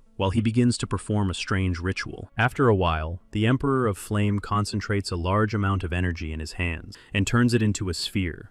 Then he pushes this energy sphere directly into the body of his new friend. At that very moment, the candle in So-tae's hands lights up like a huge flame. At the sight of this, So-tae's face shows fear, and he does not understand what to do with the raging flame. After a while, an unknown force pushes Sote aside, causing him to fall to the ground and drop the candle. After that, Sote begins to breathe rapidly and asks Kang So to explain what just happened. Then the courier leans over to his friend and explains that the candle demonstrates the level of power of its owner. However, the man points out that he cannot possess power because he has the lowest rank. In response, Kang So notes that Sote's body is structured in a special way, which is why his power is sealed. Sote listens carefully to the courier's explanation and asks if he has managed to cure him. Blood begins to flow profusely from his friend's mouth, and he begins to feel his strength leaving him. Seeing this, Kang So asks his friend not to worry, and says that this is only the first stage of training. After that, the Emperor of Flame explains that there is a tremendous power inside Sote that cannot leave his body. Sote begins to worry when he learns that he has less than a year to live. At that moment, he starts to panic and asks if there is anything that can be done to save his life. Kang So explains that they came here only to solve Sote's problem once and for all. After hearing this, the man calms down and asks if they will be able to train him before he passes away. At that moment, his whole life flashes before his eyes, but he hopes that Kang So is not lying to him. After a while, Sote comes to his senses and, in a positive mood, says that he wants to start training. After these words, Kang So smiles, then puts his hand on his friend's shoulder and says that he has made a wise choice. Suddenly, Kang So grabs Sote by his clothes, lifts him above his head, and then throws him into the air with all his might. At that moment, the courier covers his body with his energy and says that it's time to start their training. Sote flies down with tears in his eyes and yells that you can't just throw people into the air like that. A few days pass, and Kang So closely watches Sote and brings him particularly difficult training exercises. Every day, Sote has to run near the snowy mountains without warm clothes. In addition, Sote tries to complete training with a candle and light it with his inner strength. After a few days, the man's body is noticeably transformed. He looks very fit. Sote returns from another training session and says that he is now ready for the final test. After these words, he sits in the lotus position and holds the candle tightly, trying to light it with his inner energy. This time, the candle flares brightly in his hands, and the room around him is illuminated with bright light. Seeing this, Sote smiles and enjoys the fact that he is finally beginning to master his inner power. At that moment, Kang So approaches his student and tells him that he has made significant progress in his flame training. To his great surprise, Sote learns that the basic training is now complete and that his health is no longer at risk. In addition, Kang So notes that if his student continues to train, he will be able to make even more progress in controlling fire. Suddenly, a smile appears on the Flame Emperor's face, and he says that his final test will be a battle between them. Sote quickly gets into a fighting stance, and then instantly closes the distance between himself and his opponent, preparing to strike. However, Kang So blocks the blow with one hand and tells Sote that he should be less predictable. The Flame Emperor's disciple continues to deliver numerous blows, but all of them are blocked. Then Sote noticeably accelerates his body and decides to strike with frequency. But even this way, he is unsuccessful and begins to worry that he will not even be able to touch his master. At that moment, Kang So strikes the ground with all his might, causing several stones to rise into the sky, along with Sote. However, the disciple manages to maintain his balance even in the air, and covers his body with an aura to increase the power of his strikes. After that, he pushes off from the floating stones in the air, and gains incredible speed. In a matter of seconds, Sote is behind his mentor, and is about to make a powerful lunge. For Kang So, the speed of this blow is phenomenal, and he barely has time to put up his defense. The blow is so strong that it pushes Kang So back several meters. After this, the reinforcement of his body disappears, and hot steam begins to emanate from Kang So's fist. For a while, Kang So stands still and tries to recover from the blow. Then he smiles and notes that Sote's technique has improved several times over since their last fight. After that, Kang So says that Sote has passed all the necessary tests, but reminds him that there is no limit to perfection. In addition, the Emperor of Flame offers his student another test in the Silver Tower. A few days later, Sote follows his mentor's advice and returns to the Silver Tower to retake the test. When he goes outside, he smiles and shouts that his level has risen by several points. Kang So smiles and congratulates his student on his small victory, but reminds him that Sote can become even stronger. After these words, the Emperor of Flame shows his student a small package and says that he has a gift for him. Kang So quickly opens the container and shows Sote a healing root that can replenish his student's strength. With tears in his eyes, Sote accepts his teacher's gift and thanks him for saving his life. At that moment, Kangso says that he has a small request and would be grateful if Sote would help him. The next day, a photographer appears who follows Ha-yoon and takes several pictures of her. He is very happy with the photos he has taken and does not notice the person behind him at all. Finally, he notices a man in a suit who takes his camera away and demands that he stop following the girl. This stranger turns out to be Sote, who is now acting as Ha-yoon's bodyguard and is about to destroy the device. The overweight man becomes furious and promises to file a police report if he does not get his camera back. After these words, Sote takes off his black sunglasses and says with a dissatisfied smirk that it's better not to anger him. A few days pass, and a powerful cyclone hits the region, so dark clouds often hang over the city, and it rains incessantly. Suddenly, a huge bolt of lightning splits the sky and strikes the water, creating a huge hole in the seabed.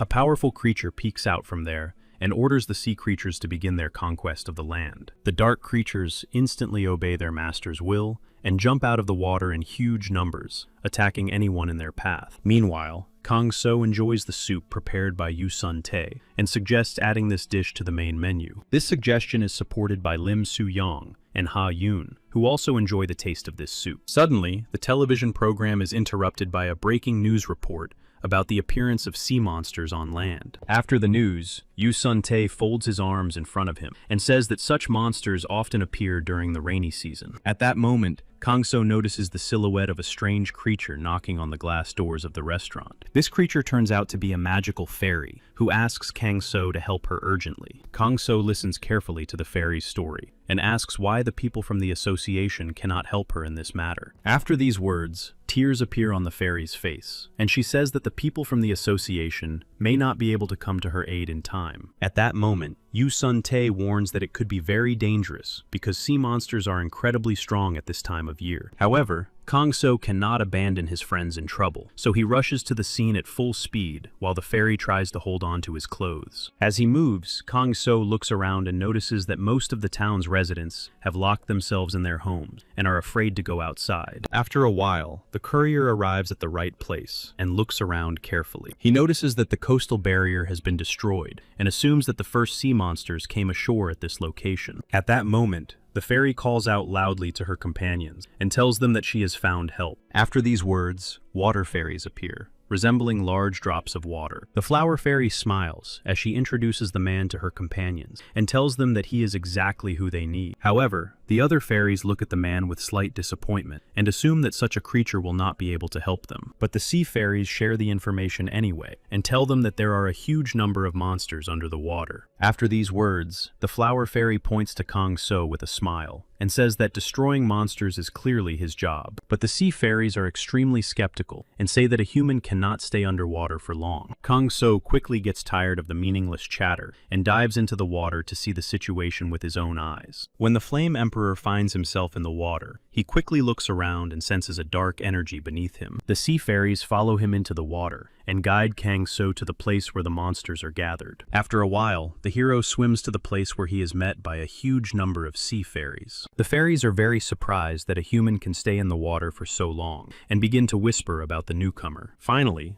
the fairies who accompanied Kangso introduce him to their people as the savior from the monsters. When Kangsu receives information about the location of the monsters, he immediately begins to sink to the bottom. After a while, he sees a strange creature in front of him, staring at him with only one eye. A few seconds later, he sees a huge hole in front of him, populated by a huge number of similar creatures. When they see Kangso, they let out a shrill scream and direct very strange tentacles towards him. Soon, Kangso finds himself bound by strong tentacles on his arms and legs. At this moment, the fairies watching from the sidelines are frightened by what is happening and worry that their hero may not be able to cope. Meanwhile, Kangso notices that the monster's tentacles contain a dangerous poison that paralyzes their victim. However, this dose is not enough to immobilize the Emperor of Flame, and he begins to gather energy to escape. After a while, Kangso's body is covered with a bright aura that enhances his physical and magical parameters. At that moment, the hero completely frees himself from the monster's bond and begins to brightly illuminate the space around him. At the sight of this, the monsters become enraged and begin to emit loud, buzzing voices. Kang So acts very quickly and deals with all the monsters that stand in his way. Several opponents try to catch the Emperor of Flame off guard and grab him with their tentacles again. But thanks to his aura, the hero senses the trap,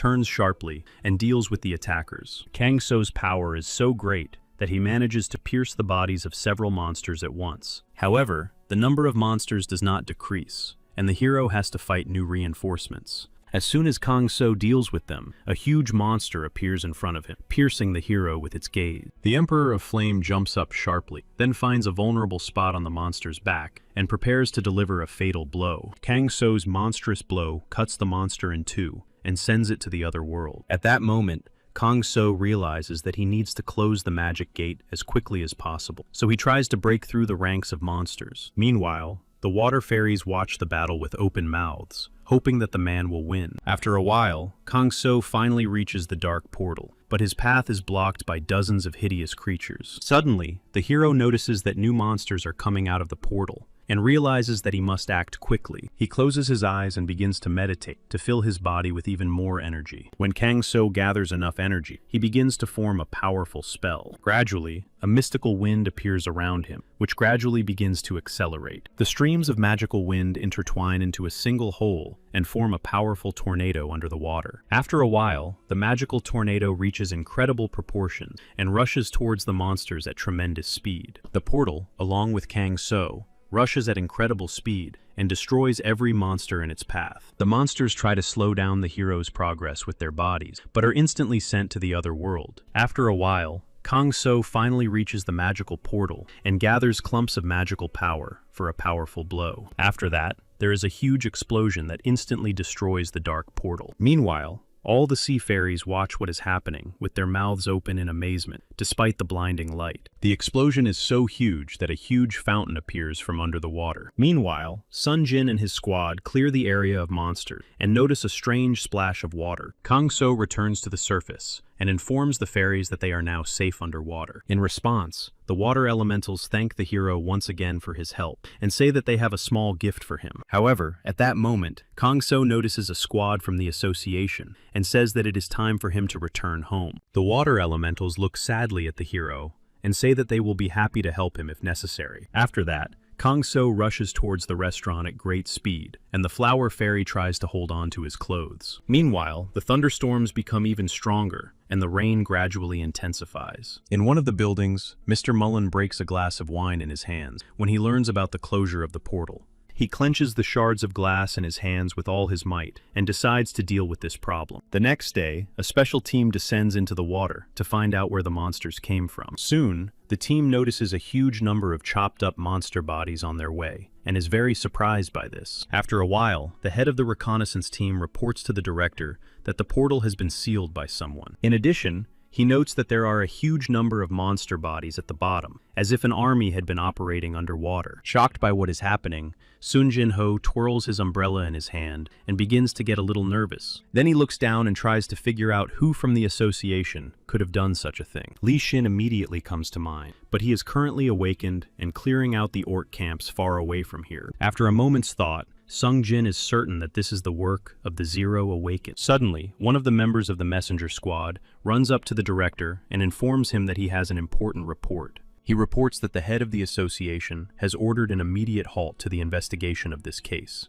After a while, Sun Jin returns to the association building, but he cannot stop thinking about the Zero Awakened one. He is sure that Myung Hee knows something about the Zero Awakened and decides to talk to her to find out the truth. When the director of the association approaches her, he notices a strange yellow box on her desk. When he approaches, Myung Hee opens the box, which contains a golden blade that is a sacred weapon. At that moment, Myung Hee remembers that she used to be in love with her teacher, who always liked to joke around. The story goes back a few years. Myung Hee looks at her teacher with a loving gaze, holding a box of papers in her hands. Her classmate Sung Joon notices this, and despite his feelings, decides not to confess his feelings. When the monsters invade, Myung Hee joins the army, but her unit is ambushed, and she finds herself alone in front of a huge monster. She is very frightened and cannot move out of fear, and she closes her eyes before the monster strikes. However, her teacher comes to her aid and quickly deals with the dangerous monster. Myung-hee notices that her teacher's hands are covered in wounds and says that he will not be able to continue the battle. But the teacher refuses to listen to Myung-hee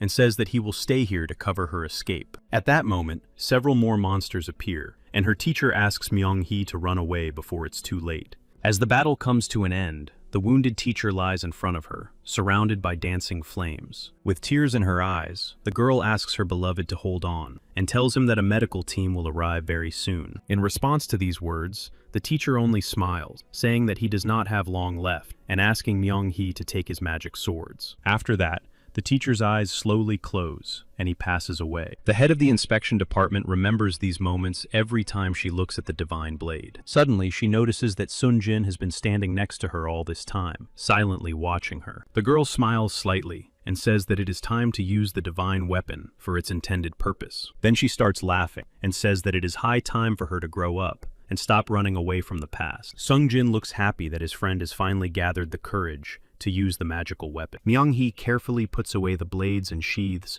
with a smile on her face and says that now she is capable of destroying any monster. Suddenly, Myung-hee remembers that Sun-jin most likely came to her for some reason and asks him to ask his question. In response, the director of the association smiles and says that his question will have to wait until next time and heads for the exit. Before leaving, Sung-jin suggests going somewhere after the rainy season ends, and Myung-hee laughs and asks if it's an invitation to a date. At that moment, the director of the association recalls his last conversation with his friend, Myung-hee. His friend smiles and says that he is only beautiful on the outside, but inside, his soul looks like real rot.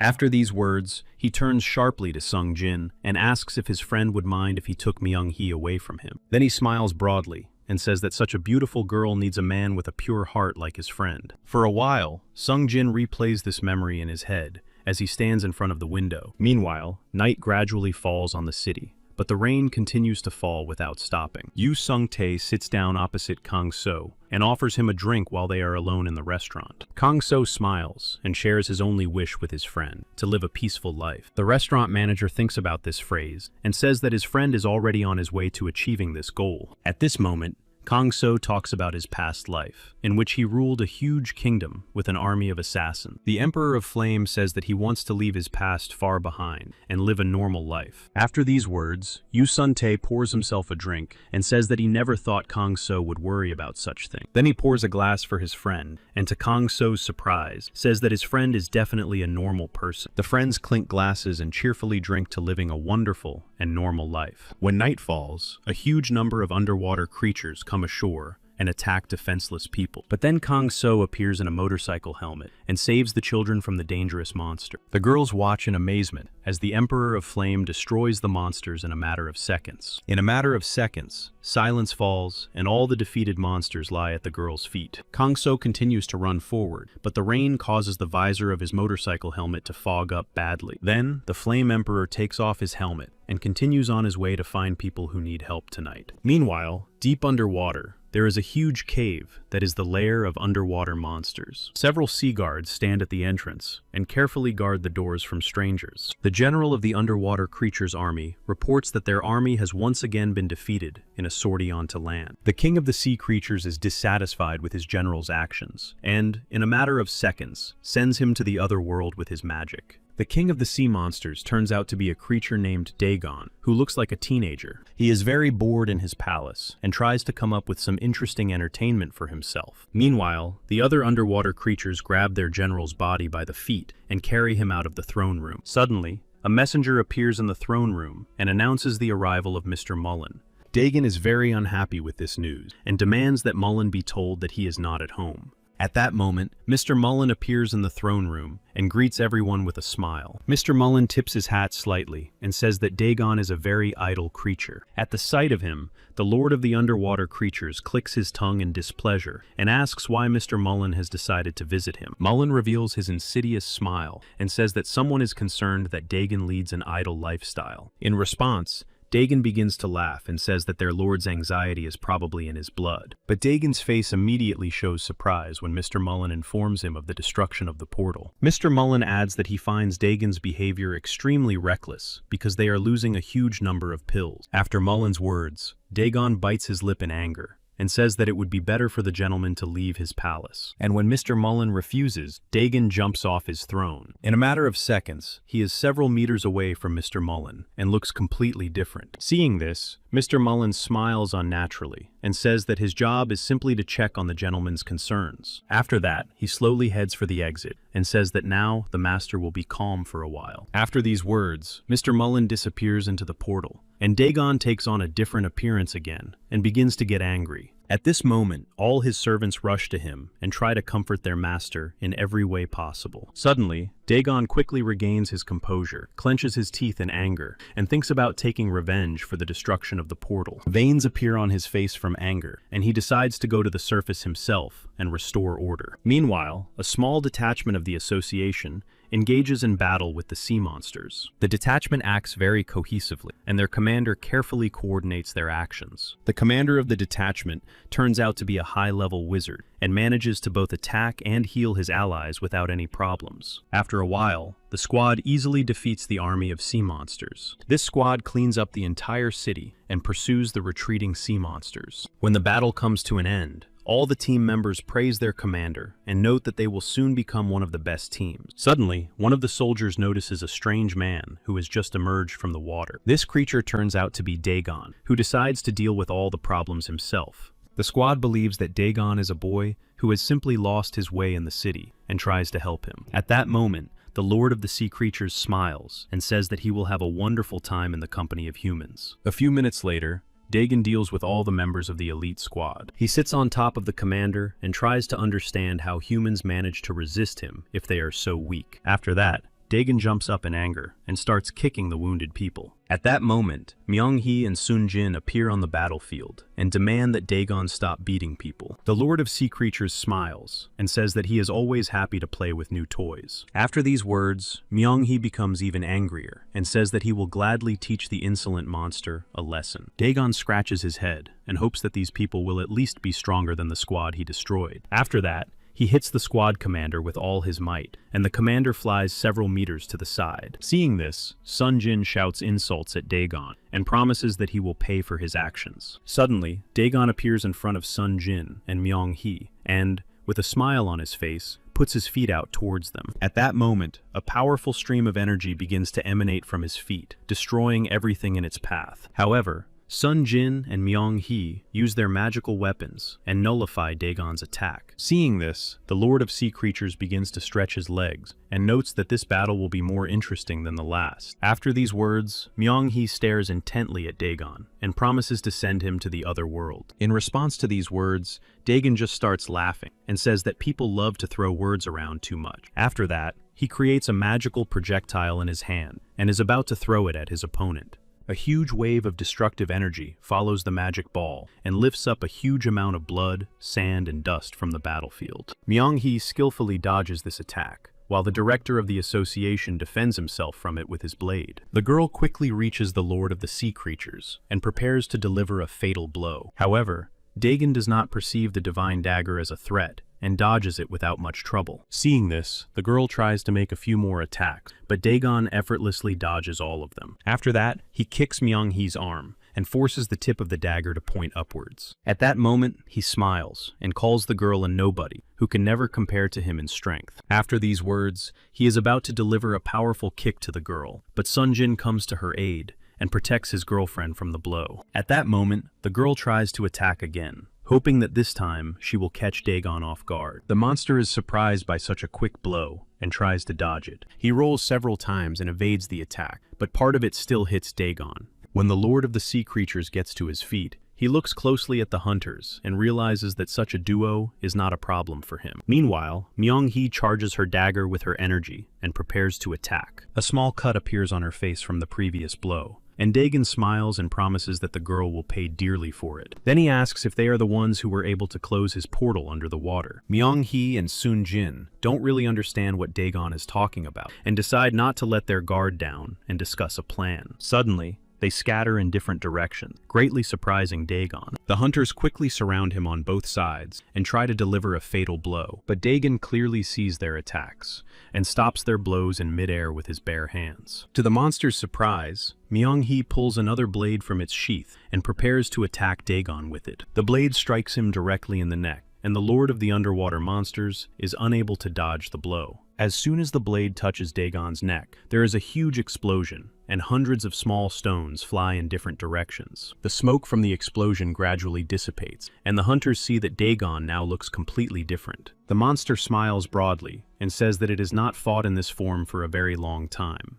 After these words, he turns to the hunters with a smile and asks them to show him everything they are capable of. At this moment, Sun Jin carefully examines the monster's new appearance and warns his friend that its energy level has increased significantly. Myung-hee tries to catch her breath and says that now this battle has become much more difficult to win. Meanwhile, Dagon begins to stretch his neck, and with that, all his dangerous wounds begin to heal. Myung-hee decides to act and is the first to attack the monster despite its new appearance. Seeing this, the king of sea monsters raises his hand, and spheres of water begin to appear around him. At the same moment, he makes a gesture with his hand, and the spheres fly towards Myung-hee at tremendous speed. The girl has to slow down considerably, but she manages to dodge all of the enemy's projectiles. However, one of the blows hits her arm, and she feels incredible pain. Meanwhile, Sung Jin manages to get close to the monster and tries to strike it while jumping. However, Dagon is ready for this and uses his tail to knock the association director's body aside. After that, the monster sighs heavily and says that this fight is turning into a very boring performance. At that moment, Myung-hee takes advantage of the monster's distraction and gets behind it. The girl instantly strikes the monster several times and takes a few steps back. Myung-hee turns around and is horrified to see that the monster is quickly healing its wounds. Dagon smiles broadly and says that as long as it is raining,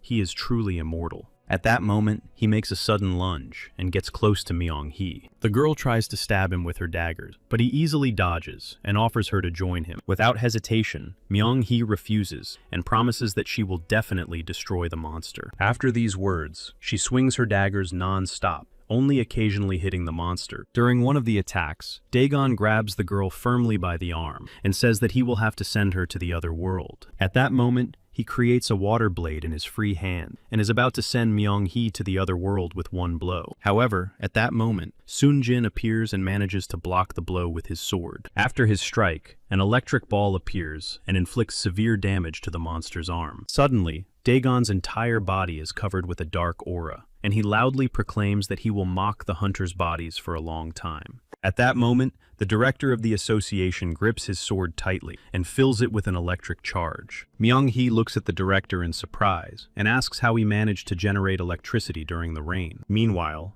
Dagon examines his burned hand and is unable to heal it with his magic. Seeing this, Myung-hee smiles and suggests that his partner exploit this weakness. At that moment, Dagon once again creates balls of water around himself and says that he will not allow himself to be touched now. Meanwhile, Myung-hee says that he will try to distract the monster and give Sung Jun time to attack. After their conversation, the two hunters advance toward their opponent. Seeing this, Dagon sends water projectiles in their direction and says that he will gladly destroy them. A smile appears on the monster's face when he notices that Sung Jun is constantly trying to block his water projectiles. Meanwhile, Myung-hee dodges every projectile and gets closer to the monster with every passing second. A few seconds before the attack, she fills her blades with energy and tries to find the right moment to attack. She finds herself close to Dagon, but the monster folds his arms in front of him and does not seem to be going to stop her attacks. Suddenly, he pulls out his blades, and Myung-hee exchanges several blows with the monster. Myung-hee's wounds heal without much trouble on the body of the Lord of the Sea Monsters. Water completely covers his body,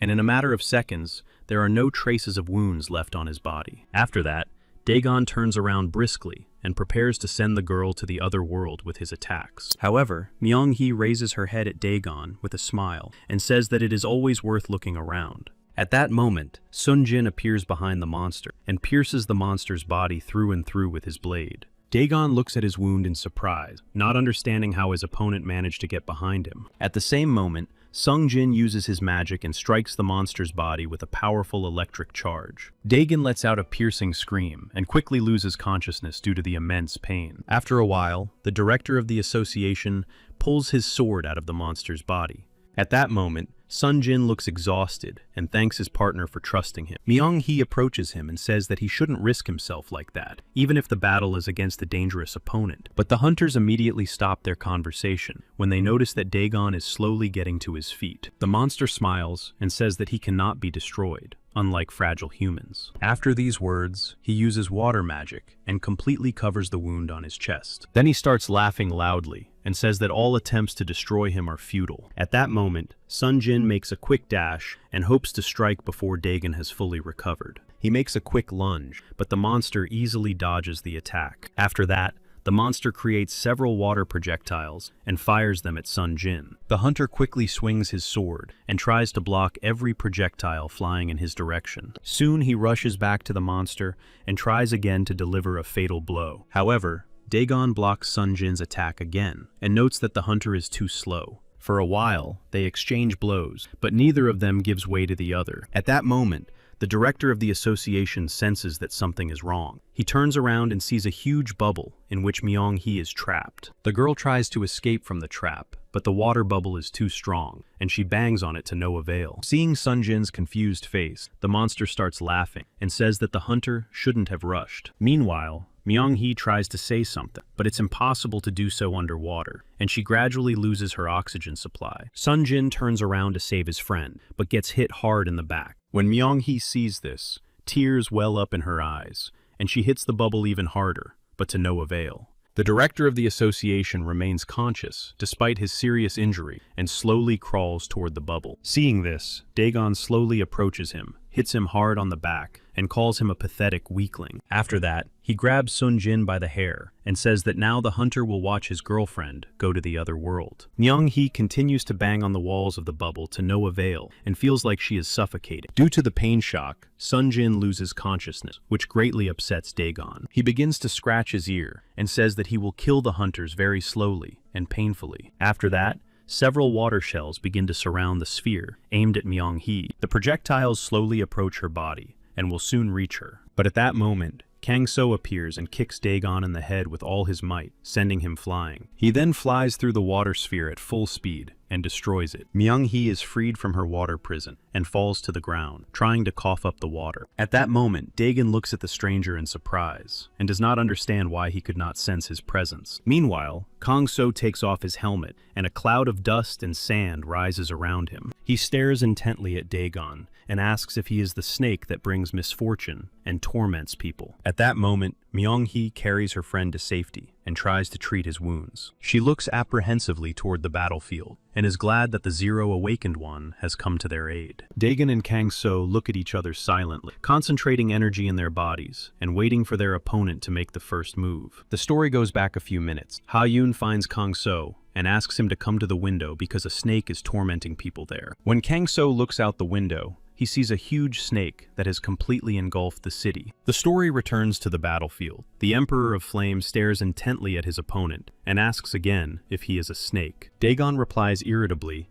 that he has never been and never will be a snake, and promises that the man will pay for his insolence with his life. A vein bulges on his face with rage, and Dagon prepares to launch a powerful attack. He creates a huge number of water projectiles and directs them toward the Emperor of Flame. However, Kang-so continues to stand in place without trying to dodge the attacks. When the projectiles reach their target, a huge cloud of smoke appears, and Kang-so's silhouette completely disappears among the stones and dust. Seeing this, Dagon begins to laugh and says that there is no man who can defeat him. At that moment, Kang-so emerges from the dust cloud and prepares to deliver a fatal blow. Dagon manages to react and puts water blades in front of him to block the hero's blow. But the blow is so strong that it instantly breaks the blades and inflicts devastating damage on Dagon. Black blood pours from Dagon's mouth, and he almost loses consciousness due to the immense pain from the blow. Dagon quickly flies up and prepares to shoot at Kang-so from a safe distance. After several water shots, Dagon creates a huge hammer in his hands and prepares to finish off the hero with one blow. A loud sound of impact is heard, and huge streams of water spill out from the hammer in different directions. At this moment, the monster is confident of his victory,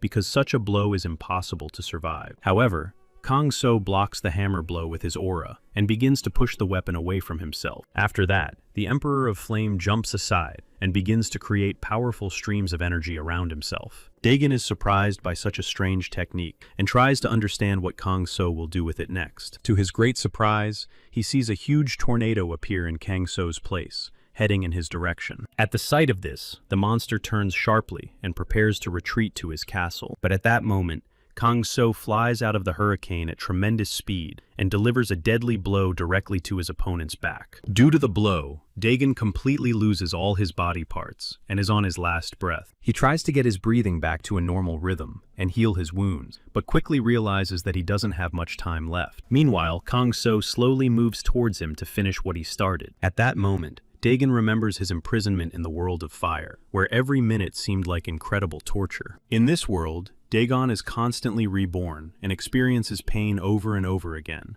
until his master gets bored. He replays these memories in his head and cries out loudly that he will never return to his former life. At that moment, a huge amount of water gathers around Dagon and lifts him up. He quickly restores his body, which is completely surrounded by a dome of water. After a few seconds, Dagon transforms into a huge creature that resembles a snake. Kang So senses an incredible amount of dark energy emanating from the monster's enormous body. However, the Emperor of Flame is not afraid of this huge creature and is ready to fight it.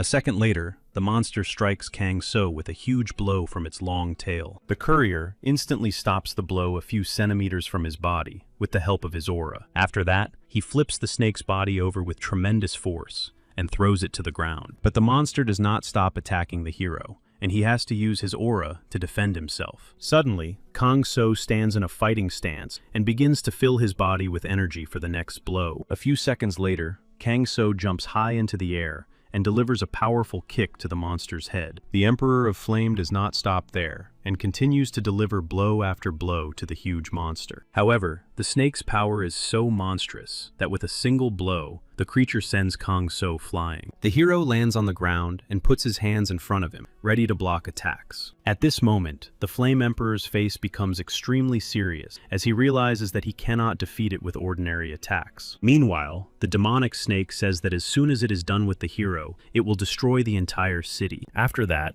Dagon rushes towards Kang So at tremendous speed to swallow him alive with his huge mouth. However, the Flame Emperor manages to grab the monster's teeth with his hands and prevents the monster's mouth from closing. At the same moment, Myung-hee picks up her friend and runs away in an attempt to find a safer place. In his attempts to eat the hero, he moves around the city at great speed, destroying all the houses in his path. But despite this, Kang So still manages to resist the dangerous monster. Finally, the Emperor of Flame finds the right moment and breaks free from the monster's jaws and jumps down. At that moment, Dagon catches the hero's mistake and hits him with all his might with his tail.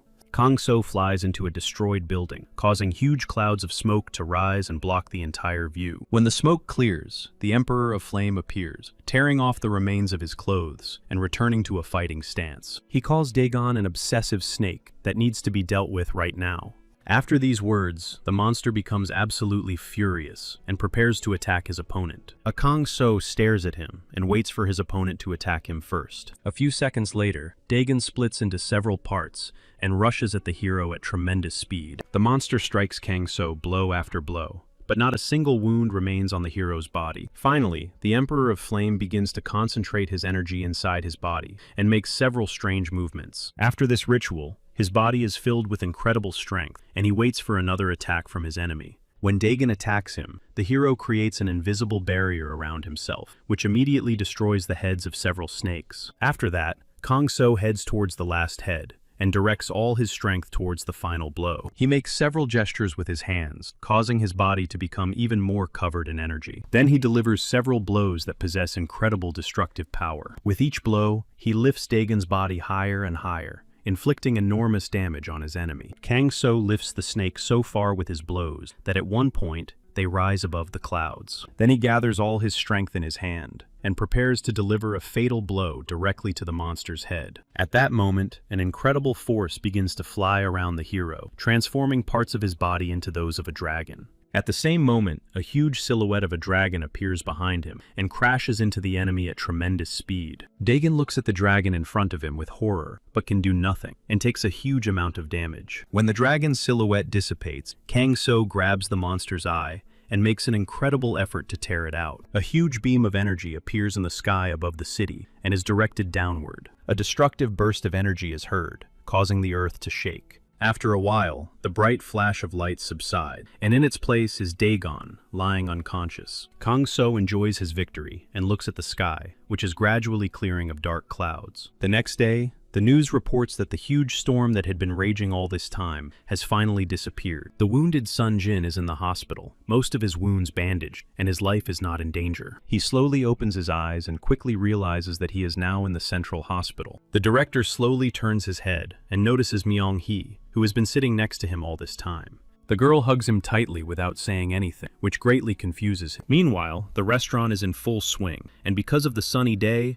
there are quite a few orders. Ha-yoon and Lee Shin are happily chatting with each other and rehearsing their roles, while not far from them, So-tae is hiding and watching the girl. Kang So is quickly running across the rooftops, rushing to deliver another food order. He is very happy with his life and glad that he can ensure the safety of the city and his loved ones. During his next delivery, Kang So senses the strange presence of a stranger. The Flame Emperor stops abruptly and looks around for whoever is following him. Suddenly, he notices a strange bird in the air and decides to disappear from its sight so he can follow it later. After a while, the bird heads into an alley and turns into an ordinary person. However, the man has no idea that Kang So has already crept up on him. He grabs the stranger by the head and demands to know why the stranger has been following him all this time. In the blink of an eye, a thick fog appears where the stranger was standing, making it impossible to see anything. A cat emerges from the fog and quickly starts running away from the courier. But Kang So has phenomenal speed, so he catches up with the cat without much trouble. A few seconds later, he grabs the cat by the head and tells it that it is impossible to escape from him. The hero then lifts the frightened cat up and demands to know why the creature was spying on him. The creature remains silent, so the courier promises that if this continues, he will resort to severe torture. At that moment, Ha-yoon appears from around the corner and asks Kang So in a loud voice why he is tormenting the poor creatures. After that, the girl runs closer and demands that the courier slowly release the poor goblin. For a while, Ha-yoon looks at the hero with great dissatisfaction and says that one cannot act this way. But the Emperor of Flame looks at the captured cat with slight bewilderment and asks for an explanation of who goblins are. After a while, Kang So and the goblin return to the restaurant, where Yu Sun-tae feeds the stranger lunch. Then he points to the young man and explains that this creature is called a goblin in this world. However, the only association the hero has with the name goblin is with a youth group. Yu Sun-tae sighs heavily and explains that goblins are creatures similar to humans, but with the difference that they have a changing energy inside them. Kang So becomes interested in this topic when he learns that goblins, like him, came to this world from another. The director continues to talk about goblins and describes them as young creatures who prefer to use melee weapons. An image of goblins gradually forms in Kang So's mind, and he becomes lost in thought. The courier also learns that the association and goblins often hold meetings and help each other. Finally, Yu Sun-tae exhales and says that this is general information about goblins that is worth knowing.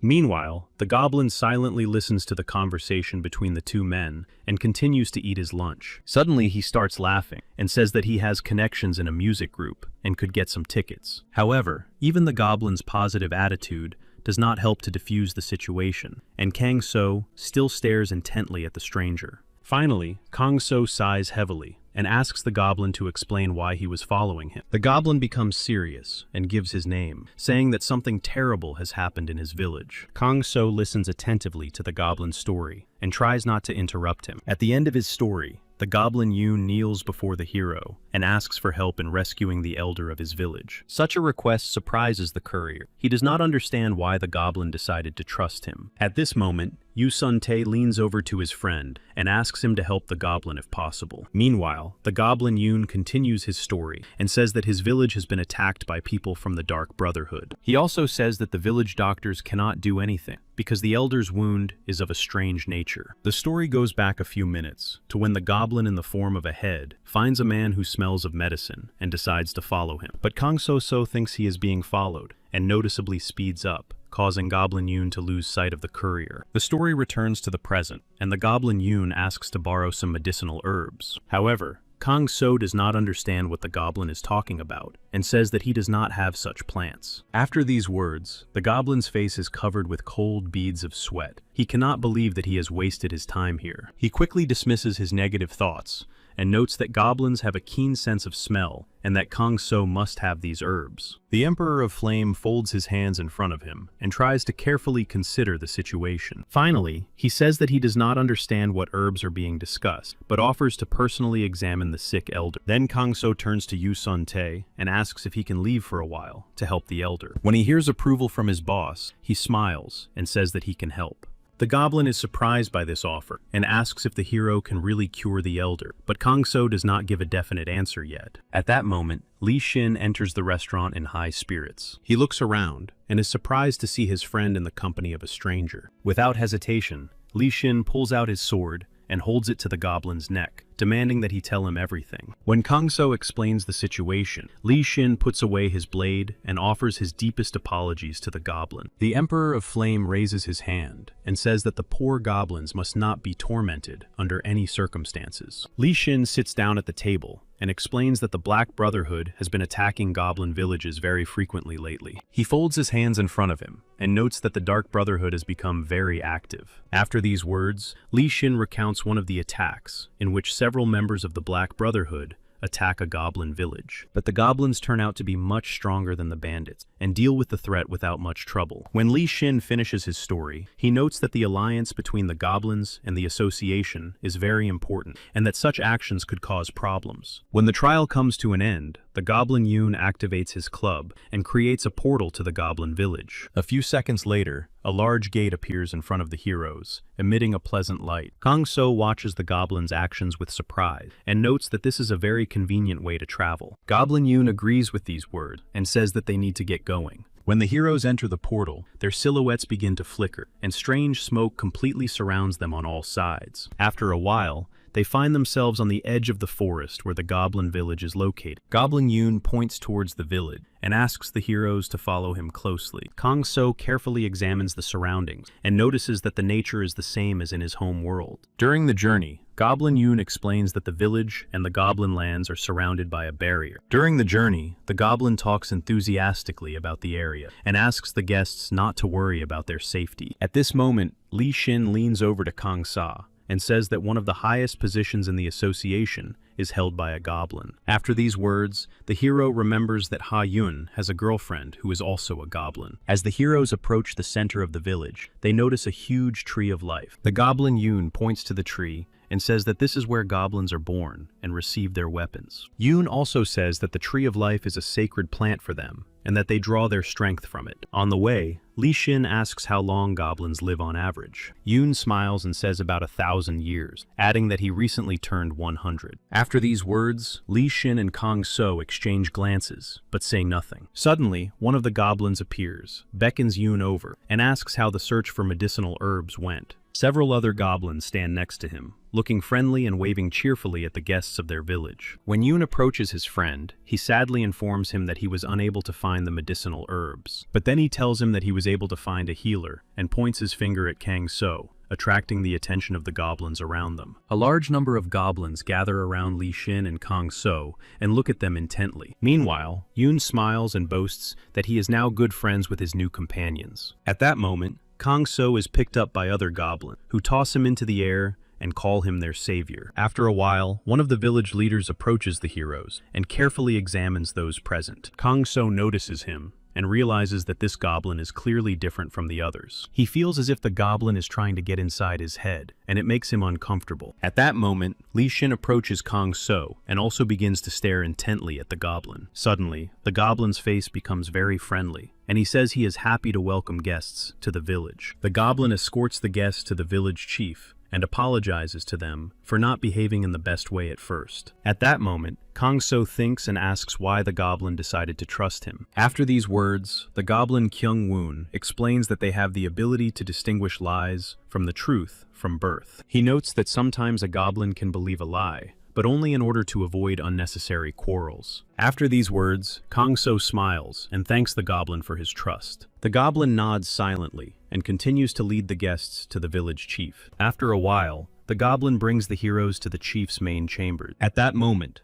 a goblin doctor appears from around the corner and wants to know what the guests are doing in this area. The doctor notes that the chief is feeling worse every day, so he hopes the guests can help. After these words, Kyung-woon asks the doctor not to blame himself and promises that everything will definitely return to normal. A few seconds later, Kang So finds himself in the elder's chambers and sees a bandaged goblin in front of him. He sits down next to him and begins to carefully examine his body and wounds. The Emperor of Flame fills his fingers with energy and begins to run them over the elder's body in search of the necessary wound. Suddenly, Kang So turns abruptly and asks Li Xin to leave the room and not let anyone else in. After these words, Kang So concentrates again and feels the goblin's power being sealed in a strange dark crystal. At this moment, the hero sinks into thought and comes to the conclusion that this is some kind of curse. Kang So uses spiritual energy and tries to penetrate the body of the headman with it. He carefully steps through the empty space and heads to the center where the curse is concentrated. When he reaches the right place, he notices that the curse is gradually surrounding the core of the goblin's power. Suddenly, the crystals scatter in different directions, and a red eye appears in the center, staring intently at Kang So. The strange creature makes an unpleasant sound and heads towards the hero's ghost. Gradually, the curse mutates and turns into a huge number of dangerous creatures. At the sight of this, Kang So only smiled, covering his body with spiritual energy and preparing for battle. The monster's heads slowly turn toward the hero, ready to attack him at any moment. However, Kang So possesses tremendous speed and manages to both dodge the attack and strike back himself. With each blow from the Flame Emperor, the power of the curse begins to weaken noticeably. Kang So wants to end it all with one blow, so he uses his dragon form and deals enormous damage to the monster. But the monster is in no hurry to give up, and tries even harder to absorb the goblin's core of power. During this, new monstrous heads appear from the monster, ready to tear the man apart. But Kang So ignores the danger and rushes at full speed towards the dark heads. With incredible speed, he delivers several blows and destroys the monsters one by one.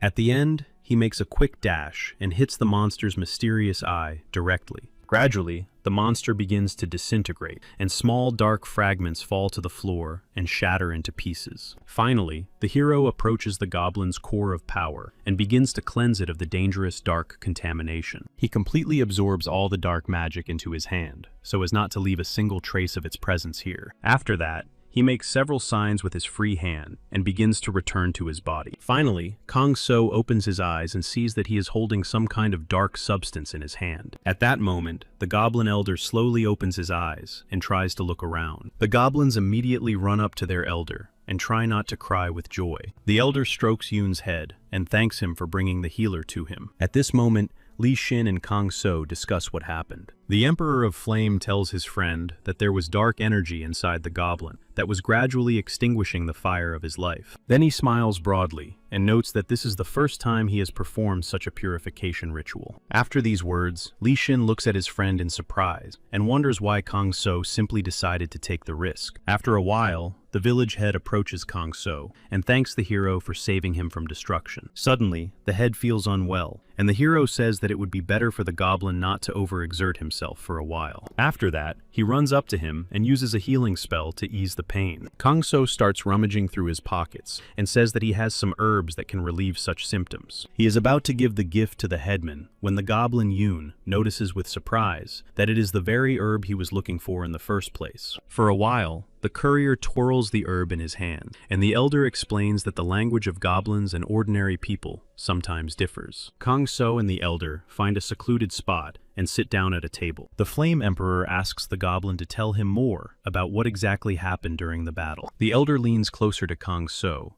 and begins to recount the attack in detail. The story goes back a few weeks, when an armed gang accompanied by dangerous beasts invades the goblin village. The village elder and his elite warriors fought back against the invaders. As the battle draws to a close, the village chief fails to notice that one member of the attacking gang is still alive. He lunges at the elder, holding a strange, rust-covered blade in his hands. The chief manages to block the enemy's attack and notices that the blade is filled with some kind of dark energy. However, the blade soon breaks into several pieces that scatter in different directions. One of the blade fragments pierces the goblin's body and goes straight to his heart. At that moment, the elder deals with the last bandit and asks what exactly he did to him. After that, the goblin falls to his knees and begins to cough up blood and experience tremendous pain. Other goblins try to grab the attacker to interrogate him and learn more about the strange blade. However, the man just smiles madly and bites into a poison pill. A few seconds later, the pill opens and releases a dangerous creature that sends the man to the other world. With each passing minute, the elder gets worse and worse, and he continues to cough up blood. After a while, the headman falls to the ground and loses consciousness due to the incessant pain. Kang So listens carefully to the story and asks if there are any parts left of the strange sword that wounded the goblin. In response, the headman says that the blade of the sword has completely disappeared, and nothing remains of it except for the ordinary hilt. The hero constantly thinks about the strange magical blade and tries to understand its purpose. Finally, Kang So sighs heavily and notes that if he could see the blade in person, it would greatly simplify matters. Suddenly, the chief changes the subject and notes that he has sensed great power in Kang So. The goblin notes that the hero most likely came from another world, which surprises the curator a little. Kang So smiles and explains that he ended up in this world completely by accident and against his will. The Emperor of Flame tells the village elder about his country from the past and asks if he knows anything about this place. The village elder looks down and regretfully states that he has never heard of such a place and cannot help the hero. Kang So is a little upset when he realizes that he will not be able to get answers again and remembers his girlfriend from his past life. The village head notes that even though they come from different places, they can search for a way to return home together. After that, the village head extends his hand and asks if the hero will join their search. Kang So smiles and says that he would be happy to move in this direction and shakes the headman's hand firmly. A few days pass, and the assistant approaches his boss and informs him that the Minister of Defense wants to meet with him. The head of the association ponders for a while, and the assistant adds that the minister wants to apologize for his mistake. Without showing much emotion, the head of the association asks for the meeting to be scheduled in a few days. He then adds that the minister should pay close attention to his work so that there are no more incidents. The head of the association also says that he needs to leave for personal reasons and asks not to be followed. After that, the head enters the elevator and presses the lowest button on the panel. He walks a few meters down the corridor and thinks about the incident in the Goblin Village. The employees greet their boss with smiles on their faces, but because the director is lost in his thoughts, he does not notice anything around him. The image of Li Xin, who recently received a new rank, pops into his head, and he believes that this is not a mere coincidence. The director replays his conversation with him from a couple of days ago, when the boss and Li Xin discuss the promotion of the Awakened One. His stories constantly contradict each other, and the boss concludes that something is clearly wrong here. The head also recalls Myung-hee's reports, in which there are also many inconsistencies. But what worries him most is the instruction manual for improving the abilities of the Awakened One that was left on his desk. The chairman is concerned that the zero-level Awakened One may one day become not the savior of the world, but its destroyer. Therefore, he sends several of his people to follow Li Xin's movements. All this leads him to a courier named Kang So, who works in a small restaurant. Based on this, the chairman decides to meet Kang So in person to find out his motives. He tweaks his watch to change his appearance and enter the restaurant incognito. The chairman chooses the appearance of an ordinary old man and decides to stick with it. He touches his cheeks and hopes that this appearance will not arouse any suspicion. After that, he hails a taxi and heads for the Spring Pavilion restaurant. The taxi doors close, and the car speeds off to its destination. All this time, the chairman is being followed by mercenaries from the Black Brotherhood, who are planning to send the head to the other world. Meanwhile, at the restaurant, Yu Sun-tae and Kang So are preparing dinner and using the last of the ingredients. The restaurant manager listens with pleasure to the sounds of the stove and says that the food will be amazing. Kang So agrees with his friend and says that he can't wait to taste the dish. Yu Sun-tae gets too carried away with cooking, and as a result, there are many more pancakes than originally planned. Seeing this, the restaurant manager is upset because he and the delivery man have no one to share this gastronomic pleasure with. Suddenly, an elderly man appears at the door and asks if he can come in. Kang Sung looks closely at him and notices that he has a very strange aura. Yu Sung-tae welcomes the guest, but sadly notes that the restaurant is closed for the day and he will not be able to serve him. Suddenly, an interesting thought occurs to him, and he asks if the visitor likes pancake. After a while, they sit together at the table, and the disguised chairman has completely forgotten why he came. he thanks his new friends for allowing him to join them and raises his bowl of alcohol. In response, Yu Sun-tae smiles and says that it is always nice to drink alcohol in good company. The elderly guest agrees with these words and begins to dance with joy, while Yu Sun-tae offers to pour him another drink. After that, the disguised chairman sits down at the table and drinks another portion of alcohol. Suddenly, a light begins to flash in the restaurant, causing the elderly visitor slight concern. Meanwhile, hired assassins appear on the roof of the building and make a plan to eliminate the head of the association. Hong puts his hands on the roof of the building and begins to absorb electricity to de-energize all areas around it, including the restaurant. Meanwhile, the lights in the restaurant go out completely, and the restaurant manager assumes that there has probably been a breakdown. At that moment, Kang-so senses two powerful auras on the roof of the restaurant. He gets up from the table and says that he will try to fix the power supply. After that, he looks meaningfully at Yu Sun-tae, hoping that his friend will understand everything. Meanwhile, the mercenary Hong completely drains the electricity from the wires and fills herself with energy. After that, she turns to her brother with a smile and tells him that he can start his part. Zhang nods and covers his body with dark energy, his power increasing when he is in the dark. He quickly descends from the roof of the building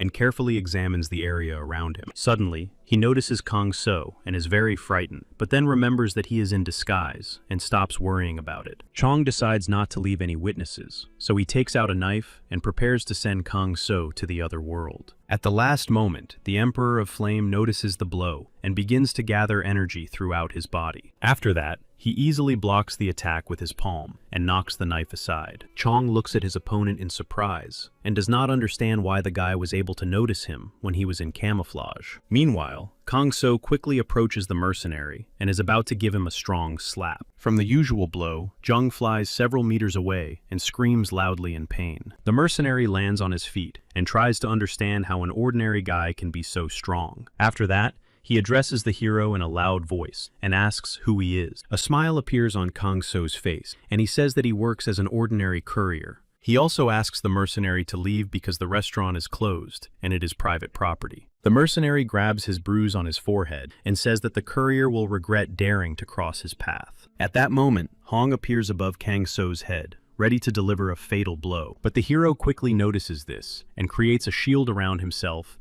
that nullifies the girl's attack. He looks up at her and tells her she needs to find a better job. After that, he grabs the girl firmly by the wrist and warns her that things are about to get unpleasant. Then he throws Hong to the ground with all his strength, causing the girl to take a heavy blow. Meanwhile, Zhang is already heading towards his target because he is confident that his sister can handle the enemy. After a while, he finds himself in front of the entrance to the Spring Pavilion restaurant. He runs up and is about to kick the door down when an invisible force pushes him aside. The mercenary falls to the ground, and a high-level protective barrier appears around the restaurant. Hong looks at the barrier in surprise and does not understand who put up such protection for a simple restaurant. At that moment, Kang-so appears and says that he assumed that one day he would need the barrier. Meanwhile, the chairman is left alone with the restaurant manager. Undercover, the chairman decides to find out more about Kang-so from Yu Sun-tae. When the conversation turns to the courier, the manager smiles and says that Kang-so has power, but also gives a sense of security. Meanwhile, the Flame Emperor continues his battle with the hired assassin and tries to keep them away from the restaurant. Zhang and Hong work together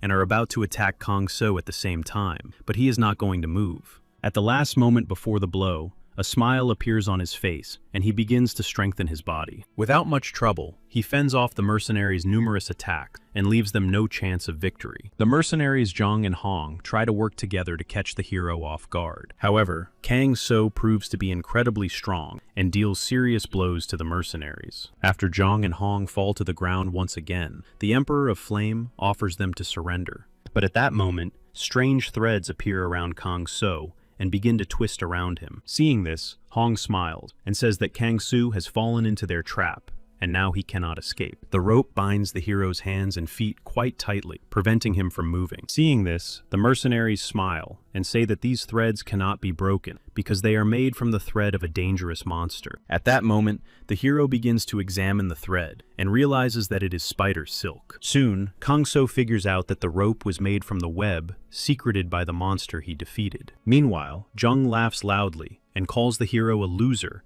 who fell into such a stupid trap. However, at that moment, he hears the sound of the ropes beginning to break, and his heart is seized with panic. In a matter of seconds, Kang-so frees himself from the ropes and says that the mercenaries should have come up with a better plan. Seeing this, Jung and Hong look on in horror and don't understand how to defeat the hero. Kang-so collects the remains of the ropes and says he has a good use for them. Meanwhile, the conversation between the chairman and the restaurant owner continues in a calm atmosphere. Periodically, the tied-up mercenaries flash by in the restaurant window, but no one pays any attention to them. During the conversation, Yu Sun-tae tells the old man that Kang-so is a very simple man and never uses his power for his own benefit. Suddenly, the lights come on throughout the restaurant, and the room is filled with color again. At that moment, Yu Sun-tae and the old man look up and rejoice that they have electricity again. After a while, Kang-so appears and says that he had to stay behind to fix the lights. At that moment, the old man decides to ask the young man again how he should address him. When the hero tells him his name, the old man folds his hands in front of him and sinks into thought for a moment. Then he looks up at the young man and says he wants to thank him. Kang-so also thanks the old man and notes that thanks to people like him, Korea continues to prosper. These words surprise the chairman, who now realizes that Kang-so saw through his disguise from the very beginning. After that,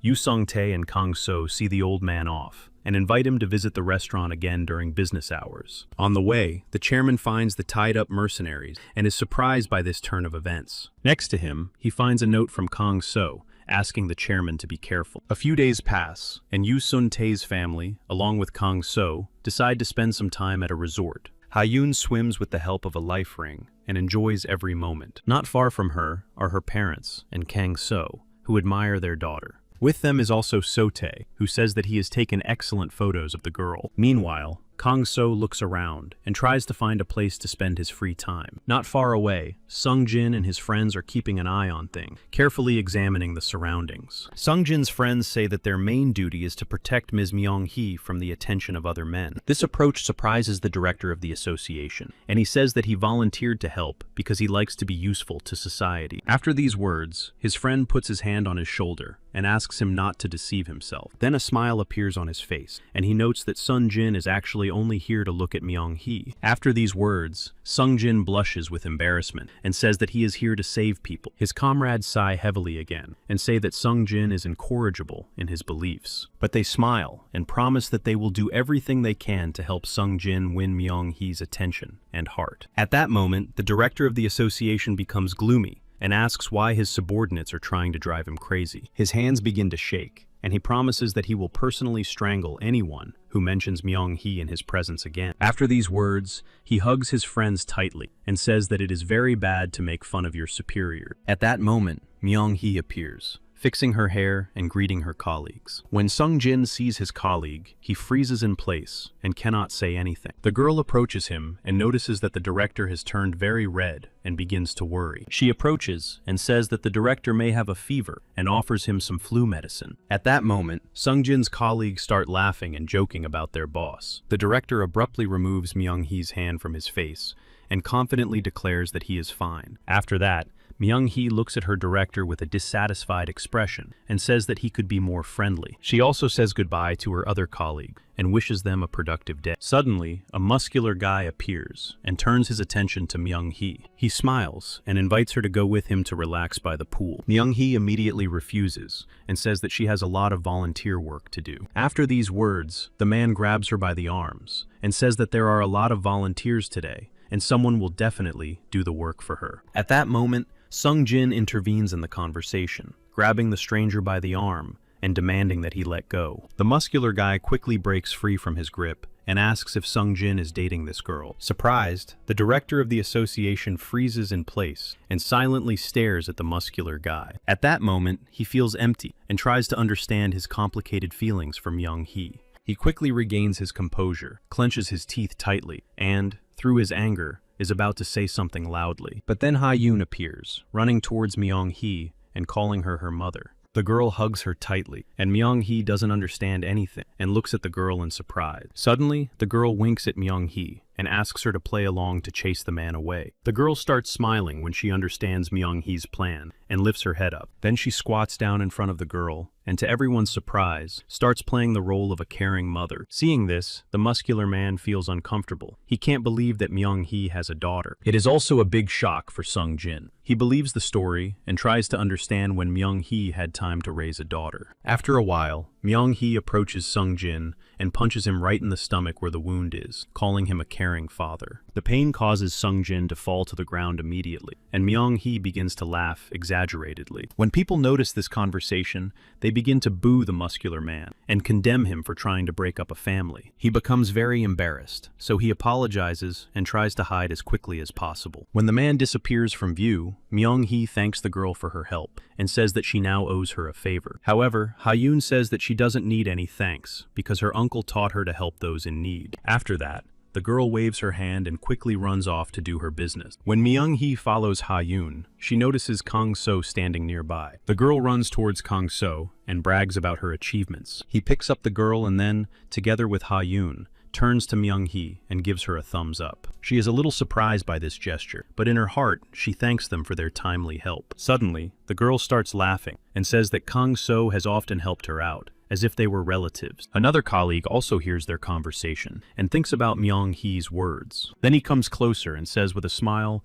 that Kang-so is Myung-hee's personal spy. After that, he turns to his boss and asks what he thinks about it. However, the boss pays no attention to this conversation because his mind is completely elsewhere. Meanwhile, Kang-so and Yoo Sung-tae are walking with their daughter, looking around for interesting things. Suddenly, their attention is drawn to a crowd of people gathered around a flamboyant presenter. They decide to stop nearby and find out why so many people have gathered in this place. Kang-so sighs heavily and hopes that the speech will not be about competitions. He remembers his past life, where he had to risk his life to pass a test. Meanwhile, the presenter announces that an obstacle course competition will soon take place. One of the men shouts loudly that the awakened will have a clear advantage over the rest, but the host, with a smile on his face, says that the competition is designed so that everyone has a real chance of winning. He then points to a red car and says that it is the prize for the winner of the competition. This information excites the crowd, and everyone rushes to sign up for the competition. The host says that there is still plenty of time to sign up and suggests that they invite as many people as possible. Ha-yoon listens carefully to the host and gets excited about the idea of winning a car. She turns to Kang-so and asks him to participate in the competition so that they can have a cool car. The girl is a little upset when her uncle doesn't give a definite answer and says that a new car would bring them a lot of joy. She looks intently into Kang-so's eyes and hopes that her gaze will convince him to participate in the competition. Finally, Kang-so can't stand Ha-yoon's gaze and says that he will definitely win the competition. The girl claps her hands with joy, eager to see her uncle in the race. Ha-yoon also promises that if her uncle wins, she will give him a kiss in the air. This makes Kang-so even more determined to win, and he goes to register his candidacy. A few minutes later, everything is ready for the competition to begin. The host once again loudly greets the audience and announces the start of the timed obstacle course race. The first participant is a muscular man who had previously tried to win Myung-hee's affection. He notices that among the regular spectators, there are those who are recruiting for special units. That is why he prepares thoroughly before his start and plans to show off his best skills. After the announcer's voice, the man immediately rushes forward and quickly passes a series of obstacles. However, at the first turn, he loses his balance and immediately falls into the water. Water splashes in all directions after his fall, and laughter erupts among the crowd. This turn of events alarms Kang-so, and he begins to look closely at the obstacles. When the hero looks closely at them, he quickly realizes that they can absorb the energy of the awakened and return it back. Therefore, Kang-so begins to carefully study the entire obstacle course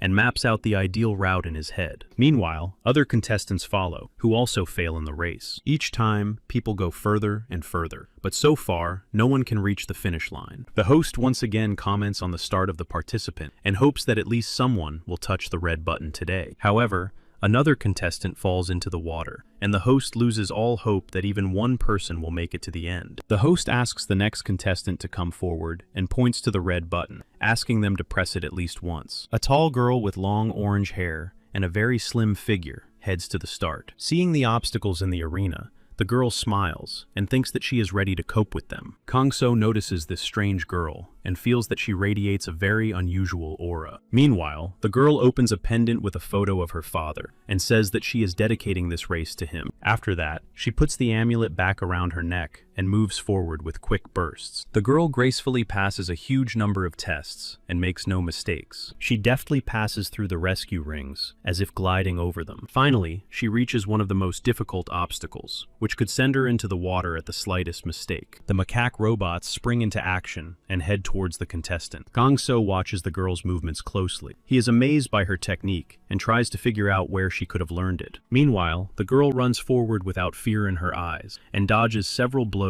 from a boxing glove. She moves very quickly, and the robot does not have time to knock her into the water, despite how slippery the floor is. The girl quickly slips past the second robot twice. She has a little more to go to overcome the dangerous zone. However, the girl soon reaches a dead end, and it seems that she has no way to escape the blow. Myung-hee and Soon-jin watch closely and follow the girl's every move with their mouths open in surprise. The contestant is so fast that the robots can't keep up with her and bump into each other. The girl makes a neat jump and seems to be flying through the air. A second later, she lands perfectly in the right place, without a single mistake. After landing, the girl slightly fixes her hair and tries to catch her breath after the intense run. Meanwhile, the host is speechless at what he has seen and calls the performance incredible and intriguing. However, the test continues, and the girl continues to run forward, skillfully overcoming obstacles. But on one of the beams, she loses her balance and begins to slide down. The girl tries to grab hold, but her hands slip. At that moment, she decides to fall, so that it is easier to find a place to stop the fall. The whole crowd begins to cheer when the girl manages to grab the edge of the beam with her last ounce of strength. She quickly gets to her feet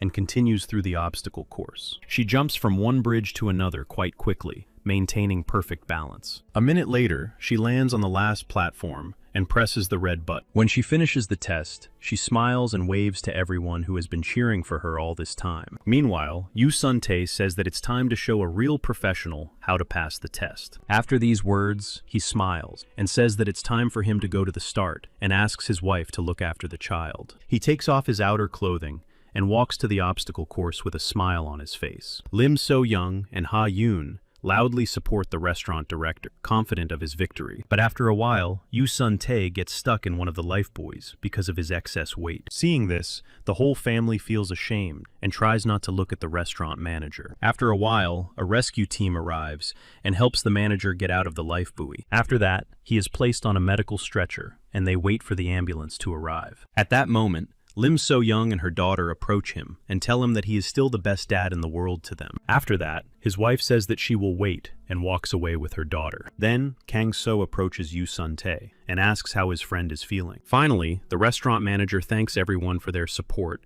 and smiles at his family, then faints from embarrassment. At that moment, Kang-so is filled with determination and promises that he will win the competition at any cost. After that, he quickly heads to the starting point of the competition. He takes off his t-shirt so that it doesn't restrict his movements and attract unnecessary attention. Then he takes off his glasses and once again examines the obstacle course he has to complete. During this time, Yu Sun-tae comes to his senses, holding his daughter on his shoulders, who loudly shouts good luck to her uncle. The girl, who has already passed the test, also watches how Kang-so will pass the obstacle course. Some time passes, and the host begins to count down the time until the start of the competition. As soon as the starting signal sounds, Kang-so shoots forward like lightning, becoming impossible for the human eye to follow. He navigates the obstacle course very carefully and quickly, keeping his balance. As he goes through the course, he remembers his past life, where any mistake could have cost him his life. As he completes the test, Kang-so imagines that he is in a dangerous maze. There are traps and stakes everywhere, but Kang-so moves forward very quickly and carefully. Using his strength, he spins his body, which increases his speed. However, when he returns to reality, he thinks that the obstacle course is nothing compared to what he has been through. After a few minutes, he crosses half of the arena and decides to take a short break before the difficult test. The fighting monkeys are activated and begin to slowly approach Kang-so. However, the hero is ready to face them and quickly rushes towards them. The fighting monkeys act in sync and try to attack Kang-so at the same time. But the hero makes a high jump and grabs the mechanical machines by their iron heads. Then he pulls them off with all his might and continues to run without restriction. Seeing this, the host's eyes nearly pop out of his head in surprise, and he can hardly speak. The previous participant is also a little surprised by such an unusual approach, and assumes that Kang So will reach the finish line. Meanwhile, Kang So continues to pass all the tests at high speed. Myung-hee also watches Kang So, and notes that his technique is on a completely different level. Kang So copes perfectly with each challenge and obstacle, as if his life depended on it. Finally, he makes several jumps across the bridges, and soon finds himself near the finish line. He exhales heavily and presses the red button, and the host announces him as the winner of the competition. A huge crowd of people chant his name, and some want to get his autograph. The association's employees call Kang So an incredible man, and cannot imagine ever reaching such a level. Sung-jin suggests that the Red Dragon Guild will want to recruit someone like him. Myung-hee laughs and says that Kang So has a very low rank, so no guild will want to work with him. At that moment, the director of the association remembers that Kang So has excellent physical abilities, but a low rank. Meanwhile, Kang So returns to his friends and takes Ha-yoon in his arms, who is happy to see him. Han-so watches him from the sidelines, amazed by Kang So's strength and endurance. A new day dawns. Kim-ji clears the plates from the table and pays attention to the news. The anchor talks about another letter from the Black Cat, who is about to commit another theft. Kang So listens to the news report with interest and asks why the Black Cat is so popular. Kim-ji is surprised that Kang So knows nothing about this criminal and tells him that the Black Cat only steals diamonds. Even after Kim-ji's explanation, the courier still doesn't understand why there is so much fuss about an ordinary thief. The girl explains that before each robbery, the Black Cat always leaves a letter warning of his plans. Kim-ji also talks about the elegant suit that the Black Cat wears during his robberies. Kang So is very surprised when he learns that the Black Cat has returned almost all of the jewels he stole. Suddenly, the door opens, and Kang and Kim-ji simultaneously turn to Lee Shin, who enters the room. Lee Shin looks very worried and asks his friend to help him stop the Black Cat's robbery. Night falls. Ha-yoon looks with interest at the huge diamond under the protective glass. The girl is very impressed with the diamond and says that it is incredibly beautiful. Kang So turns to his friend and tries to find out how they are going to catch the Black Cat. However, Lee Shin has no idea and says that he has never managed to catch this criminal. In response, Kang So sighs heavily and says that he should have stayed home. After these words, the courier turns to the guards and asks why so many people have gathered at such a late hour. He looks at them closely and, without Lee Shin's answer, realizes that they are fans of the Black Cat.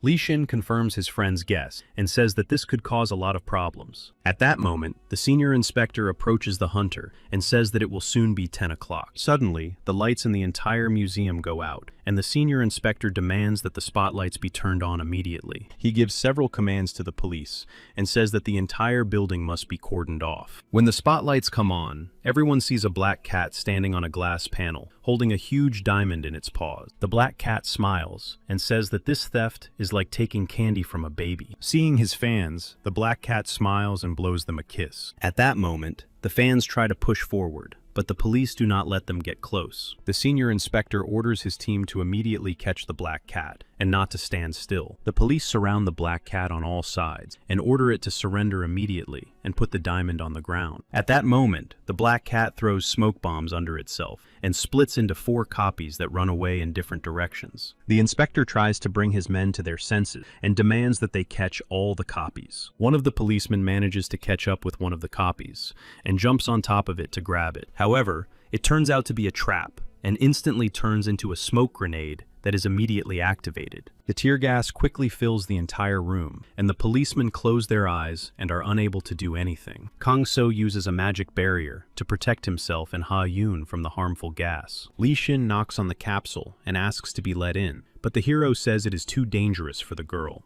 Meanwhile, several police officers cannot withstand the pain and quickly run out of the foggy veil. At the same moment, the inspector contacts other units by radio and orders them to close all entrances and exits. Meanwhile, the Black Cat deftly passes through the police units. He points to the man in the Black Cat costume, attracting the attention of the police. The inspector immediately rushes at the man and demands that he surrender to the authorities. But when he takes off his hat, he sees an ordinary Black Cat fan who doesn't understand what's going on. The boy looks at the inspector in tears with surprise and asks what he has done wrong. Some time passes, and Kang So and Li Xin meet outside the building and discuss what happened. The hunter sighs heavily and is upset that even his teacher's help did not help in catching the black cat. Ha Yun tries to calm the upset hunter and pats him on the shoulder, but the hero says he needs to leave. Kang So senses a strange aura coming from the grandmother and decides to find out what is wrong. The hero greets the grandmother and offers to walk her home because it is already very late. The grandmother tries to refuse, but Kang Soo insists on helping her. After a while, the courier brings the grandmother to the alley. She smiles and thanks him for his help. Suddenly, a smile appears on Kang Soo's face, and he says that he understands perfectly well that the black cat is disguised as the grandmother. The grandmother says nothing for a while and silently stares straight ahead. But suddenly her smile and gaze take on a terrible expression, and she congratulates the hero on his discovery. However,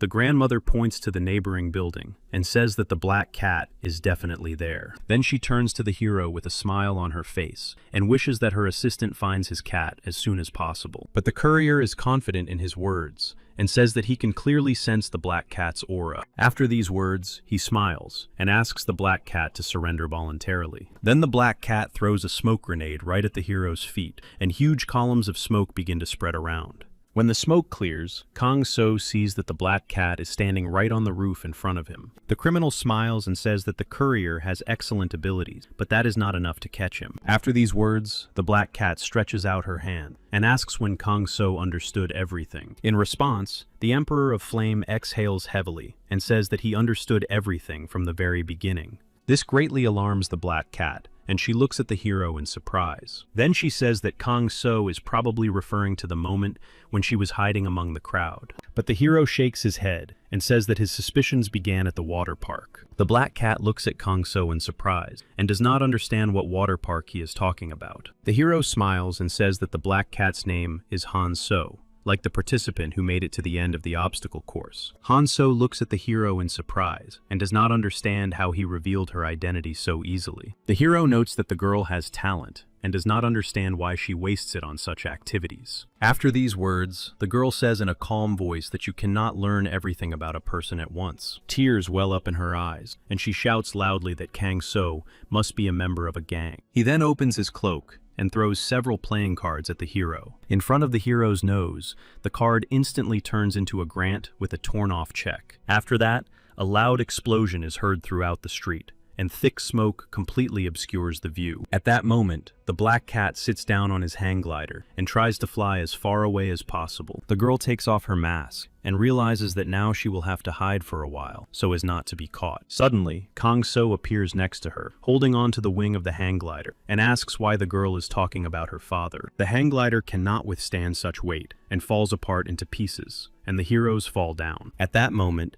the girl rummages through the pockets of her clothes and takes out a cat hook. As she falls, she quickly aims and tries to hook onto something. The shot is successful, and Han So hooks onto a sign without any problems. After that, she swings and lands gently right on top of the sign. At that moment, a smile flashes across her face. She feels like the absolute winner. However, the metal structure cannot withstand the girl's weight and begins to fall down with her. Han So flies down at tremendous speed and thinks that this is her last moment of life. But at the very last moment, Kang So catches her and says that no object is worth a human life. After these words, he lands gently on the ground, and the girl is surprised that she is still alive. She looks at her magic ring and does not understand why it did not sense the magical aura. Meanwhile, Kang So gently lays the girl on the ground and asks why she is stealing jewelry. Han So smiles and says that she has always dreamed of being a real mystery and playing the role of a villain. But the hero quickly realizes that this is a lie, begins to treat the girl's leg, and asks her to tell the whole truth. Han So then tells the courier that one of the diamonds contains a weapon capable of destroying the demon. This information greatly surprises the hero, and he asks the girl to tell him more about it.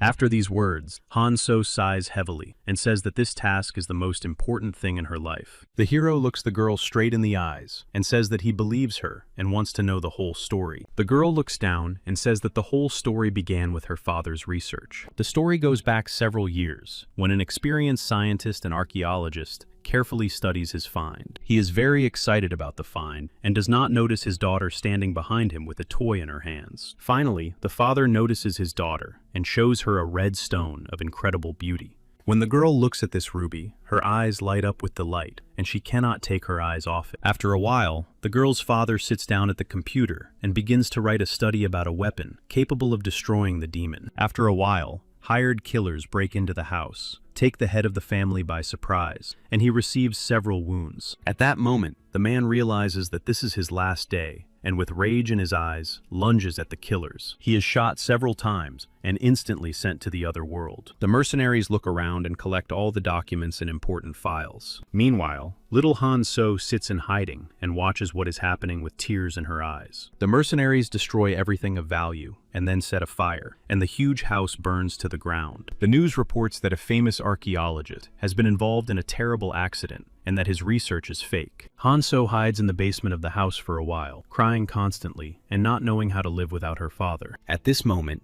Kang So realizes that he has encountered a weapon capable of destroying demons before. He recalls his conversation with Myung Hee, who says that, according to stories, the monster is still capable of awakening the weapon. She also says that Dagon knows something about the weapon that is hidden from human eyes, but is not going to share this information. Kang So tries to analyze the information he has received, and thinks that a weapon capable of destroying the demon definitely exists. The girl also says that the weapon usually sleeps inside a gemstone and waits for the moment of its awakening. After these words, Kang So suggests that there are probably several such weapons. Then, the hero gets to his feet and says that he believes the girl and promises to help her in her search. After that, he extends his hand to Han So and helps her to her feet. The girl is surprised that the hero believed her story so quickly and adds that she will be grateful for any help. Suddenly, the diamond stolen by the girl appears in Kang So's hand, and he asks Han So to stop stealing. The girl sighs heavily and says that she had no other way to find the hidden weapon. Meanwhile, Mr. Mullen reaches the ruins of an ancient fortress and collapses in the center of it. On the way, he sees a huge number of red roses lying on the road. After a while, he finds his master and asks him for a moment to talk. Then he kneels on one knee and tells him that Dagon is now in prison in a small state. The figure in the cloak cuts several roses from the wall and says that he will give the necessary power to save this creature. At that moment, Mullen feels his staff begin to absorb huge streams of dark energy. He bows low and promises to immediately set about rescuing Dagon from human prison. The mysterious figure also tells Mullen to deal with Dagon if it turns out that he has said too much. The next day, the old man sits by the fountain and reads a small book intently. The text is too small, so the old man takes off his glasses and tries to squint to make out the words. At that moment, a boy walks by and starts crying when he sees the old man's face. He hugs his mother tightly and asks her to leave as quickly as possible.